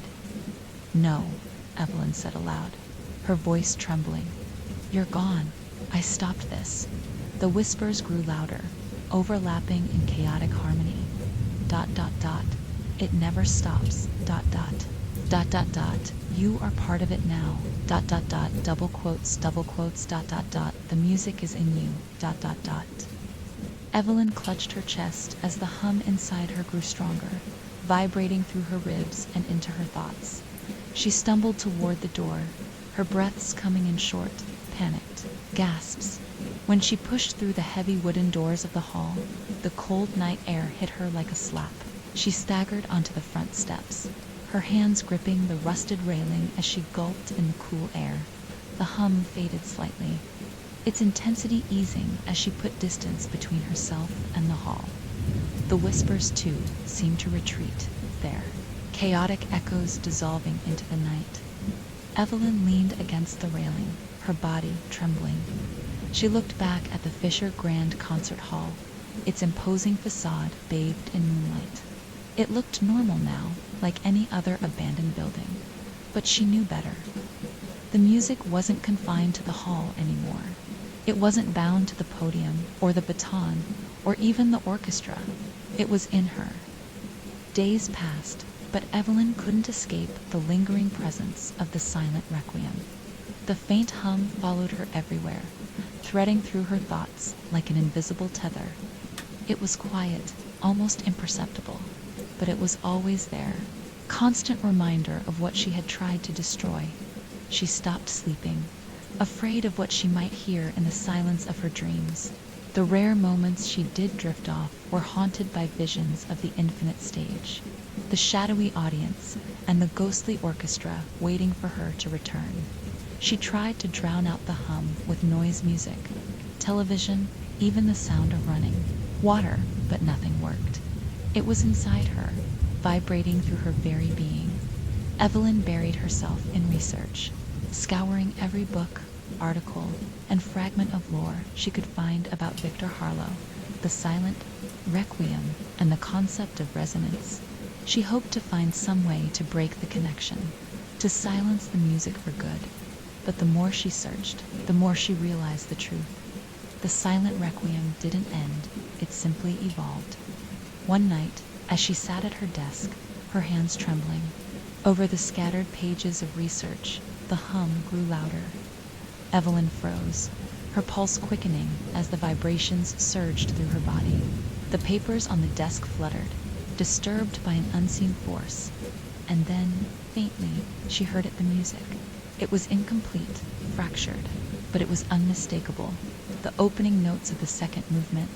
No, Evelyn whispered, clutching the edge of the desk. Not again. The hum deepened, resonating through the room. The shadows in the corners began to shift, twisting and writhing as though they were alive. Evelyn stood, her breath shaky, as the whispers returned. ... The conductor is waiting. ... Double quotes, double quotes, ... Double quotes, double quotes, double quotes, ... You cannot deny it, ... Her gaze darted to the window, but the reflection that stared back at her wasn't her own Dot. It was her shadow self, the copy she had seen in the void, its hollow eyes gleaming with faint light. The reflection raised a baton that wasn't there, its movements deliberate and commanding. And then, faintly, Evelyn felt her own arm begin to rise. Evelyn dropped to her knees, clutching her head as the music swelled around her, consuming her thoughts. Somewhere in the darkness, a voice whispered, ... The music never ends. The hum faded, leaving only silence. But Evelyn knew it wasn't over. It was only the beginning. Evelyn sat on the floor of her apartment, the room cast in the dim glow of the single lamp she'd left on. The shadows in the corners seemed deeper, darker, alive with the faint vibration that never left her anymore. The hum in her chest pulsed, softly, a quiet rhythm that refused to let her forget what she had done and what she had become. The reflection of her shadow self in the window haunted her. It wasn't there now, just the night sky and the faint glow of streetlights beyond. The glass, but she could still feel its hollow gaze boring into her. She tried to convince herself it was a trick of her mind, the aftermath of the impossible events at the Fisher Grand Concert Hall. But the music, fractured, distant, incomplete, told her otherwise. The silent requiem hadn't left her. It lived inside her now, weaving itself into her thoughts, her movements, her very being. Evelyn rubbed her temples. "Think, Evelyn," she murmured. "There has to be a way out of this." She looked around her apartment, her eyes falling on the piles of books and papers that cluttered every surface. Months ago, she had sought comfort in research, believing the answers to Harlow's madness were buried somewhere in the history of the hall. Now, the papers felt like a graveyard of useless facts, taunting her with their futility. The whispers had warned her. The music never ends. But what if they weren't just warnings? What if they were instructions? The thought struck her with sudden clarity, and Evelyn grabbed a notebook. Flipping through pages of notes and fragmented phrases she had written during her descent into the Requiem's world. The whispers had always been fragments, overlapping and chaotic, but certain lines had stood out. The conductor is the key. The music doesn't destroy it, creates. You are part of the cycle. Evelyn froze, her heart pounding. She had spent so much time fighting the music, trying to destroy it, that she hadn't stopped to consider what it truly wanted. Requiem wasn't just a trap. It was a force, a resonance that existed beyond human comprehension. Harlow had tried to control it, to bind it to his will, and in doing so, He had doomed himself and his orchestra. But Evelyn wasn't Harlow. She looked at her reflection in the dark window, her breath catching in her throat. For a moment, she thought she saw the shadow self again, its hollow eyes glowing faintly. But when she blinked, the figure was gone, replaced by her own weary reflection. "What do you want from me?" Evelyn whispered, her voice trembling. The hum in her chest deepened, resonating through her body like the pluck of a low string. It wasn't a voice, but it felt like an answer. The next morning, Evelyn found herself standing outside the Fisher. Grand concert hall again.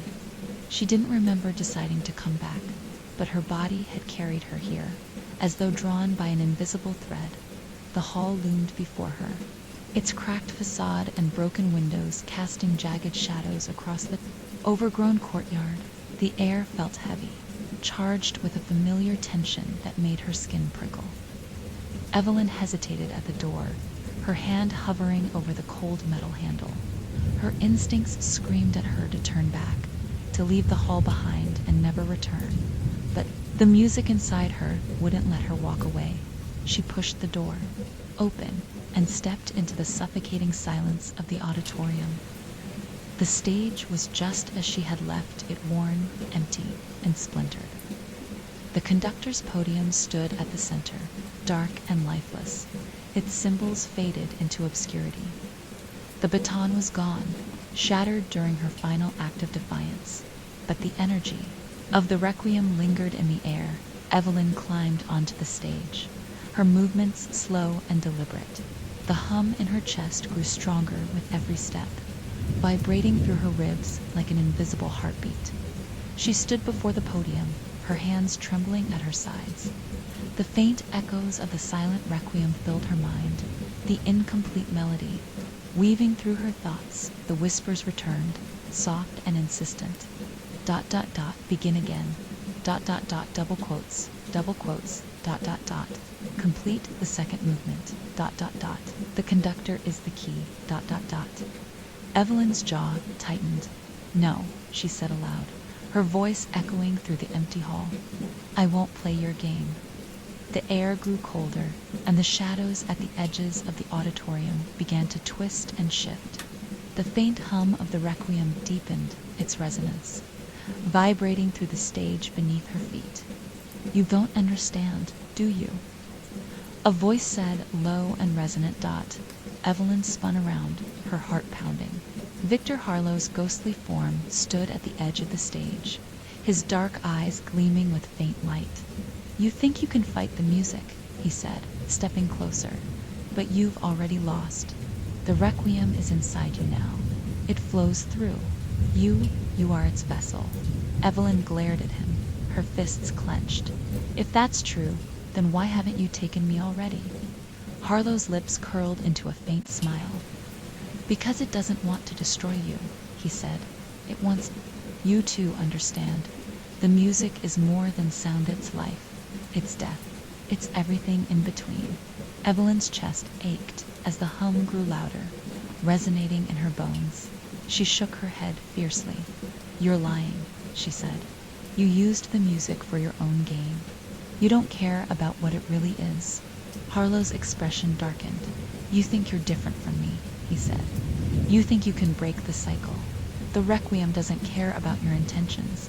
It only cares about balance." The shadows around the stage grew deeper, and the faint outline of the orchestra began to take shape. Their ghostly forms flickered in and out of focus, their hollow eyes fixed on Evelyn with unrelenting intensity. The whispers swirled around her, their voices rising into a chaotic crescendo. ... double quotes, ... let it begin again. ...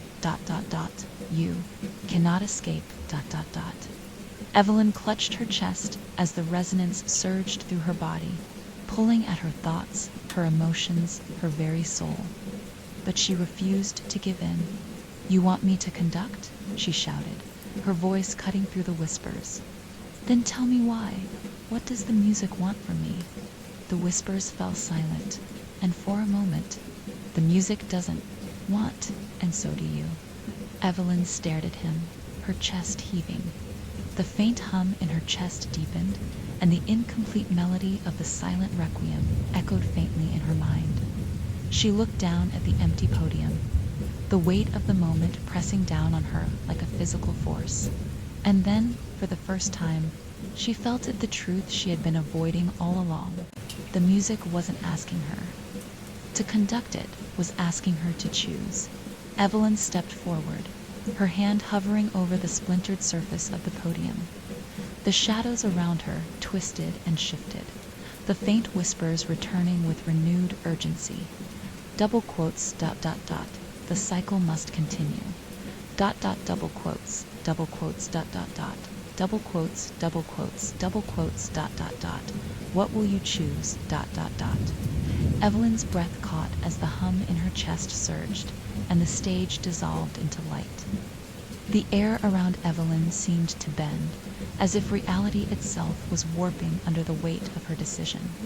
The whispers grew louder, chaotic, each one clawing for attention, pulling at her mind with desperate urgency. They weren't just voices. Anymore, they were a force, a presence, a suffocating pressure. ... Double quotes, ... The music must be completed. ... You are the conductor now. ... Double quotes, double quotes, ... Double quotes, double quotes, double quotes, ... The symphony demands its end. Evelyn took a step back, the hairs on the back of her neck standing on end. She could feel the power of the silent requiem closing in on her, its presence thick and suffocating, just beyond the edges of her vision. Her pulse hammered in her throat as the stage began to distort, the rows of phantom musicians flickering in and out of existence like ghostly apparitions. She was trapped. She had been since the moment she first stepped into this cursed hall, but something in her snapped, the last thread of her resistance unraveled. No, she muttered, her voice barely audible over the growing cacophony. I won't do it. I won't play this game anymore. The figure of Harlow loomed closer, his ghostly form emerging from the darkness like a specter. His cold eyes glinted with an unsettling gleam, a mixture of pity and malice. You're already part of it, Evelyn, he said softly. The music has taken root in you. You can't fight what's already inside you. You've felt it, haven't you? The pull, the hum. It's not just the music hits, the cycle, and you're its conductor now. Evelyn clenched her fists, willing herself not to succumb to the panic that threatened to overwhelm her.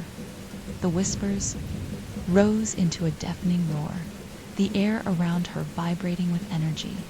She could feel her chest constricting, her breath coming in shallow gasps. The hum was no longer just in her bones. It was in her mind, in her very thoughts. It was as if the music had invaded every corner of her being. She was no longer sure where she ended and the requiem began, but she couldn't allow herself to be consumed by this. Not yet. She had to fight. She had to find a way out. Their faces hollow, their eyes black and empty. They stood frozen in place, their instruments resting in their hands, as if waiting for the next movement. Evelyn could almost hear the faint strains of the melody floating through the air, an incomplete and agonizing song that seemed to stretch and bend time itself. You're all trapped, aren't you? She said, her voice trembling but resolute. Stuck in this eternal loop, this ... this curse. Harlow nodded slowly, his expression unreadable. It's not a curse. It's an inevitable truth. The requiem is not just a song. It is a force. It binds us all. You, me, them. We are all part of it. It doesn't need to be completed. It needs to be played. The word hung in the air like a death sentence. Played. Evelyn's mind raced. If the requiem didn't need to be completed, it needed only to be played then. That meant there was a chance, a sliver of hope, to break free. But she had no idea how. She was no conductor, no musician. She had no training, and yet she could feel the music vibrating beneath her feet, pulling her toward the podium. It was as though the very air around her was a part of it, as though It was alive and waiting for her to accept its invitation. She turned to face the podium, her heart thundering in her chest. The baton shattered in her last encounter with the Requiem lay on the stage floor, just a broken piece of wood. The whispers seemed to respond to her hesitation, growing more urgent, almost frantic. The instruments flickered and shifted in the shadows. The ghostly orchestra began to play their silent notes, their movements mechanical but desperate. Evelyn could hear it, now, the melody woven into the silence, half-formed, unfinished, calling to her. The Requiem was reaching out to her, urging her to take control, to complete the cycle. She closed her eyes, feeling the weight of the moment pressed down on her. Was there really no other choice? She had to conduct. She had to play. But would it be enough to break the cursor? Would it simply ensure its continuation? The decision hung heavy in the air, like a breath held too long. Evelyn opened her eyes again, her gaze focused on the empty podium, the place where a conductor should stand. She knew she had no real choice. This was a path she had already begun. Walking the moment she stepped into this place, a chill swept through the hall, and the shadows seemed to stretch, gathering at her feet. She took a deep breath and, without thinking, stepped forward toward the podium. The moment her feet touched the stage, the ground seemed to shift.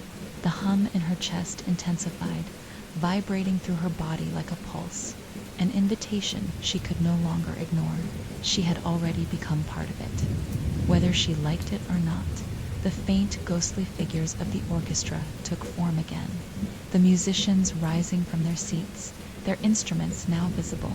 Their faces were hollow, eyes black as night, and their bodies moved with an unsettling, jerky motion as, waiting for her. The hum inside her grew deafening, filling her entire being, making it impossible to think of anything else. The music was no longer just something she could hear, it was something she could feel. It flowed through her like a river, pulling her into its current. She reached out instinctively, her fingers brushing the broken remnants of the conductor's baton. As soon as she touched it, the world around her blurred, and the full weight of the silent Requiem descended upon her. The orchestra's movements synchronized, their instruments raising into the air, the sound of the first notes piercing the silence.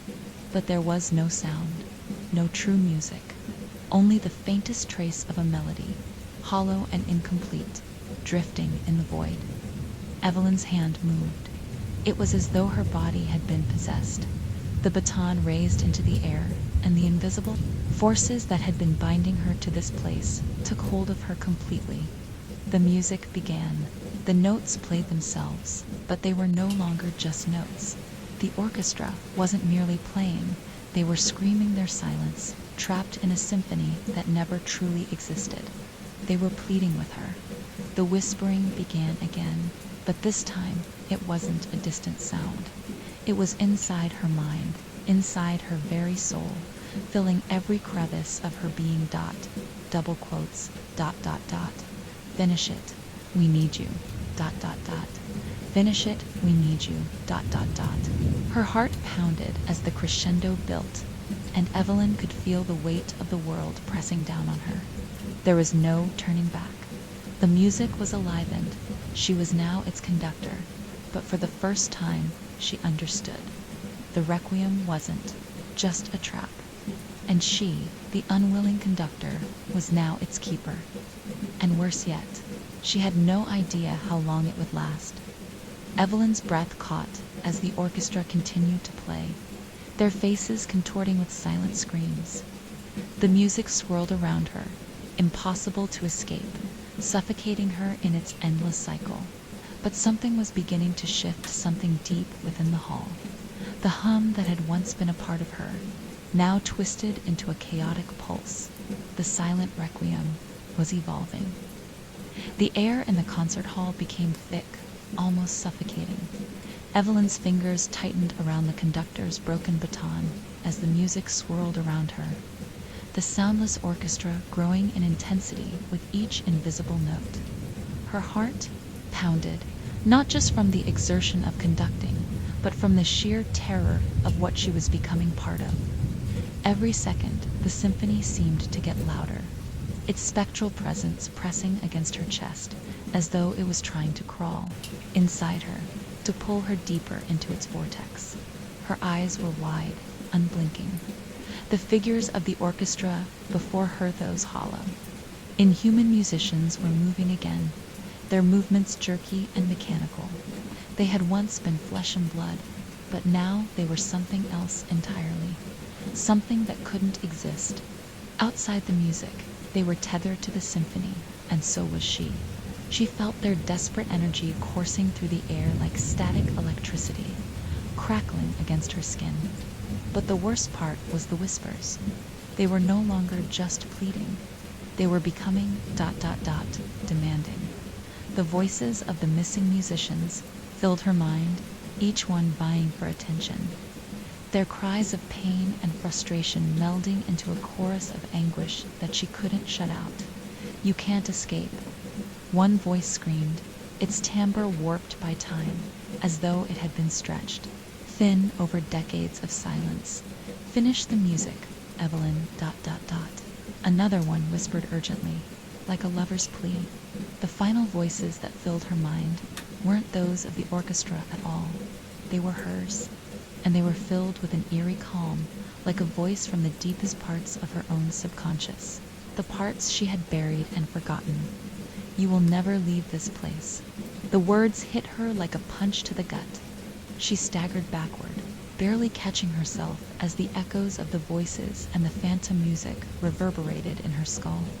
The sound was so overwhelming it felt as though the world itself was about to collapse in on her. The hall, the orchestra, the darkness, it was all a living, breathing thing, pulling her into its center. But then, amid the chaos, Evelyn noticed something. The musicians, though they were moving and their instruments were being played, seemed to be repeating the same movements over and over again. The melody was incomplete, always half-finished, never allowed to resolve. The notes weren't just silent anymore. They were broken, fractured like a shattered mirror. The music was incomplete. That was what was wrong. The unfinished score, the unfulfilled promise of the silent requiem, it was feeding on itself. But why? What was it waiting for? Evelyn's mind whirled, the pieces of the puzzle shifting, clicking together in a fleeting moment of clarity. The music wasn't merely a trap. It wasn't a curse that bound these spirits here. The melody was a key to something beyond the hall, something deeper, darker. It wasn't just the musicians who were trapped. It was the hall itself, the very ground beneath her feet, the air that suffocated her with every breath. It was the curse of creation, the unfinished music.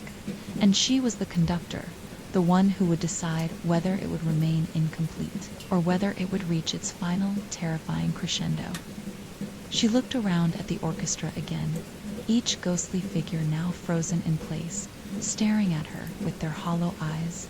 Their instruments, raised in mid-air, were waiting for her next move. "Finish it, Evelyn." The voice, cold and familiar, was like a shiver down her spine. Harlow's ghostly figure stepped forward from the shadows, his presence overpowering. His translucent face seemed to ripple, distorting with every blink, like he was flickering between this world and another.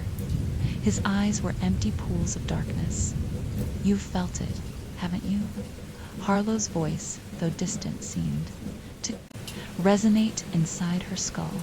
"You know what the music is now. You know what the requiem wants." Evelyn swallowed hard, her throat dry. She could feel the weight of his words pressing into her chest, suffocating her. The answers were all right in front of her, yet they seemed just out of reach, like the last note of a song she couldn't quite remember. "What is it?" she asked, her voice barely above a whisper. "What do you want from me?"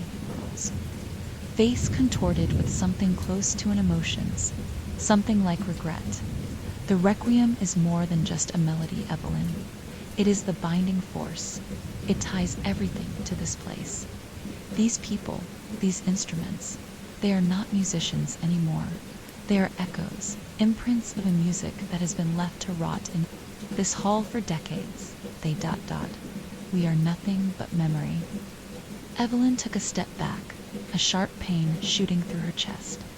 It was as though her very soul was being unraveled with each word Harlow spoke. Then how do I stop this? How do I break the cycle? You can't stop it, Harlow said with a strange finality. Not unless you finish it. Evelyn's hand shook as she gripped the conductor's baton, its broken form feeling heavier with each passing second. The air vibrated with the hum of unfinished music, the pulse of something far older than any of them. The silence was pregnant with possibility, the orchestra's waiting figures a reminder of what would happen if she chose wrong. The whispers in her mind grew louder, urging her to continue, pushing her toward the podium, toward the final movement. It was as though they were all singing one single, desperate plea. Finish the music and release us from our prison. Her body moved on its own accord, the baton rising in her hand. She could feel the energy of the requiem running through her, a pulsing current that she couldn't control. She had become part of it. She couldn't escape. The orchestra waited for her signal. But this time, Evelyn didn't give in. She couldn't. There had to be another way, another choice. She wouldn't become just another piece in the puzzle. Another broken note to feed the requiem.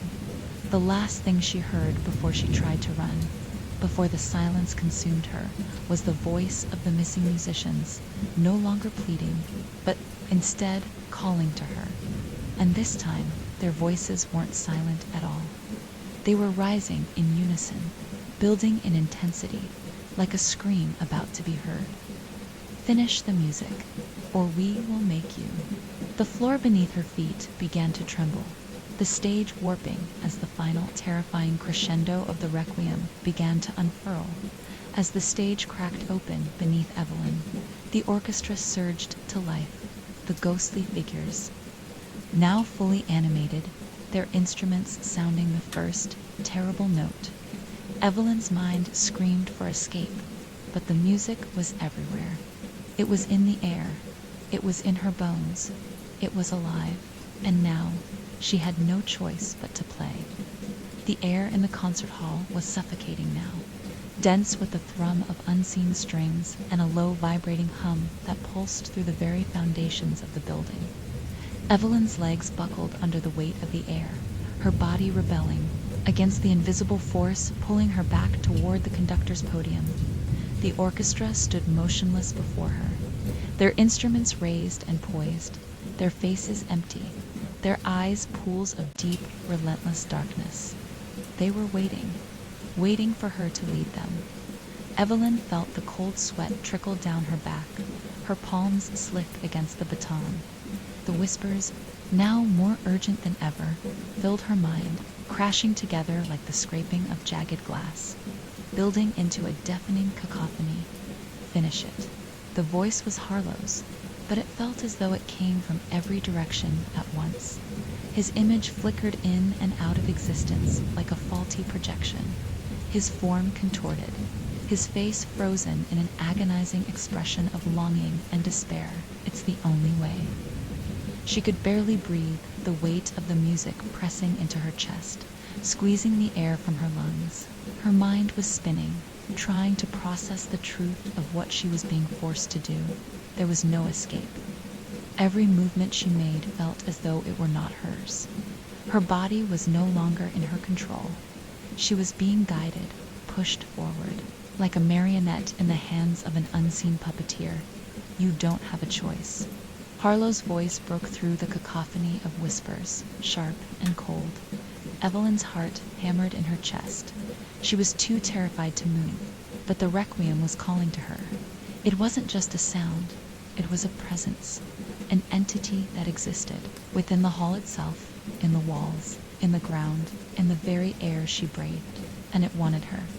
Her gaze flickered to the broken podium before her, its splintered wood gleaming in the dim light, as if it too were awaiting her command.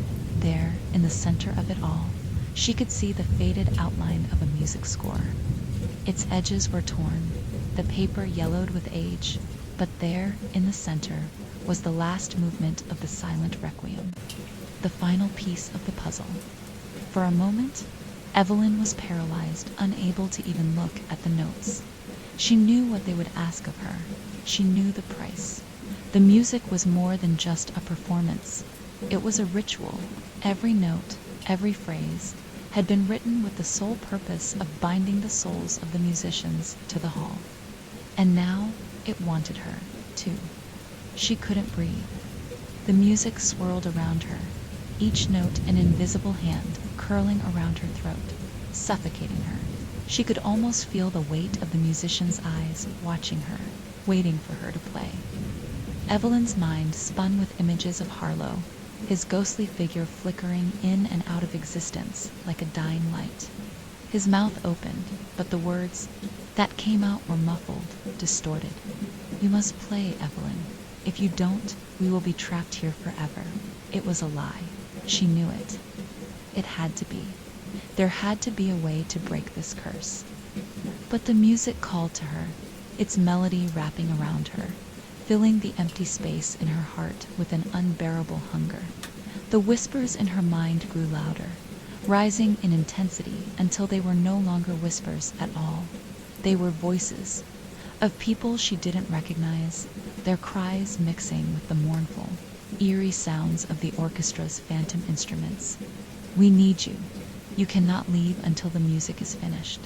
You'll become one of us, Evelyn, forever." The words echoed in her skull, relentless and demanding. Every part of her screamed in defiance, but her body betrayed her. She raised the conductor's baton, the wooden stick cold and unyielding in her grasp, and the air around her thickened. The ghostly orchestra sprang to life. The first note pierced the silence, sharp and jagged like a dagger in her chest. The violins played their mournful song, the cellos resonating with a low, sorrowful hum that seemed to vibrate through the floorboards beneath her feet. Each note bled into the next, building upon the last, creating a wall of sound so thick it felt as though it could suffocate her. But the music wasn't beautiful. It wasn't sweet. It was wrong. Every note was distorted, as if the melody itself were in agony. The strings screeched, the horns groaned, and the percussion shook the very air, rattling the walls and sending shards of plaster falling from the ceiling dot. It was as if the hall itself was alive, writhing beneath the weight of the music. The sound was oppressive, like 1,000 invisible hands clawing at her skin. She could feel the darkness closing in, the oppressive presence of the requiem binding her to the spot, holding her in place as the music enveloped her. And then she saw them, the missing musicians, their faces now fully visible, their eyes hollow and black, staring at her with an intensity that made her blood run cold. They were not just spirits, they were trapped, bound to the music they had played so long ago. And now they were calling to her, pleading with her to finish it. Evelyn's grip on the baton tightened, her knuckles white with the strain. She had no choice but to continue. The music was in her veins now. It was inside her, and she could feel it consuming her. Her breath quickened, and her pulse raced as the sound grew louder, filling her senses until there was nothing left but the music. She had become a part of it. There was no escaping it now, but the real horror, the part that made her stomach turn, was that she could feel the souls of the musicians within her. Their fear, their despair, their longing to escape it was all bleeding through her, and she was their only hope. She was their prisoner. The final movement approached, the orchestra building toward a terrifying crescendo. The last note was so close now, so close to being played. She could feel it in her bones, a trembling, shaking anticipation that was almost unbearable. And then, with a sudden, violent shift, the music changed. The ghostly orchestra fell silent. The hall was frozen in time, as though the world had stopped turning. Evelyn's breath caught in her throat as the shadows deepened, the air thick with the weight of what was to come.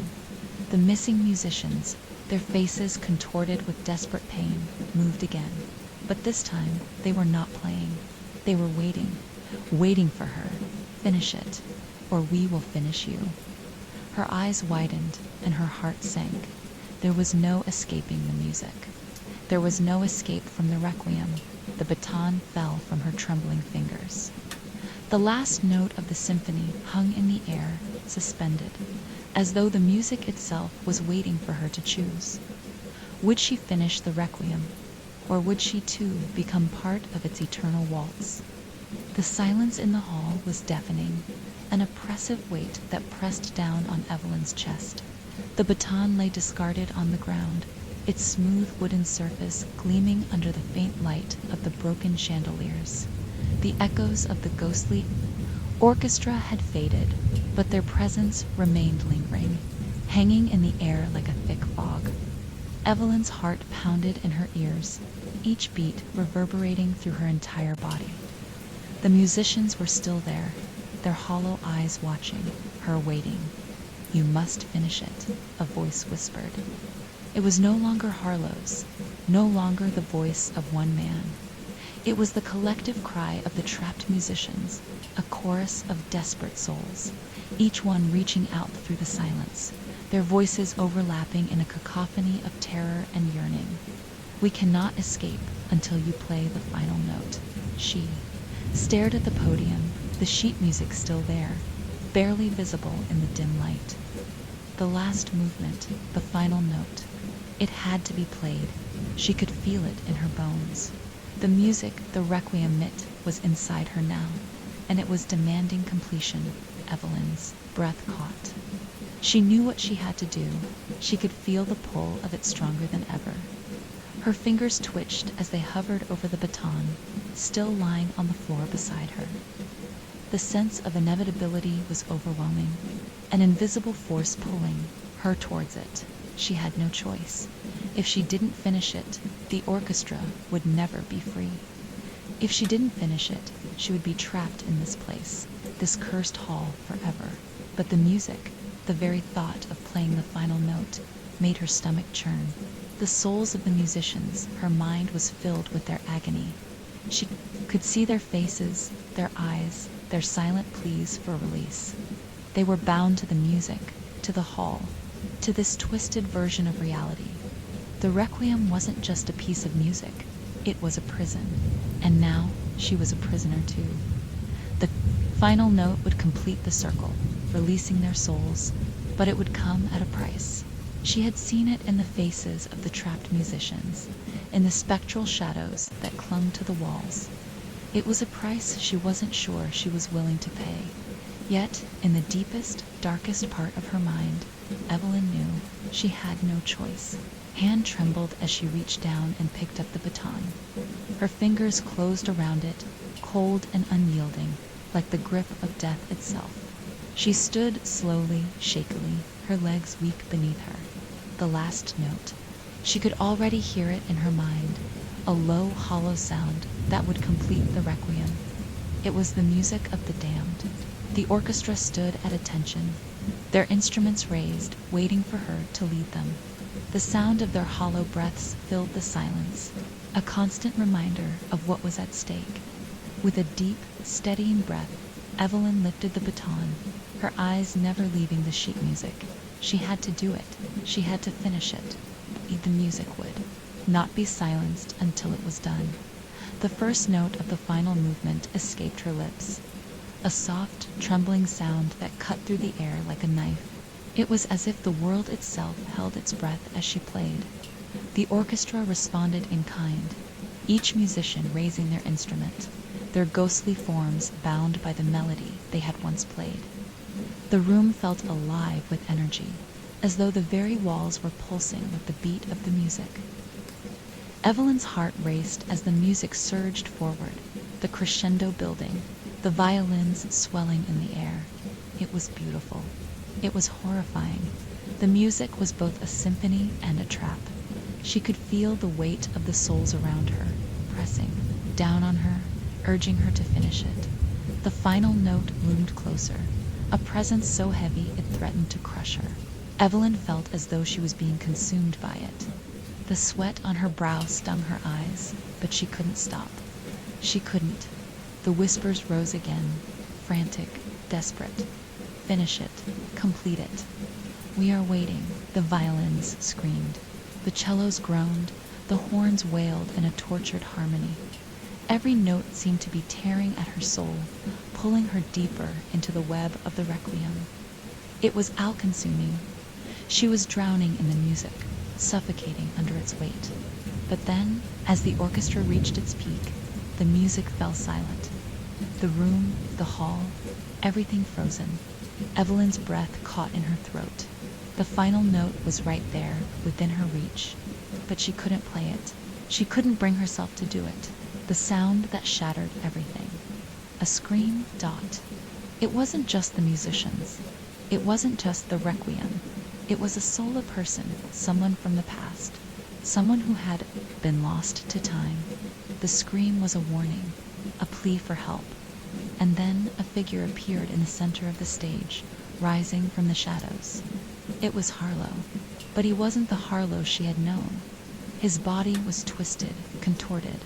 His once handsome face a mass of twisted, tortured flesh. His eyes, now wide and empty, met hers. The scream had come from him. The sound was his, the cry of a man forever bound to the music. You should never have come here, his voice rasped, low and guttural. You are the last one, the last chance, and now we are lost. The orchestra, the music, the hall, they had been waiting for her all along. She was the final piece, the last note, and with it, the requiem would be complete. Harlow's hands reached out to her, his fingers like claws, and the darkness closed in. You cannot escape this, he said. You are one of us now, forever. The baton felt heavy in her hands, too heavy to hold. The final note sat before her, but Evelyn knew deep down that if she played it, if she finished the requiem, there would be no turning back. With shaking hands, she raised the baton once more. The music was waiting. The final note was within her grasp, Dot, and the price for completing it was her soul. Would Evelyn play the final note, sealing her fate with the cursed orchestra? Or would she break, free from the requiem, even at the cost of her own life?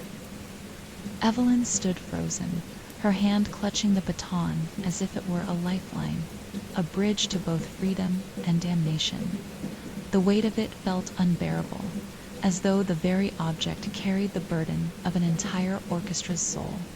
Her heart raced, pounding in her chest with such ferocity that it seemed the walls of the concert hall might collapse with the force of it. Harlow's twisted figure loomed in front of her. The ghastly, contorted man, a reminder of the fate awaiting those who completed the requiem.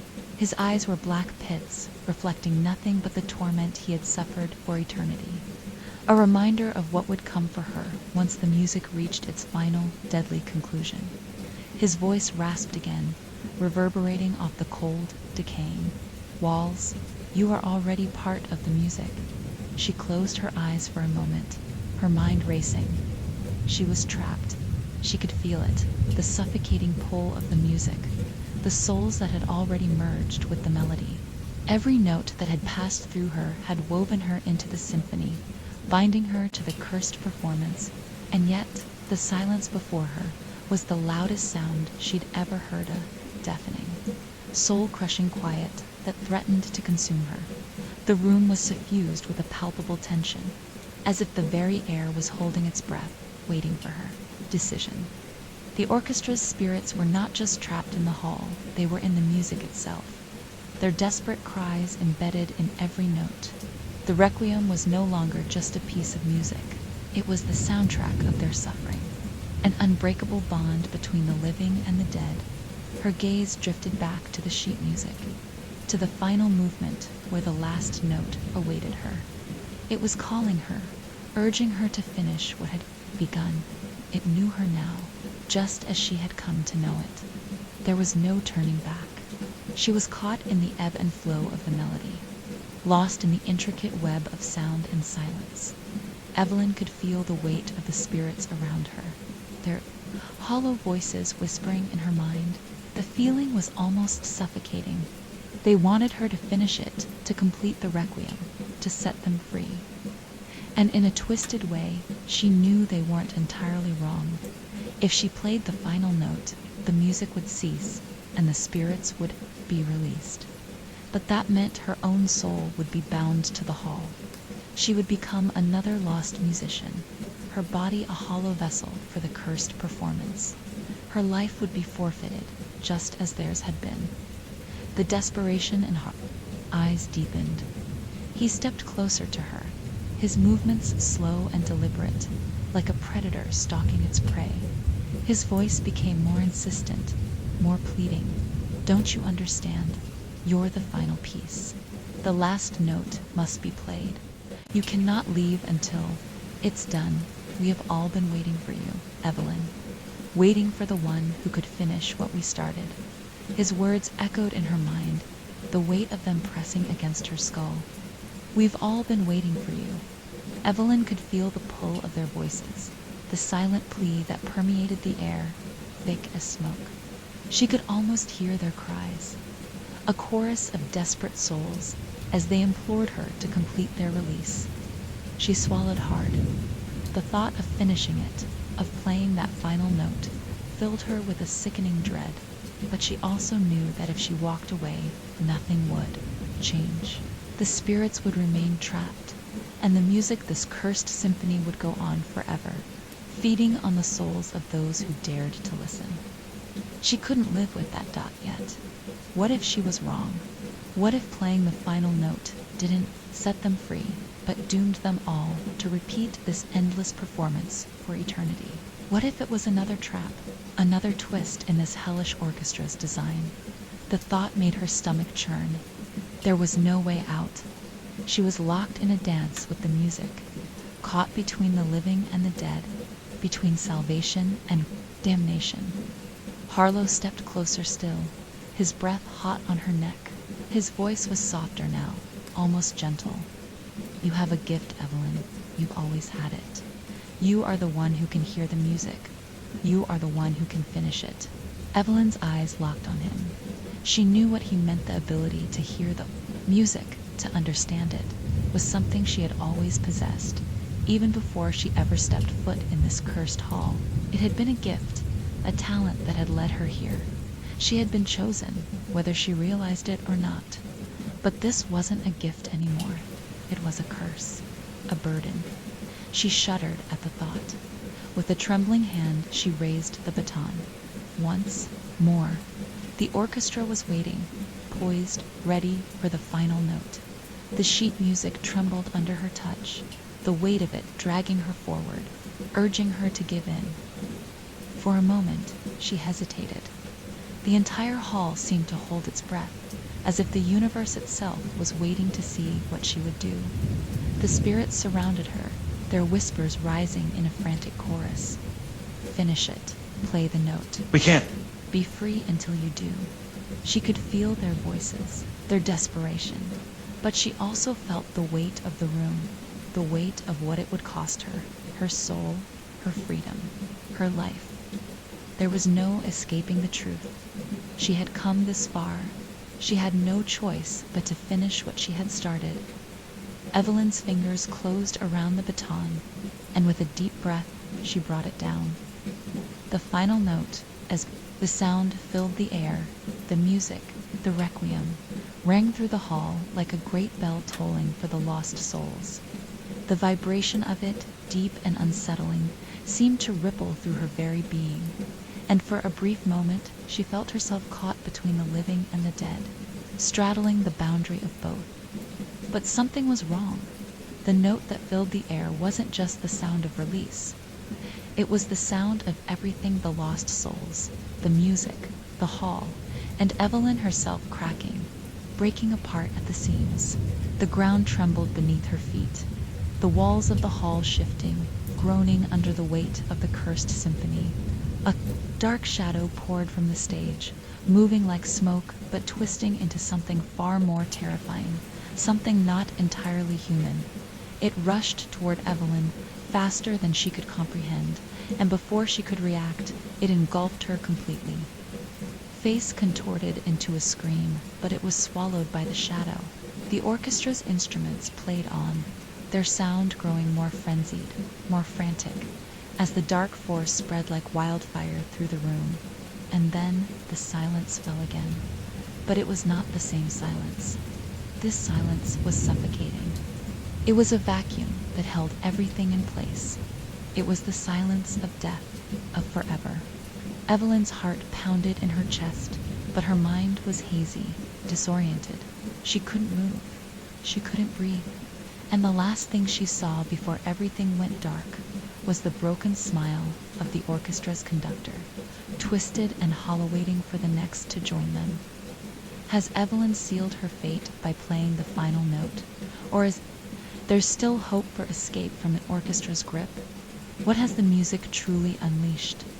The silence that followed the final note was not comforting. It was thick, oppressive, like a blanket of suffocating darkness.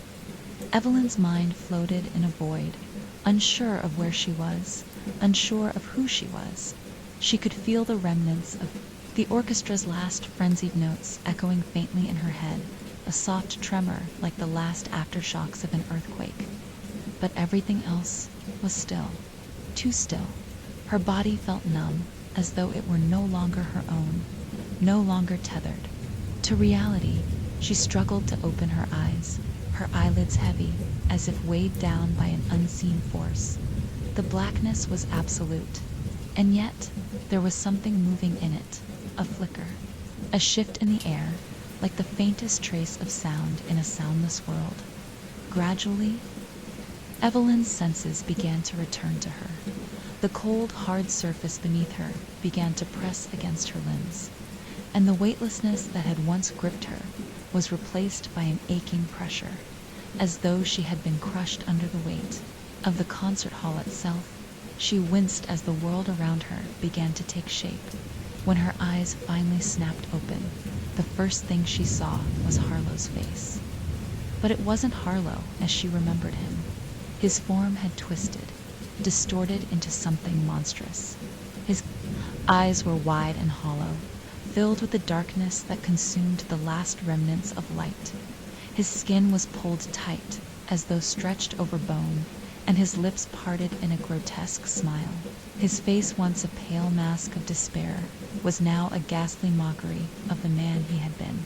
"Evelyn," he whispered, his voice distant and hollow, as though it were an echo of something long forgotten. "You've freed us, but not the way you thought you would." The words sent a chill through her, as though the very air was turning to ice. She tried to speak, but her throat was dry, unable to produce sound. Evelyn attempted to move, to sit up, but her body refused to obey, as if it had been chained to the ground. She could feel the weight of something pressing down on her chest, something cold, something ancient. She tried to force her limbs to respond, but they remained paralyzed, trapped in some unseen force that held her captive. Evelyn's breath came in shallow gasps as she scanned the room, trying to take in her. The concert hall was no longer as it had been. The once grandiose architecture had crumbled into ruin. The shattered remnants of the chandeliers hung from the ceiling like dead stars. The walls were cracked and charred, the remnants of something dark having spread through every crevice, every crack. The floor beneath her was littered with the broken bodies of the orchestra members, twisted, warped, like something had taken root inside them. It was then that Evelyn realized the truth. They hadn't been released, they had transformed. The orchestra was no longer just a collection of spirits trapped in the music.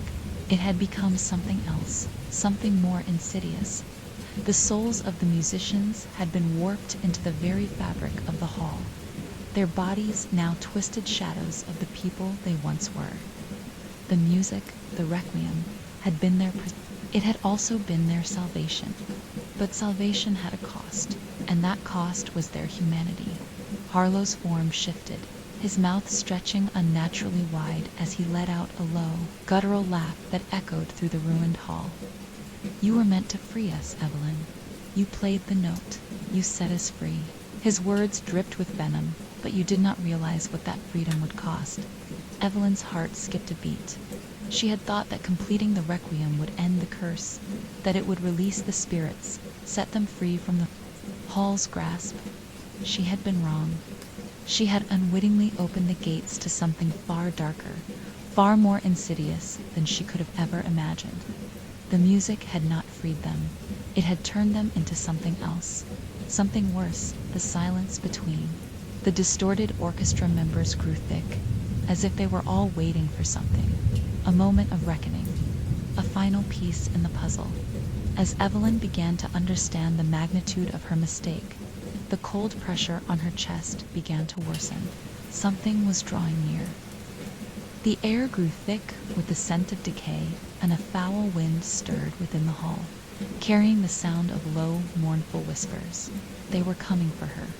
The spirits no longer just trapped souls, but something more, a monstrous version of the orchestra, risen from the music itself, were coming for her.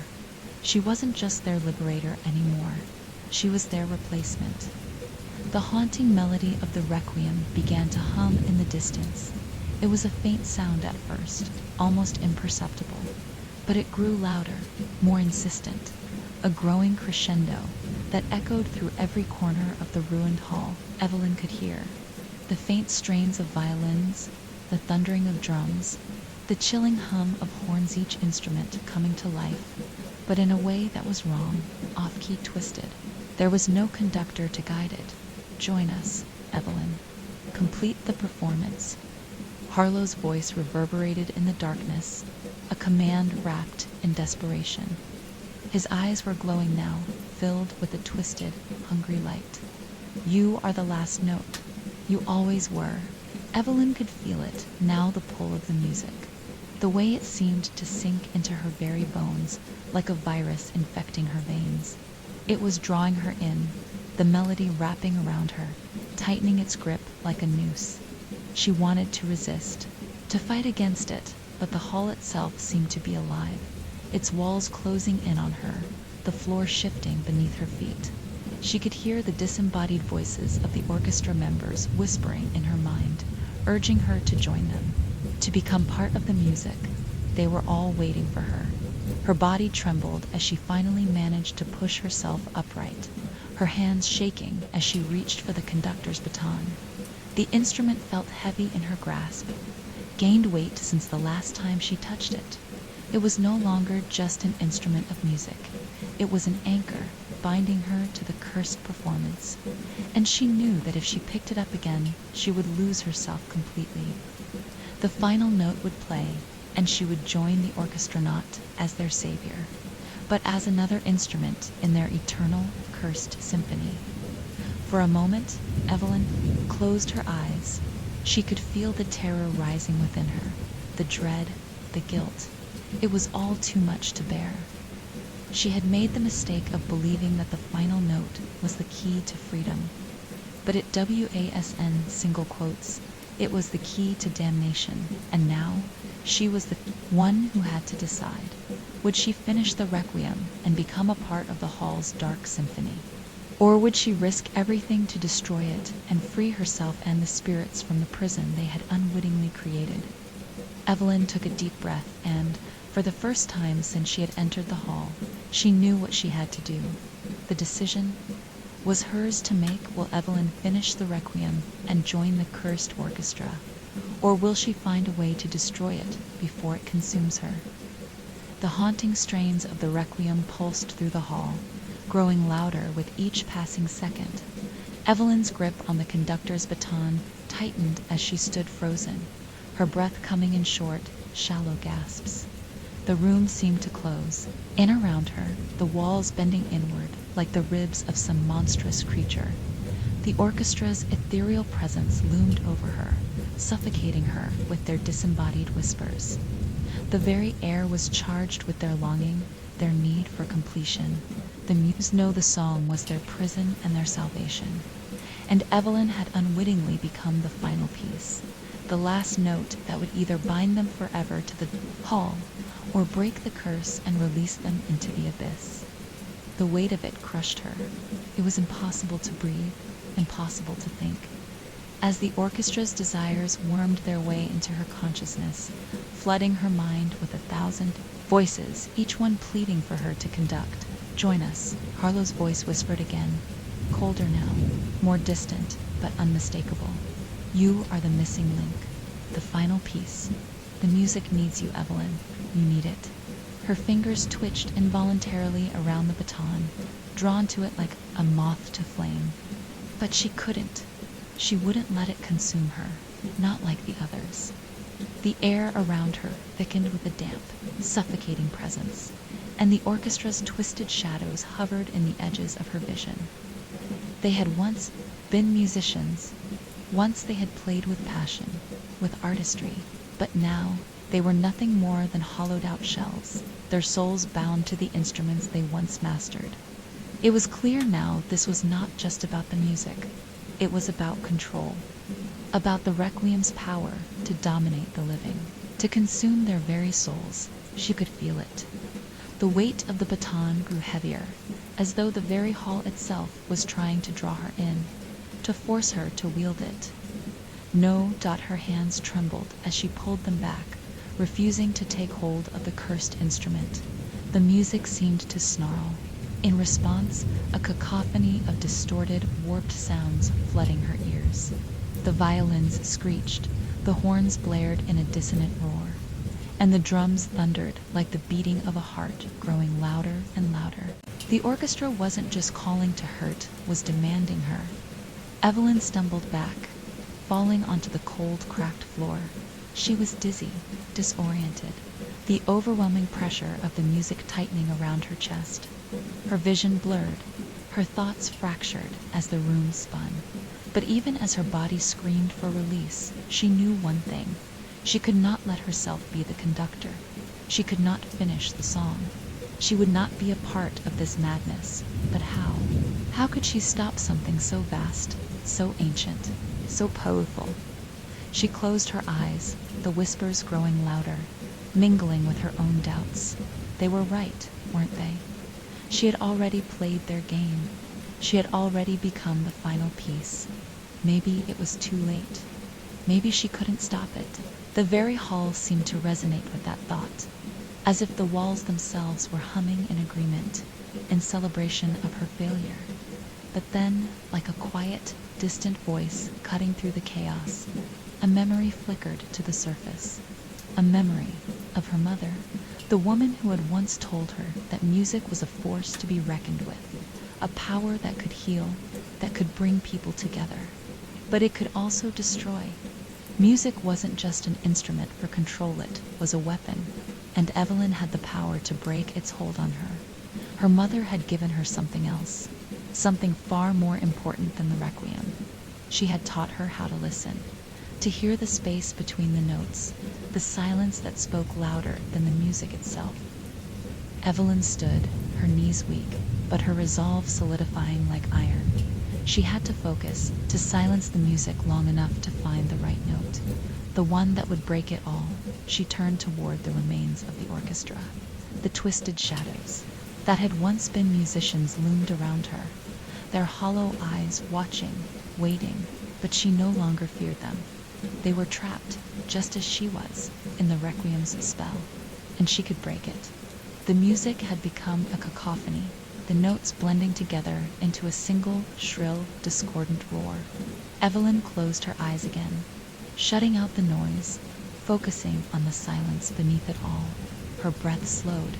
She could hear it, the pulse of the hall, the rhythmic thrum of its heartbeat, the underlying hum beneath the chaos.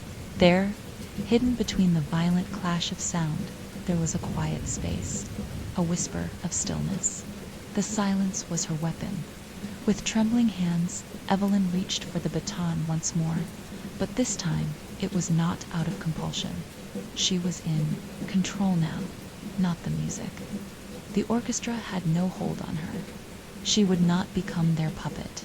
She raised the baton high, and with all the force of her will, she stilled the music for a single eternal moment.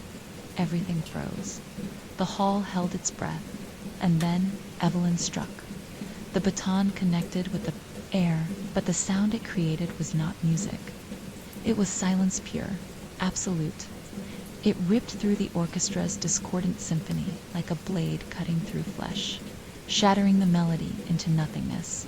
The ground beneath her feet trembled, as though the entire building was shuddering in disbelief. The shadows around her writhed, twisting and contorting in agony. Harlow's twisted form let out a wailing scream, his mouth opening impossibly wide, as if to swallow the very air. But the silence held, and with it, Evelyn felt the grip of the music weaken, falter, and finally break. The shadows of the orchestra dissipated, their twisted forms unraveling like smoke in the wind. The instruments they had once played shattered, their echoes fading into the abyss. The once immense power of the hall collapsed in on itself, losing its force. The air grew lighter, the pressure lifting as the weight of centuries of torment was finally released. Evelyn fell to her knees, gasping for air, her body trembling from the exertion. She had done it. The curse had been broken. But as the silence began to deepen, something in her chest tightened. There was one final question hanging in the air. Had she truly freed them, or had she only freed herself? The last remnants of the Requiem's power dissipated. But Evelyn couldn't shake the feeling that something remained in the shadows, something that had been waiting for this very moment. As the silence stretched on, she began to wonder if the music was truly gone, or if, perhaps, it had simply been waiting for the right time to return. Will Evelyn's silence truly free Hand? The orchestra has something far darker been released with the final note. Evelyn lay on the cold, cracked floor of the abandoned concert hall, her body trembling from the effort. The silence that followed the final note was almost too much to bear. It wrapped around her like a suffocating blanket, a quiet so deep that even her own breath seemed a violation. It felt as though the world itself had been frozen in time, each moment suspended on the edge of something unknowable. But as she lay there, struggling to regain her senses, the silence began to shift. It was subtle at first, a whisper of a breath, a flicker of movement in the corners of her mind. It wasn't the gentle quiet that had followed the breaking of the music, but something darker, something that felt like an opening an invitation. The Requiem was still there, lingering in the air like a fog, waiting. The orchestra had been silenced, yes, but had it truly been freed? Evelyn's gut twisted as a cold realization settled over her. The hall was no longer a prison for the orchestras, restless souls, but neither were they gone. They were still here in the silence, in the echoes, and they were watching. The dim light from the shattered windows cast long shadows across the grand hall. The once beautiful, now decaying stage seemed to lean in, its dusty curtains rustling, as though something unseen was pushing against them from the other side. Evelyn slowly pushed herself into a sitting position, her gaze falling on the grand piano at the center of the stage. It was there, where it had always been empty, lifeless, yet now it seemed to hum with a strange energy, a low vibration, so subtle at first that she thought it was a trick of her exhausted mind. But as she stared, the hum grew louder, more insistent. It was not a melodino, it was something worse, a distortion, a glitch in the fabric of the silence. Then the first note sounded. It wasn't clear or melodic. It was dissonant, wrong. The sharp, jagged sound of a piano key being struck echoed throughout the hall, as though a ghostly hand had pressed it down. It reverberated through the walls, a distorted cry of anguish. And then another note, chaotic, followed by another. The music began again. Evelyn's heart pounded in her chest, and she sprang to her feet, dizzy from the sudden rush of adrenaline. The piano's haunting melody grew louder, its discordant notes shredding the air like a blade. She stumbled toward the stage, toward the piano. feeling the presence of the orchestra's trapped souls closing in on her dot in her mind. Her voice whispered again, colder, more malevolent this time. Did you think it was over? The words sank into her like poisoned daggers, and Evelyn's eyes locked onto the piano. There was someone sitting at it now, or something, a figure, shrouded in shadows, hunched over the keys. Its silhouette was indistinct, as though it were both part of the darkness and yet separate from it. The fingers, long, bony, and trembling, moved across the ivory keys with terrifying precision. The melody, if it could even be called that, was building in intensity. Like a scream too high-pitched for the human ear to fully comprehend. Evelyn's breath caught in her throat. She was no longer alone. The thing at the piano was not alive. Its skin was ashen, translucent, and its eyes were empty voids. It was one of them, the musicians, the ones who had disappeared during the final performance. The missing orchestra members, they hadn't gone. They were still trapped here in the music, and the curse had only been transferred. Evelyn had freed them from their prison, but not from their torment. The requiem had not been silenced. It had merely shifted. The figure turned, its gaze locking onto hers, and for a moment, Evelyn could have sworn she saw a flash of recognition in its hollow eyes. It tilted its head as if confused, as if it knew her, but could not quite place. Wherefrom, a slow, rasping breath escaped its throat, and the whispering began again. The words were unintelligible at first, a jumble of syllables. But then, just as before, she heard the same desperate, familiar plea. Help, help, Evelyn staggered back, her hands clutching her head as the pressure in her skull began to build again. The whispers grew louder, filling the hall with their haunting chorus. The other instruments, those that had been shattered, destroyed, began to resonate once more. Violins, cellos, drums, each one vibrating with an unseen force, their strings snapping back to life, their skins stretching taut. She could hear them all. The musicians, they were not gone, they were becoming one with the music itself. She was trapped in the requiem again, but now it wasn't the orchestra that needed her. It was the music that had claimed her. It had her in its grip, her mind, her body, her very soul. Everything was its instrument.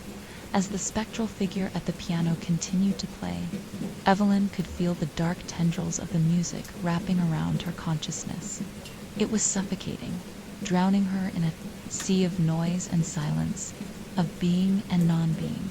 But in that suffocating moment, a single thought pierced through the madness. What if she could turn it off again? Her eyes darted across the room, to the grand organ at the back of the hall. The pipes were gleaming faintly in the dim light, their once majestic form now distorted by years of neglect. The air around the organ was thick with the pulse of the requiem, but there was something different now. A subtle shift in the energy, as if, by standing there, she could reach across the void of time and space, touch the essence of the music, and rip it free from the requiem's grip. Evelyn didn't think. She ran. The piano's discordant tune followed her, haunting her every step as the orchestra's voices howled in agony. Her legs burned as she stumbled toward the organ, her mind only focused on one thing, stopping it. The music had to end. As she approached the organ, her hands reached out, trembling, toward the keys. She could feel the coldness of the air around it, the sensation of being watched growing stronger with each second. The organ, despite its age and disrepair, hummed with a terrible, insistent power. Her fingers brushed the ivory keys, and suddenly the music stopped. Everything was still. For a brief moment, the requiem held its breath. The room was empty of sound, as though the very universe had paused. But then, just as the silence began to settle in, a voice spoke. The word was sharp, like a shard of glass, and it echoed through the hall. It wasn't Harlow, it was someone or something else. Evelyn's blood ran cold as the voice spoke again, this time louder, closer. You cannot stop what has begun. Who or what 'tis speaking, and what have Evelyn's actions truly unleashed? The voice that echoed through the hall was not Harlow's. Evelyn could feel it, like a weight pressing down on her chest. It was something older, something darker, reaching through the layers of time and space that bound the requiem. The room seemed to contract around her, the walls pressing in as the air thickened, suffocating her with its malevolent presence. Her fingers hovered over the organ keys, but they froze. A sharp, almost imperceptible shift in the air made her skin prickle. With cold, the shadows in the corners of the room seemed to stretch, bending unnaturally toward her, twisting like serpents hungry for warmth. Evelyn backed away from the organ, her heart racing. The requiem wasn't just a piece of music. It was an entity, a force, and now it was waking up. Evelyn's mind raced, her pulse quickening as the echoes of the voice swirled around her. The whispers, too, were growing louder, filling the room, drowning out her thoughts. They had changed, no longer desperate and pleading, but commanding, urging her to move, to act. The shadows darkened further as she took another step back, and it was then she saw it. In the center of the hall, where the piano had stood, a new shape emerged from the dark. It was human, but not quite. Its outline shifted, undulating like smoke in the shape of a person.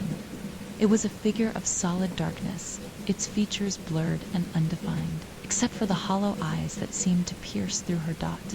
It was watching. Her, Evelyn. The voice rumbled again, but this time it came from the shape. It was low, guttural, a sound that vibrated in the very bones of the room. You've unwittingly played your part. The music can no longer be silenced, not by you, not by anyone. Her throat constricted, and she could feel her breath catching in her chest. She wanted to run, but her feet felt frozen, as though the floor itself was holding her in place. The figure's eyes bored into her, unblinking and cold, and the whispers intensified, growing into a cacophony that seemed to pull at her soul. You've opened the door, it continued, and now we are free. The shadows swirled around the figure, coiling like tendrils of smoke, and Evelyn could feel a pressure on her mind. The entity was trying to reach, hurt, trying to pull her into the very essence of the requiem. She could feel the weight of all the souls that had been trapped here, their anguish and torment, their silent screams for release. They were all here in the music, in the shadows, in the very air she breathed. You were not meant to stop it, Evelyn, the figure whispered, its voice soft now, almost coaxing. You were meant to play. She shook her head violently, desperate, to shake the fog from her mind, but the whispers were too powerful. They were wrapping around her, pulling at her thoughts, drowning her in an endless sea of sound. Play. The word echoed again and again, reverberating through her skull, crashing into her like a tidal wave. For the first time since she had entered the hall, Evelyn understood. She wasn't just trapped in the music, she had become part of it. She had crossed the threshold, and now the requiem had a claim on her. Her mind, her body, her very soul, they were now woven into the symphony, bound by the same dark forces that had once claimed the orchestra. She gasped, struggling to breathe, as the weight of it all settled on her chest. The requiem had been a curse, yes, but it was also a promise, a covenant. The orchestra hadn't vanished. They had been consumed, their souls trapped in the music, doomed to play it for eternity. And now Evelyn was being drawn into the same fate. Her eyes darted to the organ again, the only way she could think to stop it. But she could feel the power of the shadows pushing her back, dragging her toward the stage, toward the piano where the figure still sat, waiting. It was as though the very building itself had become alive with the force of the music. Come, the figure beckoned. You belong here too. All of you do. Evelyn could see the other musicians now, their silhouettes materializing from the shadows, each one of them a part of the orchestra, their faces twisted in agony, their eyes hollow and empty. They were bound to the requiem, and they were waiting for her to join them. And then, like a sudden burst of clarity, she remembered what Harlow had said before. The requiem was never meant to end. It was eternal. It was a force too powerful to be undone. She had thought she could end it. She had thought she could silence it, but now she saw that she was merely another note, another instrument in a grand, unfathomable symphony. "You want to stop it," the voice rasped, "but it will never be stopped. It will play and play and play, and you will join us just like the rest." Her heart pounded in her chest, and her thoughts raced, but there was no escape. The shadows were closing in, and the music was swelling again, filling every corner of the hall. The figure at the piano was playing now, but it wasn't just the figure. The other instruments were coming to life, their broken bodies rattling and vibrating with the energy of the requiem. No. Evelyn clenched her fists, willing herself to break free of the grasping shadows. She couldn't stop the music, but maybe, just maybe, she could control it. She had to. There was no other choice. With a final burst of energy, Evelyn lunged toward the organ, throwing herself across the floor. The whispers were deafening now, screaming in her ears, drowning out everything else. But she didn't stop. She reached the organ, her fingers trembling as she grasped the cold ivory keys. The music swelled again, louder and more powerful than before. The figure, the orchestra, the shadows, they were all moving closer, surrounding her. The air was thick with their energy, suffocating her. But Evelyn's hand did not waver. Her fingers pressed down on the keys, and for the briefest of moments, she felt a flicker of hope. The music stopped. For one perfect moment there was nothing. No sound, no whispers, no shadows. The requiem had fallen silent, but then something new began. A single note, a single sweet note that echoed through the hall, soft at first, but quickly swelling into something more. The organ sang a melody of haunting beauty, and Evelyn felt herself being pulled into it. The music was alive, and it was calling to her. Has Evelyn found a way to control the requiem more? Has she become its newest? Evelyn stood before the organ, her hands trembling on the keys. The silence that had followed the last haunting performance felt like a temporary reprieve, brief calm before the storm. The abandoned concert hall, once a place of grandeur and life, now stood as a mausoleum of secrets, its cracked walls and peeling paint a testament to the tragedy that had unfolded here. The air was thick with the scent of dust and decay, but something more palpable lingered in the atmosphere. The music, which had once seemed like a haunting curse, now held an eerie pull on her, as though it had become part of her very soul. She had found the final score fragment of the original manuscript, the Requiem for an Orchestra, the very piece that had bound the souls of the orchestra to the music itself. Evelyn could feel its weight in her hands, the ink of the notes faint yet insistent. The shadows in the hall seemed to close in on her, whispering like voices trapped in the walls. The disembodied voice asked, the one that had first spoken to her when she dared play the organ, the one that had haunted her dreams ever since. Evelyn couldn't answer, couldn't breathe. It wasn't the voice of a man or a woman, it was something older, deeper, its resonance beyond human comprehension. The entity that had been bound by the music for so long was now fully awake. It was aware of her, it was calling her. The wind in the hall began to stir, and the chandelier above her swayed ominously. The low, distant hum of an orchestra tuning itself in the far reaches of her mind felt almost tangible now, as if the entire hall was alive with anticipation. She glanced over her shoulder. The figure the conductor stood in the shadows. His face was obscured, but his presence was unmistakable. Evelyn knew, with growing horror, that he was not just some figment of her mind. He had been the leader of the orchestra, the one who had fallen under the Requiem's spell and led the others into the trap. But now he was something else, a shade, a manifestation of the curse that had long haunted this place. "Stop running, Evelyn," he said, his voice soft but insistent. "Join us and become part of the music. It's too late for you to escape." The weight of his words settled heavily on her chest, suffocating her.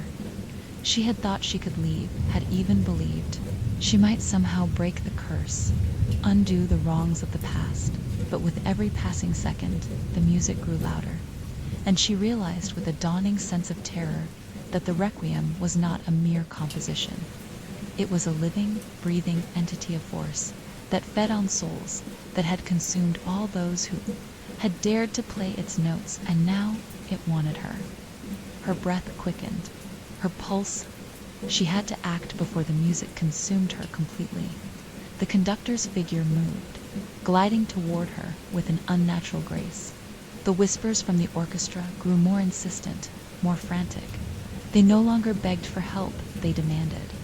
The trapped souls that had once filled the hall, now filled her mind, each one reaching out, their pleas blending into an incoherent, maddening chorus.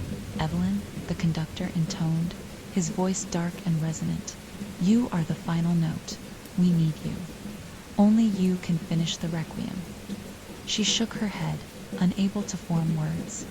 The requiem's power was overwhelming, pulling her closer to the organ, drawing her fingers toward the keys. She tried to resist, but it was no use. The hall, the music, the souls, they were all part of something far greater, something beyond her control. As her hand hovered over the keys, the whispers began to fade, replaced by a sudden deafening silence. For a moment, everything stilled. Evelyn looked up. The conductor had vanished, leaving behind only the empty shadow of his presence. But it was then that she noticed something in the corner of her eye, the faint shimmer of the missing orchestra members, standing motionless, their eyes vacant, their bodies frozen in time. And in the center of the hall, the music began again. Single note echoed through the space, pure and crystalline.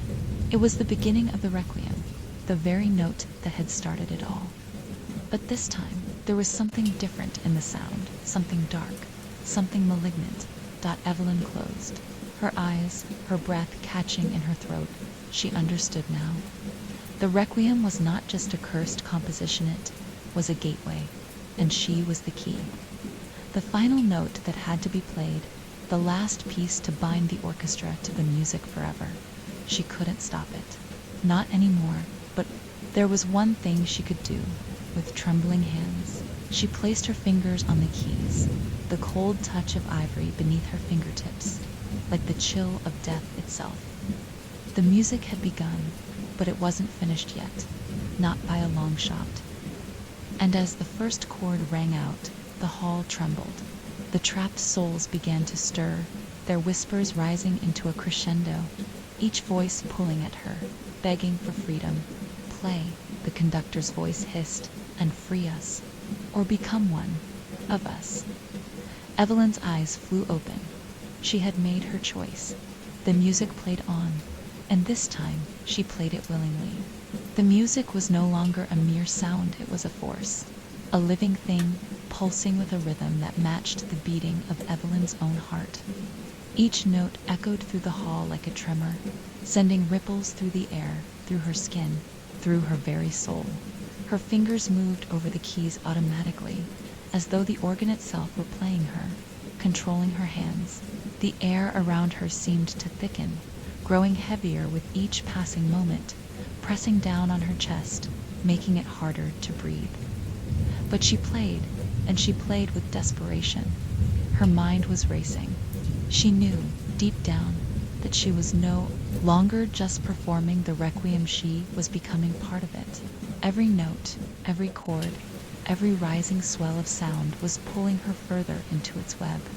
The orchestra, now a spectral presence in the shadows, was listening. No longer silent, they hovered just beyond the edges of her consciousness, their hollow eyes watching her as they waited, as if willing her to make a choice. A surge of coldness swept through the hall. And for the briefest of moments, Evelyn swore. She could see their faces pale and gaunt, their mouths hanging open in a silent scream. They were frozen in time, caught in the music they had once played. Their eyes spoke of a torment she couldn't begin to comprehend. And then there was a shift. The music, which had once seemed like a puzzle, began to make sense. The notes fell into place, each one linking seamlessly with the next, building upon the foundation laid by the orchestra so long ago. Evelyn's mind was clouded by the overwhelming presence of the music, but somehow she understood. The Requiem was not merely a composition, it was a ritual, a sacrifice, a binding of souls, and she was the final piece.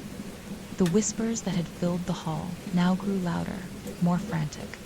They began to speak directly to her, their voices like broken records, skipping and stuttering in her head.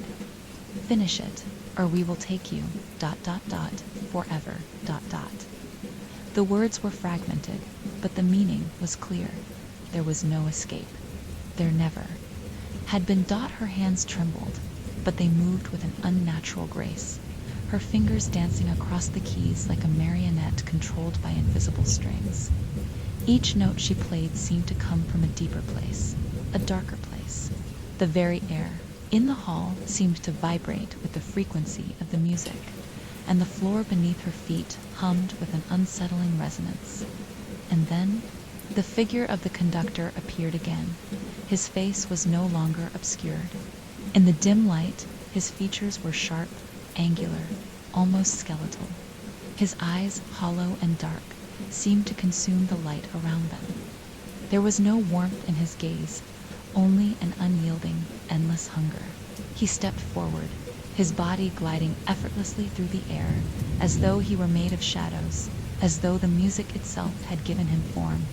"Do you hear it, Evelyn?" His voice was low and mocking, a sharp contrast to the haunting melody that played from the organ. "The music is ours now.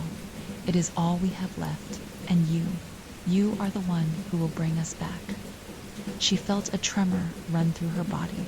She had known, deep down, that this would happen, that the music would claim her, just as it had claimed all the others. The orchestra was waiting. They were waiting for her to complete the final movement. And if she refused, they would take her soul instead. "You can't," she gasped, her voice hoarse, her throat tight. "You can't make me finish it. I won't be a part of this. I won't be one of you." The conductor laughed, a sound that sent chills through her entire being. "It's too late for you to turn back now. The music has already begun. There is no stopping it. There is no escape." The room grew darker as the shadows lengthened, closing in on her. The hall, which had once been so grand, now felt like a tomb, its walls pressing in around her, suffocating her. The whispers from the trapped souls, once desperate, now full of venom, grew louder, more demanding. "Play," they hissed. "Play or join us in eternal silence."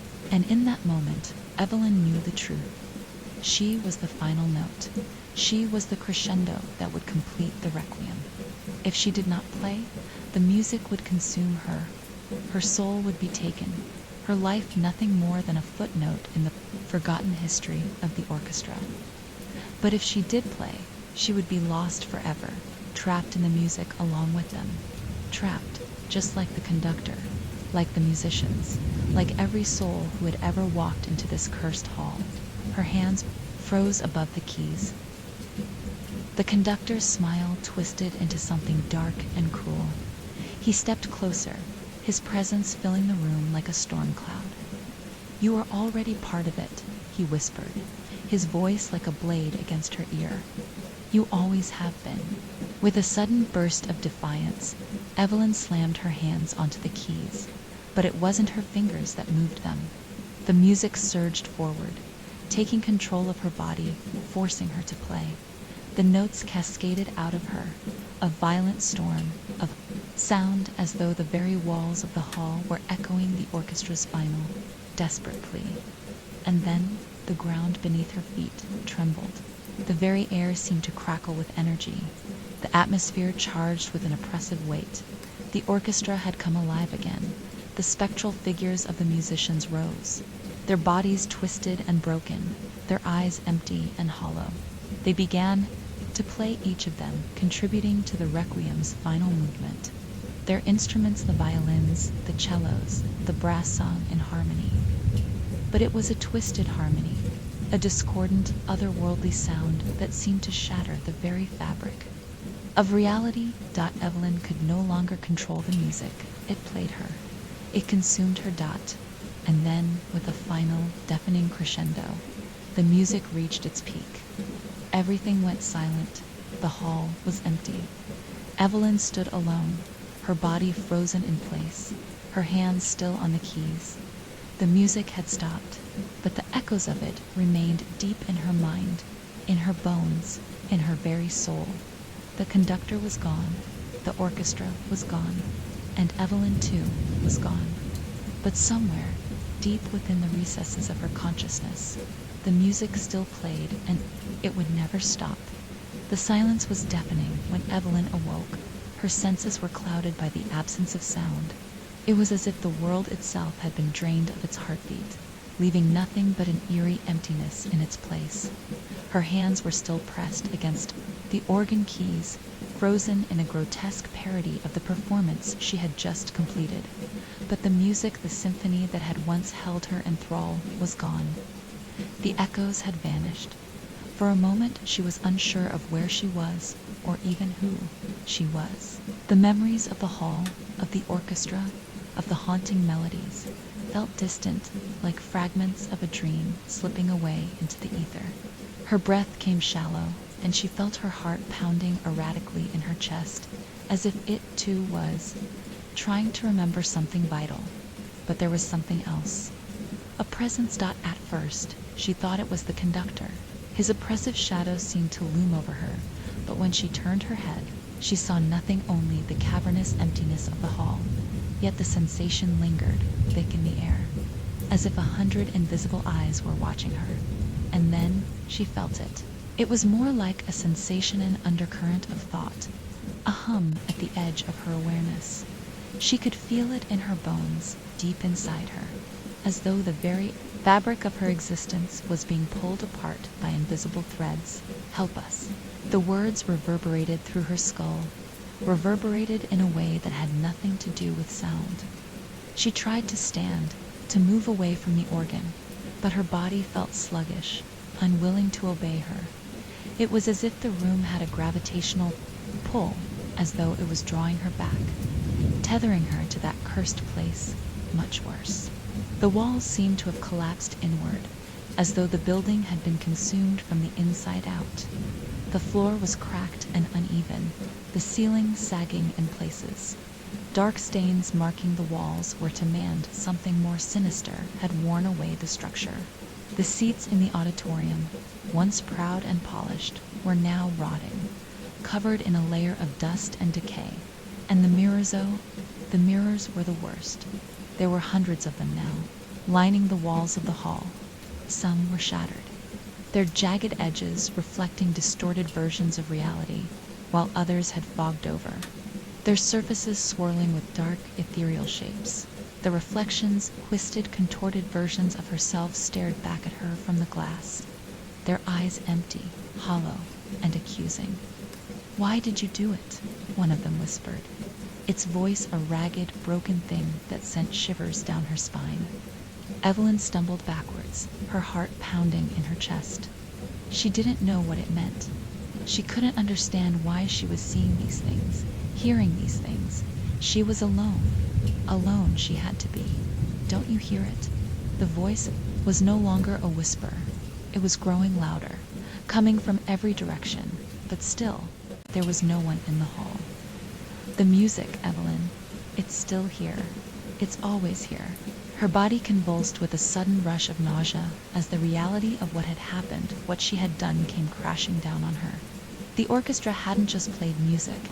It had been part of something ancient, something beyond comprehension, a ritual, a pact, a curse.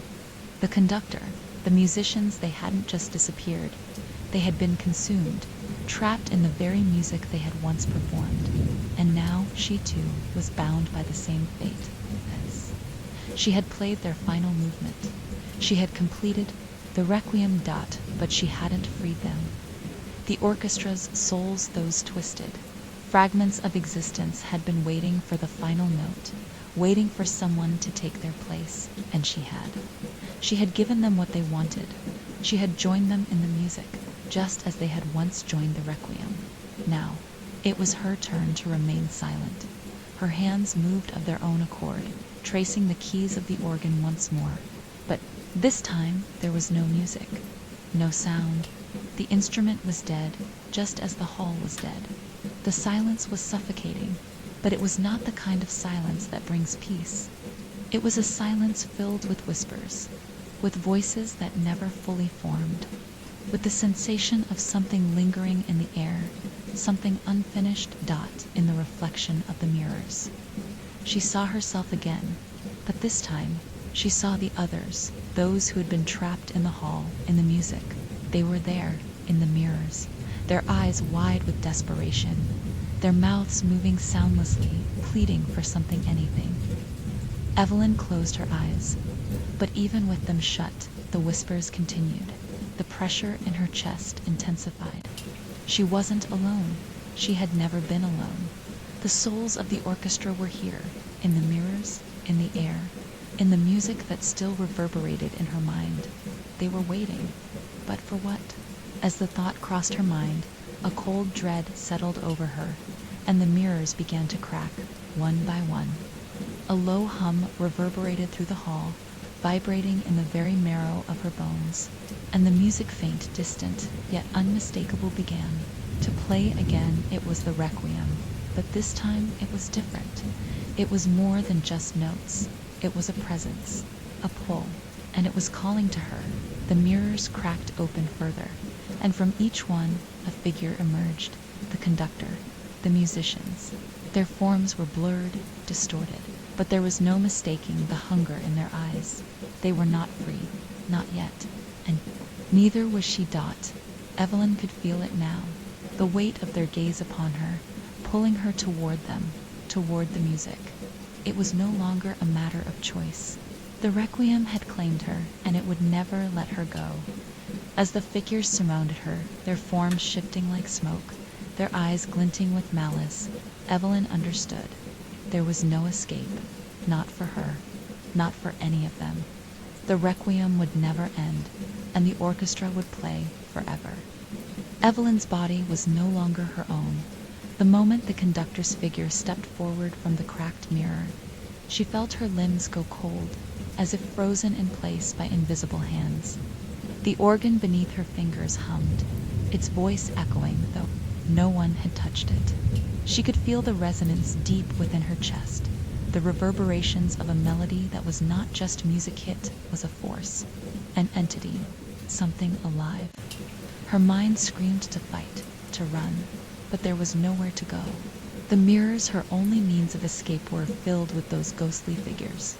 Their expressions warped in ways that made Evelyn's stomach churn. Their mouths moved, but no sound emerged, only that suffocating hum that had become her prison.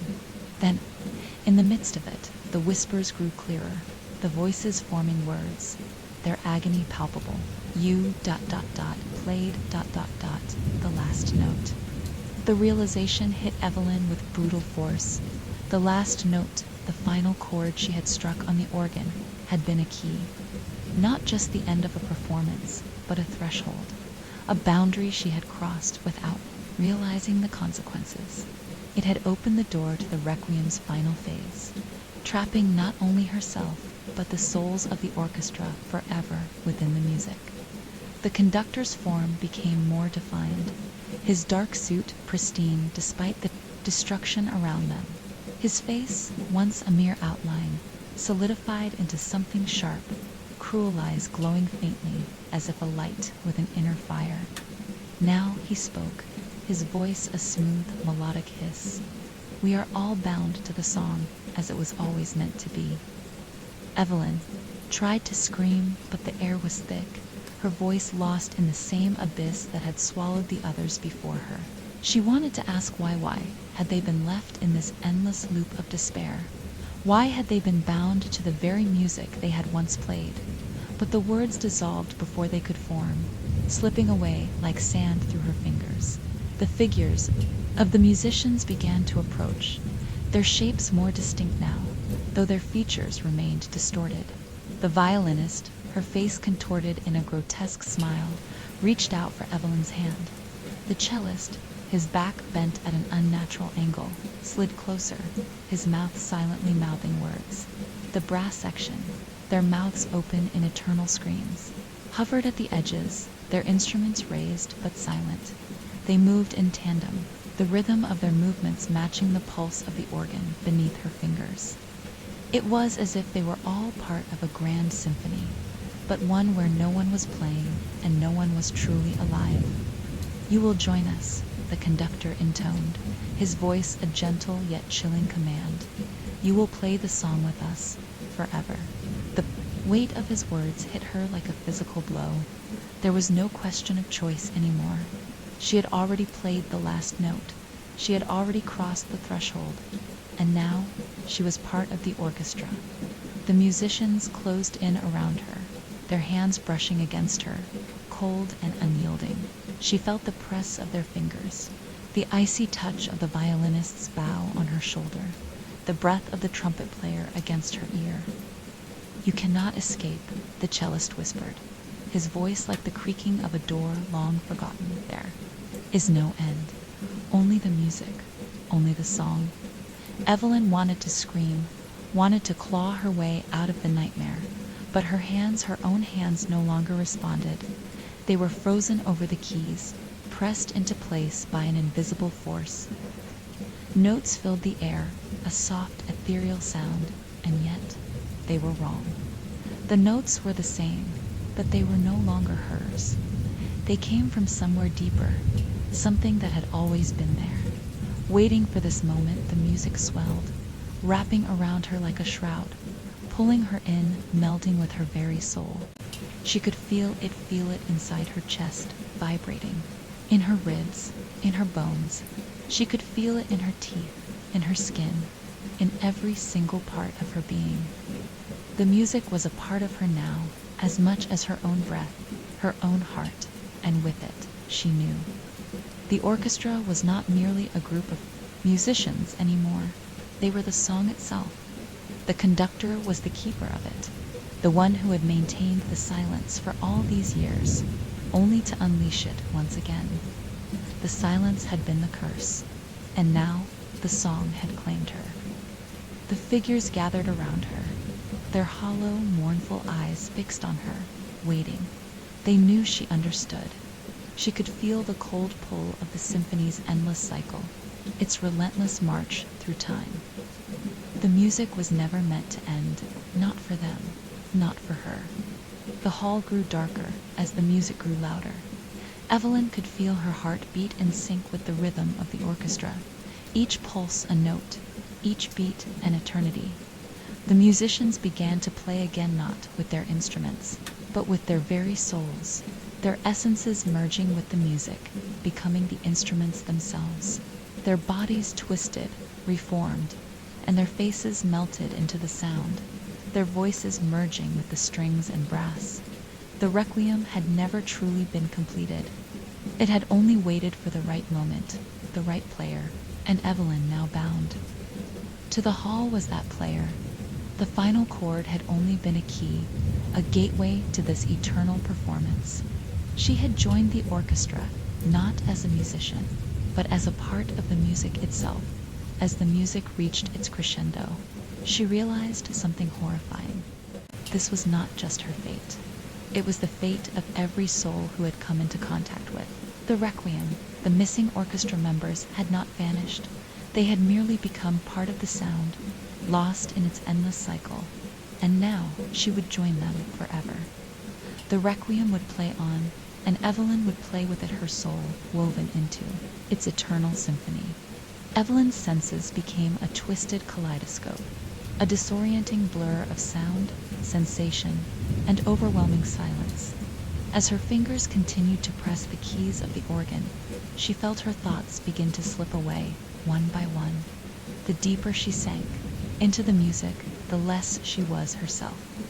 She had been swallowed whole by the requiem's rhythm pulsing through her veins, its melody weaving through her very existence. The faces of the musicians, now mere shadows in the periphery of her vision, blurred into indistinct figures. Their movements were like a dance, beautiful, precise, but mechanical. Each of them was a puppet, strung together by the same invisible threads that controlled her now. She could no longer tell where their bodies ended and the music began. She could no longer distinguish her own heartbeat from the rhythm of the piece play. The conductor's voice rang out, soft as silk, but laced with something ancient and cruel. It was not a request, but a command. Evelyn's hands obeyed without thought, her body moving in time with the sinister melody. She felt her breath quicken as the music grew louder, more demanding, pulling at her with invisible tendrils. The hall seemed to stretch, its walls pulsing with the rhythm, the air thick and suffocating. For a fleeting moment, a thought pierced through the fog in her mind, a single, desperate thought dissolved into the music. The music was everything now. It was the air, the ground beneath her feet, the walls surrounding her. It was everything she had ever known, and everything she would ever be. And then the first voice broke through. At first, it was a whisper, so faint she almost missed it. But then it came again, louder this time. It was the voice of a woman, trembling with fear. "Help me." The words were soft but desperate, edged with something Evelyn couldn't place. She wanted to reach for it to answer, but her hands continued to press the organ keys, her body bound by the music, her soul tethered to it. Her voice, did not belong to any of the musicians in the room, and yet it was so familiar. It felt as though it was coming from within her, a memory she couldn't fully grasp. "Don't listen to them," the conductor warned, his voice a rasp, but Evelyn could feel the control in his words. "They are the ones who failed. They are the ones who were not worthy. Now, they are the echo of forgotten souls." But Evelyn couldn't stop herself. The whisper called to her again, and this time she knew. The voice belonged to her. She remembered flashes, fragmented images came rushing back like a tidal wave. The music had not only bound her to the hall, it had dragged her back in time, back to that night, years ago, when she had stood before the piano at her mother's funeral, unable to play the final song, back to the silence that had descended after the last note died, and how she had run away from the haunting stillness that followed. Evelyn had failed her mother. She had failed to give her the final note she had promised, and now the music, this cursed, suffocating music, had brought her here. She was one of the forgotten, one of the failed. "Help me," the voice repeated, clearer now, trembling with raw emotion.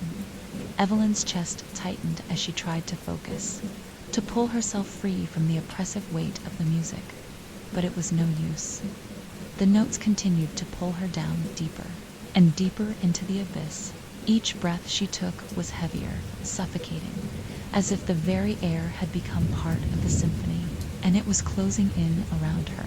The shadows of the musicians seemed to blur further, merging into the walls of the hall, as though they were becoming part of the structure itself. The requiem was all-encompassing, and Evelyn was just another note in its endless composition. "You cannot escape," the conductor whispered, stepping closer, his form towering over her now, his eyes gleaming like twin stars of malice. "You are a part of the music, and the music will never end. You will never end." Evelyn's thoughts began to fracture as the voice of the woman grew louder, now accompanied by others' whispers of dozens, then hundreds. They had all failed. They had all been trapped in this cycle, their souls forever entwined with the music, the musicians, the audience, and even the people who had worked in the hall over the years. They were all here, trapped in the endless cycle of the requiem. But then a shiver ran down her spine, a fleeting moment of clarity. There was something she had missed, Something important. The conductor's grip on her had never been total. She could still fight. The power he held over her over the music was not absolute. The requiem had no power without her willingness to play it. If she stopped, if she refused to continue, would the music stop? Would the souls trapped within it be freed? The thought pulsed within her, gaining strength with each passing moment. The weight of the music, the pressure of the voices surrounding her, the conductor's cruel eyes, they could not control her entirely. The requiem had no power over her unless she allowed it.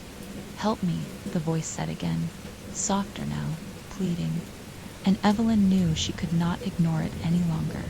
She made her decision with a final, defiant breath. Evelyn forced her hands to stop, her fingers pressing hard against the keys. The music faltered for a moment, the sound wavering as if it too were unsure. She gritted her teeth, her muscles trembling from the strain, her heart pounding in her chest. She could feel the conductor's furious presence behind her, like a storm ready to break. But she pushed forward. The requiem stuttered, the music, turning discordant, jagged, as if struggling to maintain its hold over her. The voices in the hall wailed, their sounds warping in agony, but Evelyn held firm. The power of the music, the power of the requiem was breaking. For the first time in what felt like an eternity, Evelyn felt a flicker of hope. If she could break the cycle, if she could silence the orchestra, perhaps the spirits trapped in the music could finally find peace. But the conductor, he would not let her go so easily. The therapist sat alone in the center of the decaying concert hall, her body stiff with both cold and anticipation. The room, once filled with the grandeur of symphonies and applause, was now only filled with the haunting echoes of a forgotten past. The air felt thick, as if the building itself was holding its breath, waiting for something. For her, the flickering light overhead cast long, trembling shadows across the dusty floor. The seats in the rows were all empty now, they're faded. Velvet cushions sagging with time, the grand chandelier above, once a glittering spectacle of light, hung like a ghostly relic, its crystals fractured and covered in grime dot. It was supposed to be a simple projector restoration of an old, forgotten concert hall. She was just a music therapist hired to assess the acoustics, the potential for a new performance space. But she had never expected to uncover this. The music, the whispers. For the past several days, she had been listening to the recordings, desperately trying to make sense of them. The orchestra, recorded decades ago, had played their final performance here, and then, they disappeared. No bodies were found, no explanation, just an empty hall, a lingering symphony, and a place that seemed to breathe with the weight of its own silence. Tonight, something had changed. The tapes had been playing again, but this time it wasn't just music. She leaned closer to the speakers, her heart thundering in her chest, each note sending a shiver through her bones. The sound, initially unremarkable, was now undeniably alive. The violins cried out in a deep, mournful tone. The brass section's forceful blasts felt like a physical weight pressing down on her. But it wasn't the music itself that had disturbed her, it was the whispers. It started as a low hum, barely perceptible, a murmur almost drowned by the instruments. But as she listened, it grew clearer. Words fragmented, slipping in and out of the melodies. "Help us." At first, she thought it was a trick of the mind, just a faint sound caught between the cracks of the music, but as the whispers repeated, they grew more distinct. Her heart began to race. She leaned closer to the speakers, trying to decipher the voices. "We can't escape. Help us. ... Replace us." She staggered backward, gasping for breath. Her pulse throbbed in her ears, louder than the whispers. The room around her seemed to close in, the walls pressing together as if the building itself was a living, breathing creature. The voices came faster now, more insistent, their frantic tone cutting through her thoughts. The therapist had always believed in the power of music's ability to heal, to soothe, to connect. But this was not the sound of healing. It was the sound of desperation, of souls begging for release. And with each passing second, she felt herself sinking deeper into their pull. Her fingers hovered over the controls of the player. But she couldn't stop the tape. Something inside her warned her not to. The music had become a force she couldn't ignore, a force that had found its way inside her mind and refused to let go. As she sat there, transfixed by the sound, her thoughts became a whirl of confusion and fear she had to understand. She had to know what had happened to the orchestra. Why were they still here? Why were they calling for help? Suddenly, she felt a cold draft that swept through the room, rattling the broken windows. It seemed to come from behind her, from the shadows where no light reached. She spun around, her breath catching in her throat. The room was still empty, but the atmosphere was shifting. It was as if the hall itself had begun to wake from its long slumber, stretching and groaning under the weight of its own history. The silence that had once consumed it now seemed alive with tension, a vibrating energy that hummed beneath the surface of the air. Then it happened.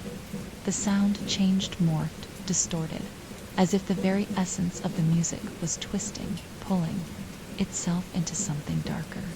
The orchestra's voices, once faint, now became clear, layered beneath the music. You have to finish the music. It's the only way. She turned sharply to the sound, her heart in her throat. The words felt real. Not just part of the recording anymore. They were alive, seeping into the very room, filling the space around her. It was as though the air itself had turned to sound, weaving itself into a symphony of suffering. Her breath hitched as she thought back to her first encounter with the tape set, moment when she had first heard the faint whispers, the moment when she had dismissed them as nothing more than noise, the product of too much isolation. But it wasn't noise. The voices weren't just there to haunt her. They were trying to communicate something important. Suddenly, the room grew colder. She could see her breath misting in front of her. The hall had come alive, the music twisting into a phantom presence that threatened to swallow her whole. The whispers began again, now sharp and cutting, demanding her attention. Finish the performance. You, are the last one. You must play. You are the replacement. Her eyes darted to the grand piano on the stage. The keys were covered in dust, cracked and aged, but they stood there, beckoning her. She had known the piano would call to her eventually. She had seen it in her dreams, the way the instruments had begun to hum in time with the music. It wasn't just the orchestra that had been trapped here. The very essence of the hall had become an instrument itself, a place where the dead could reach out, desperate to continue their song. Her hand shook as it moved toward the piano, drawn by an invisible force. She didn't want to play. She didn't want to be a part of this, whatever this was. But she couldn't stop. She felt as though the music had taken hold of her, pulling her in with every passing second. You are the one. You must take our place. Play for us. We can't leave without you. The therapist could feel her heart pounding in her chest. Her fingers brushed lightly over the surface of the piano keys, and the touch sent a jolt through her, like a shock that coursed through her veins. The keys, long abandoned, vibrated beneath her fingers, the music suddenly coming alive with a dark, sickly resonance. It was then she realized she wasn't just hearing the music. She was becoming a part of it. She had always been meant to play. A sharp pain shot through her chest, her breathing becoming labored as she tried to pull away. But it was too late. The whispers, the music they had already claimed her. Play, the voices urged, pleading with her. Play, or we will never be free. Her fingers trembled as they hovered above the keys once again. The hall was waiting. The music was waiting. And whether she wanted to or not, she knew what had to come. Next, the music swirled around her like a living entity, each note wrapping itself tighter around her soul. Her breath came in shallow gasps as she sat frozen at the piano, her fingers poised above the dusty keys. The whispers, the voices called to her, their urgency growing with every passing second. They weren't just trapped in the music anymore. They were inside her, feeding off her fear, her hesitation. She could feel their cold presence pressing against her skin, seeping into her thoughts. "Play," they whispered again, their voices low and insistent. "Finish what was started." Her body trembled. She wanted to run, to flee from the hall and its maddening grip, but she couldn't move. The air was thick with the weight of their demands. The keys beneath her fingers seemed to hum, as if alive. She could feel the vibrations in her fingertips, crawling up her arms, spreading through her chest like an electric current. The room had become a prison, the walls closing in on her. There was no escape now, not from the music, not from the whispers.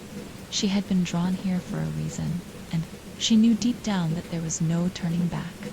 Whatever was waiting for her at the end of this act, the end of this performance, was inevitable. But what was the cost? The therapist's mind raced.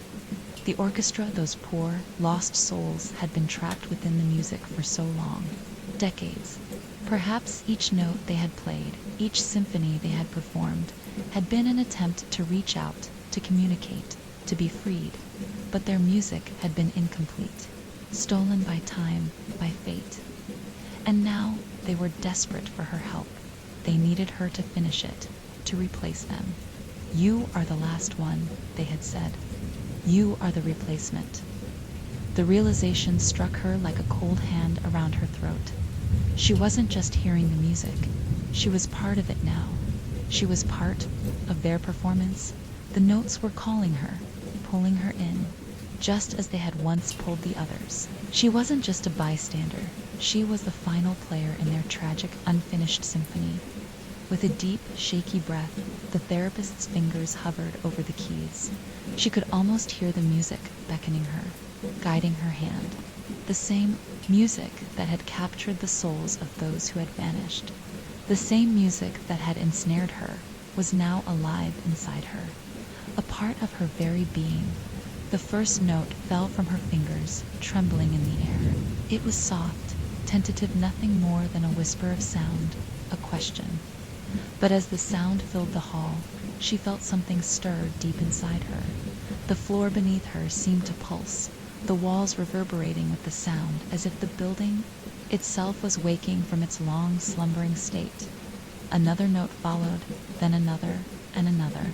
Slowly, tentatively at first, she played the melody, each note growing louder, clearer, more powerful. The orchestra was with her now, guiding her every movement, their presence surrounding her like 1,000 voices, urging her on. Their pain, their desperation, their longing for release filled every chord she played. The music swelled, and she felt herself sinking deeper into it. The piano became an extension of her, the notes flowing through her body like blood in her veins. She wasn't just playing the music anymore, she was becoming it. She could hear the voices more clearly now, their whispers blending with the melody, harmonizing with her playing. They weren't just asking for help, they were begging her to finish the symphony, to complete their story. "Play, play, play. We are so close," they chanted, their voices filling the hall like a choir of mournful spirits. "One more note, ... Finish it, and we can be free." Her hands flew across the keyboard, each note more urgent, more frantic than the last. The room seemed to vibrate with the intensity of the music, the very air thickening as if the sound was shaping the space around her. The whispers became louder, more insistent, their voices blending with the instruments, becoming part of the music itself. She was losing herself now, becoming one with the performance. Her mind began to blur. She could no longer tell where the music ended and she began.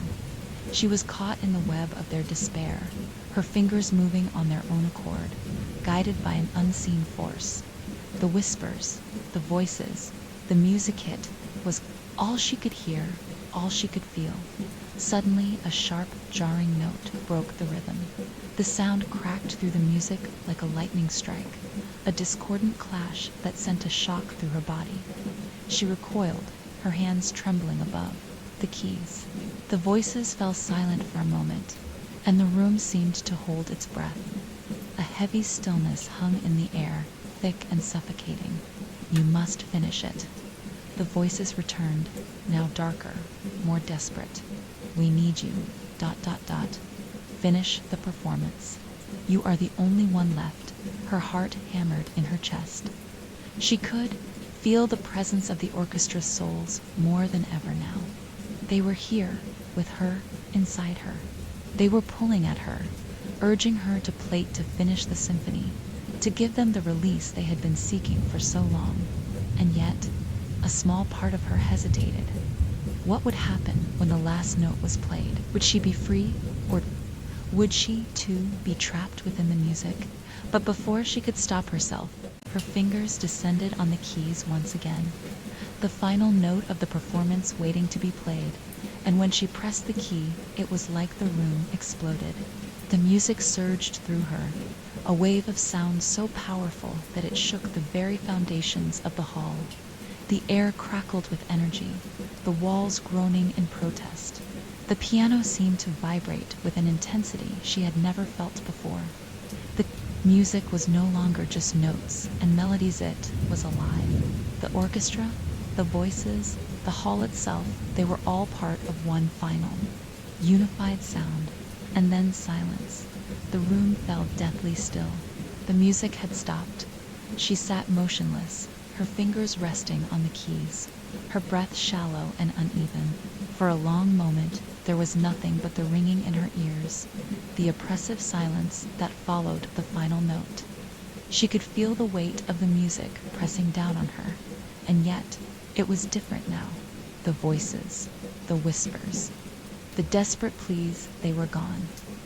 For the first time since she had entered the hall, the air felt lighter. The weight of the building seemed to lift, the oppressive energy that had hung in the air dissipating. Was over. The performance was finished, but as she sat there, breathing heavily, her mind still swirling from the experience, she couldn't shake the feeling that something was wrong, something was missing. A part of her, part of the music, was still incomplete. The therapist slowly stood from the piano, her legs weak, her body trembling. She looked around the hall, her gaze lingering on the empty seats, the silent orchestra that had once filled the space. But there was no one left now. No whispers, no voices, no music. And yet, as she turned to leave, she couldn't help but hear it, a faint, distant hum coming from the piano. The music was still there. It was alive. It would never stop. The sound of the faint hum from the piano continued to echo in her mind, even as she walked toward the exit. It was a subtle vibration, not loud enough to fill the space, but enough to make the hairs on the back of her neck stand on end. The therapist's steps faltered as she approached the door. Her hand hovered over the handle, uncertainty flooding her senses. She should have felt relief after all. The symphony was finished. The missing performers were no longer trapped within. The music, the silence she had longed for, was now present. But why didn't it feel like freedom? As she stood there, caught between the world inside the concert hall and the world outside, the overwhelming sense of something unresolved gnawed at her. The final note should have been a release, a closing of the chapter, but instead it had. Felt like something deeper was stirring beneath the surface. She wasn't sure what it was, or maybe it was the haunting memory of the whispers that had lingered in the air long after the music stopped. Her fingers trembled as she touched the door handle. There was one last step, one last thing she had to do. But what? The answers seemed to slip just beyond her grasp, like fragments of a dream that dissolve the moment you wake up. She closed her eyes and took a deep breath, trying to steady herself. The therapist's thoughts raced, trying to piece together the events of the last few hours, the missing orchestra members, their haunting presence, The desperate whispers, they hadn't truly left. She had finished their music. Yes, she had freed them. But in doing so, had she sealed her own fate? The sound of her own breath filled the stillness of the hall, mingling with the faint hum that lingered in the background. The piano, despite its silence, seemed to call her. She wasn't sure why, but she knew in her heart that she couldn't leave without understanding it fully. With a sigh, she turned back to face the grand instrument. Its wooden frame was worn, its ivory keys yellowed with age. The piano had been the source of all this, the conduit through which the trapped souls had reached out to her. The melodies, the whispers, the despair, they had all come from this place. And now, it seemed, the music was still trying to tell her something. She sat down at the piano again, the weight of the moment pressing down on her chest. The keys seemed colder than before, their silent presence urging her to continue. She reached out a tentative hand and placed her fingers on the smooth, worn surface of the keys. At first, she hesitated. The music had already been played. The cycle should have ended, but there was something else, something deeper that she needed to understand. The therapist closed her eyes, and once again, she felt the pulse of the music flow through her. It wasn't a conscious choice, but a compulsion. Her fingers moved across the keys, more confidently now, playing a melody she hadn't consciously learned. It was as if the piano itself was guiding her, as if the music knew what it needed to be dot, and then she heard it. The faintest whisper, almost imperceptible, but there nonetheless. Help me. Her breath hitched. It wasn't just the voices of the orchestra she had heard earlier. This was different. A new voice, one that was struggling, desperate, calling out to her. It was unlike the others. This was not a voice bound by the music, but one trying to break free from it, trying to warn her. Her hands froze above the keys. She could feel her heart pounding in her chest as she searched the darkness of the concert hall with her gaze. The room was empty except for the piano, the music, and the voices. She couldn't see anything, couldn't hear anything, except the hum of the piano, but that voice had been clear. It wasn't just the souls of the missing orchestra anymore. There was something else here, something worse. Without warning, the lights in the concert hall flickered and dimmed, casting long shadows across the space. The therapist stood up, her pulse racing. The air had changed again. It was thicker now, heavier, filled with a sense of foreboding. The once comforting silence was now oppressive, like an unseen weight bearing down on her shoulders. A chill ran down her spine, and she knew then whatever was inside the music, whatever had been trapped within the notes, wasn't finished. She had released the orchestra, but it had come with a price. The souls that had once filled the hall were no longer the only presence here. Something darker, something more malevolent had been unleashed. She stepped back from the piano, her feet stumbling as she retreated toward the exit. Her mind was reeling, trying to piece together the fragments of what had happened. The music, the whispers, hall, but something more sinister was at work here. She had been part of their performance, yes, but had she in turn become a part of something far more dangerous? The door to the hall was just within reach, but as she stepped toward it, the air seemed to thicken again. The walls groaned, the floor beneath her feet trembled. She looked up and saw the shadow of something, a figure standing at the top of the staircase leading to the orchestra's seats. A figure she recognized. It was her. No, it couldn't be. She blinked hard, but when she opened her eyes again, the figure was still there, standing motionless, its face obscured by shadows. The therapist's heart raced in her chest as the realization hit her like a lightning bolt. She was staring at her own reflection, her own form, but somehow twisted, distorted. It was as if the music had taken hold of her, too, and shaped her into something else, something darker. "You're the last one," the figure whispered, its voice an eerie echo of the whispers she had heard before. The therapist took a step back, her breath caught in her throat. The words sent a shiver down her spine. This wasn't over. It couldn't be. The music hadn't finished yet. The symphony had more to tell. And now, the final performance wasn't just a question of completing the orchestra's song. It was a question of survival. What had she truly unleashed? The therapist's heart pounded in her chest, echoing in her ears as the figure stood motionless at the top of the stairs. She couldn't tear her eyes away from it. Her body trembled, but her mind, filled with dread and confusion, screamed at her to act, to run. But something deeper, the same compulsion that had drawn her to the piano in the first place, held her rooted to the floor. Her reflection, or what appeared to be her reflection, wasn't just standing there. It was watching her, waiting, as if it had all the time in the world. Its silhouette was sharp against the dim light that flickered above. For a moment, the therapist thought she saw it move, ever so slightly, as if beckoning her toward the stairs. But then it froze again. "You're the last one," the words repeated in her mind like an echo that reverberated in her very bones. The therapist's pulse quickened, each beat reverberating against the walls of the hall. She clenched her fists, feeling a cold sweat break out across her skin. There was something she was missing, a final piece to this puzzle. The answer had to be here, in this room, in this cursed space. If only she could make sense of it all. Her eyes flicked back to the piano, its keys still and untouched.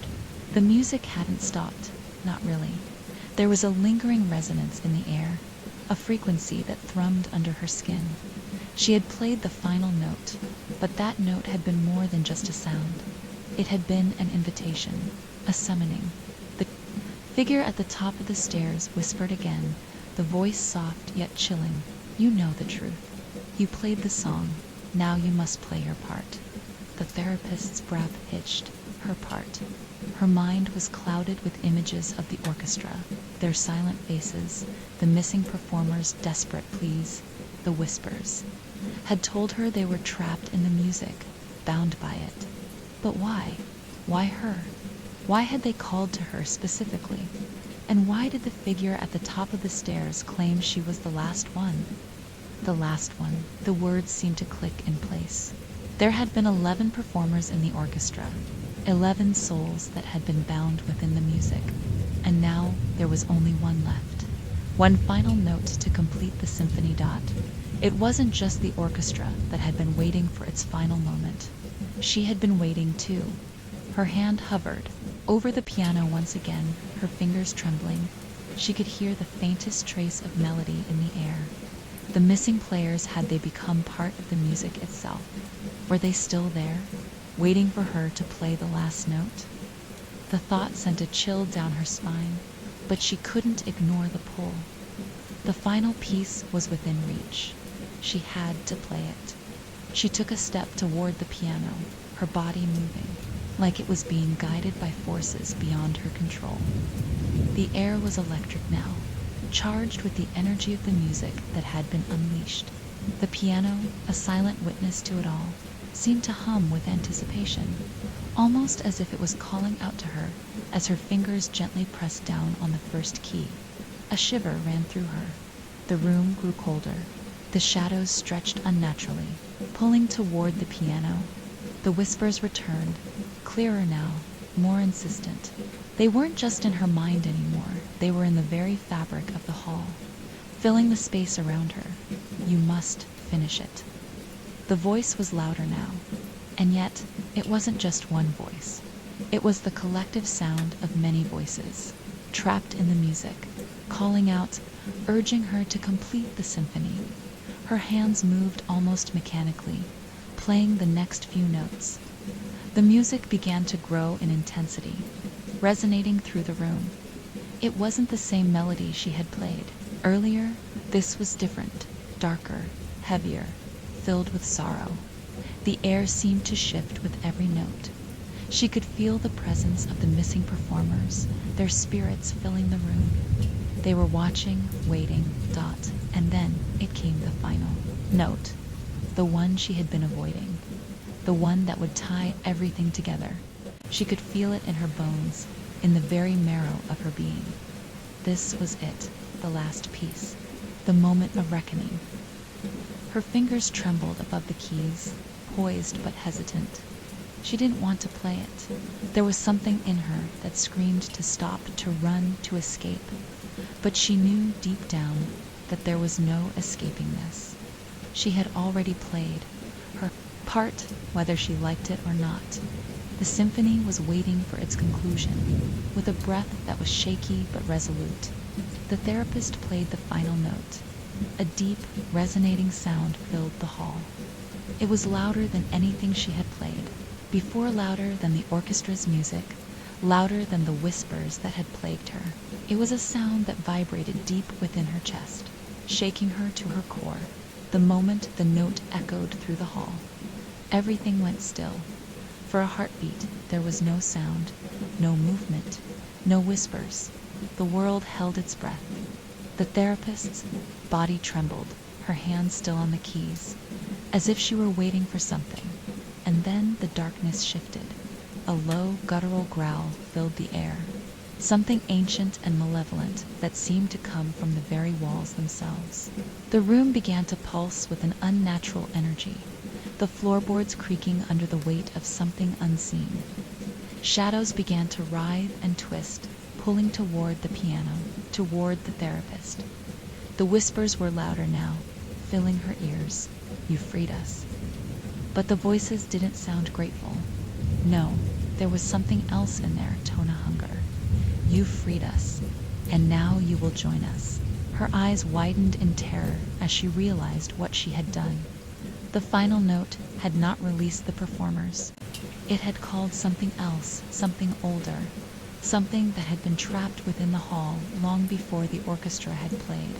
Their first note, the ground beneath her feet trembled, and the walls began to pulse in time with the ominous growl.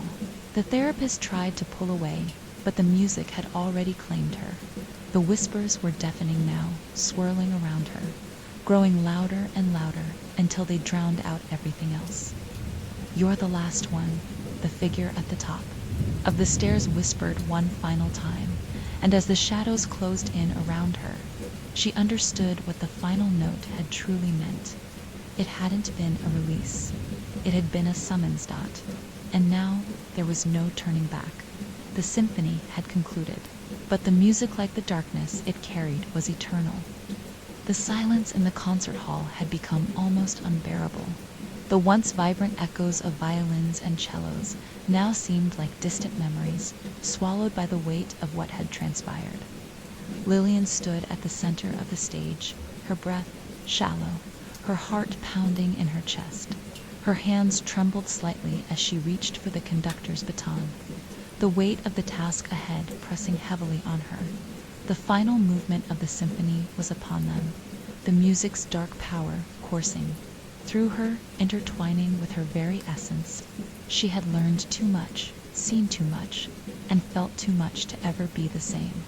The choice before her was not just a musical one, it was the key to the fate of everyone in the hall, the very future of those still trapped within the haunting.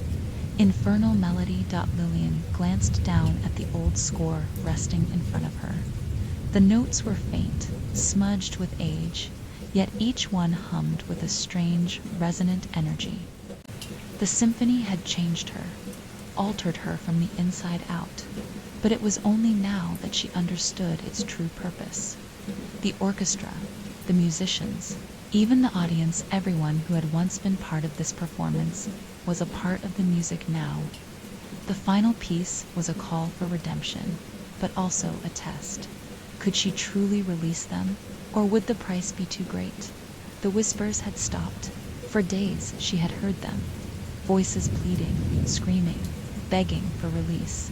But now, as she stood at the precipice of the final act, the music was strangely silent. The air was thick, with the weight of 1,000 souls, their desperate yearning to be free. It was as if the very building itself held its breath, waiting for her to make the final move. Her fingers twitched involuntarily, and the baton moved in a fluid arc, the air around her thick with tension. The first note rang out, a sharp, discordant sound that reverberated through the hall. But this time, it was different. The note didn't just vibrate, the air it seemed to stir something deep inside the room, something ancient, something malevolent. Lillian could feel it a presence, a force far more powerful than anything she had ever experienced. It was watching, waiting for her to make the wrong move.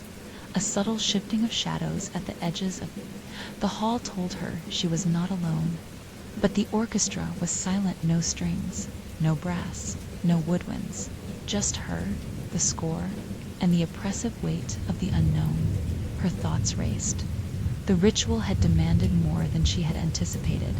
The symphony's composition was not just a method of communication, it was a vessel to carry the souls of the lost performers, of the trapped audience, of all those who had once been a part of the hall's haunting legacy. And it required a final sacrifice to truly sever their connection to this world. The last movement was meant to release them, but the cost was her own. As her baton hovered over the page, a chilling realization gripped her. To finish this symphony, she had to play her part completely, body and soul. She would join the others, her essence becoming part of the haunting melody, forever bound to the concert hall. Her only hope, the only chance for redemption, lay in the music itself, pure and complete performance.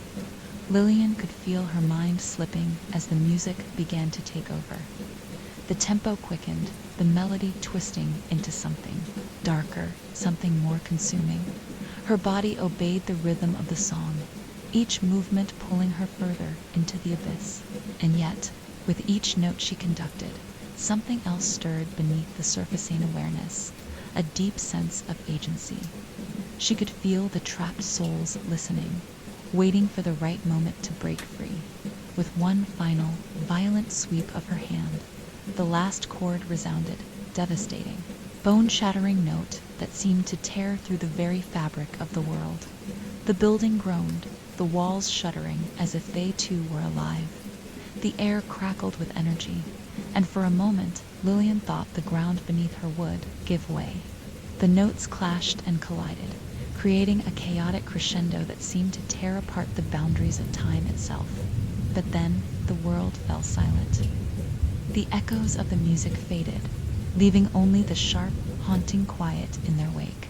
The shadows in the hall dispersed, the suffocating presence lifting as the final notes of the symphony died away. It was done. Lillian stood frozen in place, unable to move as a strange calm washed over her. She looked around the concert hall, her mind reeling with exhaustion, with the weight of what had just happened. There was no audience, no musicians, only her, standing alone in the center of the stage, as the remnants of the music clung to her like a shroud. But there was something else, a feeling, a sense of relief, but also something deeper, something more profound. It wasn't just the end of the symphony. It was the end of the curse, the end of the haunting, and the end of the endless suffering of those who had been trapped in the music. Lillian took a deep breath and let it out slowly. She had done it. The souls of the lost orchestra members, the audience, and even the cursed concert hall itself were free at last. The music that had once bound them was now silent, its power broken.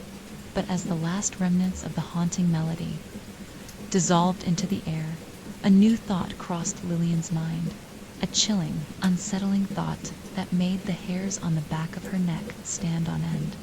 She wasn't alone in the hall there. In the farthest corner, a shadow lingered, a figure, tall and indistinct, standing just beyond the reach of the light. She knew it wasn't one of the trapped souls. This was something else, something far older, far darker than anything she had encountered before. The music had ended, but the true symphony's conductor was still out there, watching. And Lillian knew then, with a terrible certainty, that the curse had not been lifted. It had merely shifted. The true price of the symphony would come at a time she could not yet fathom, and she would be its next victim.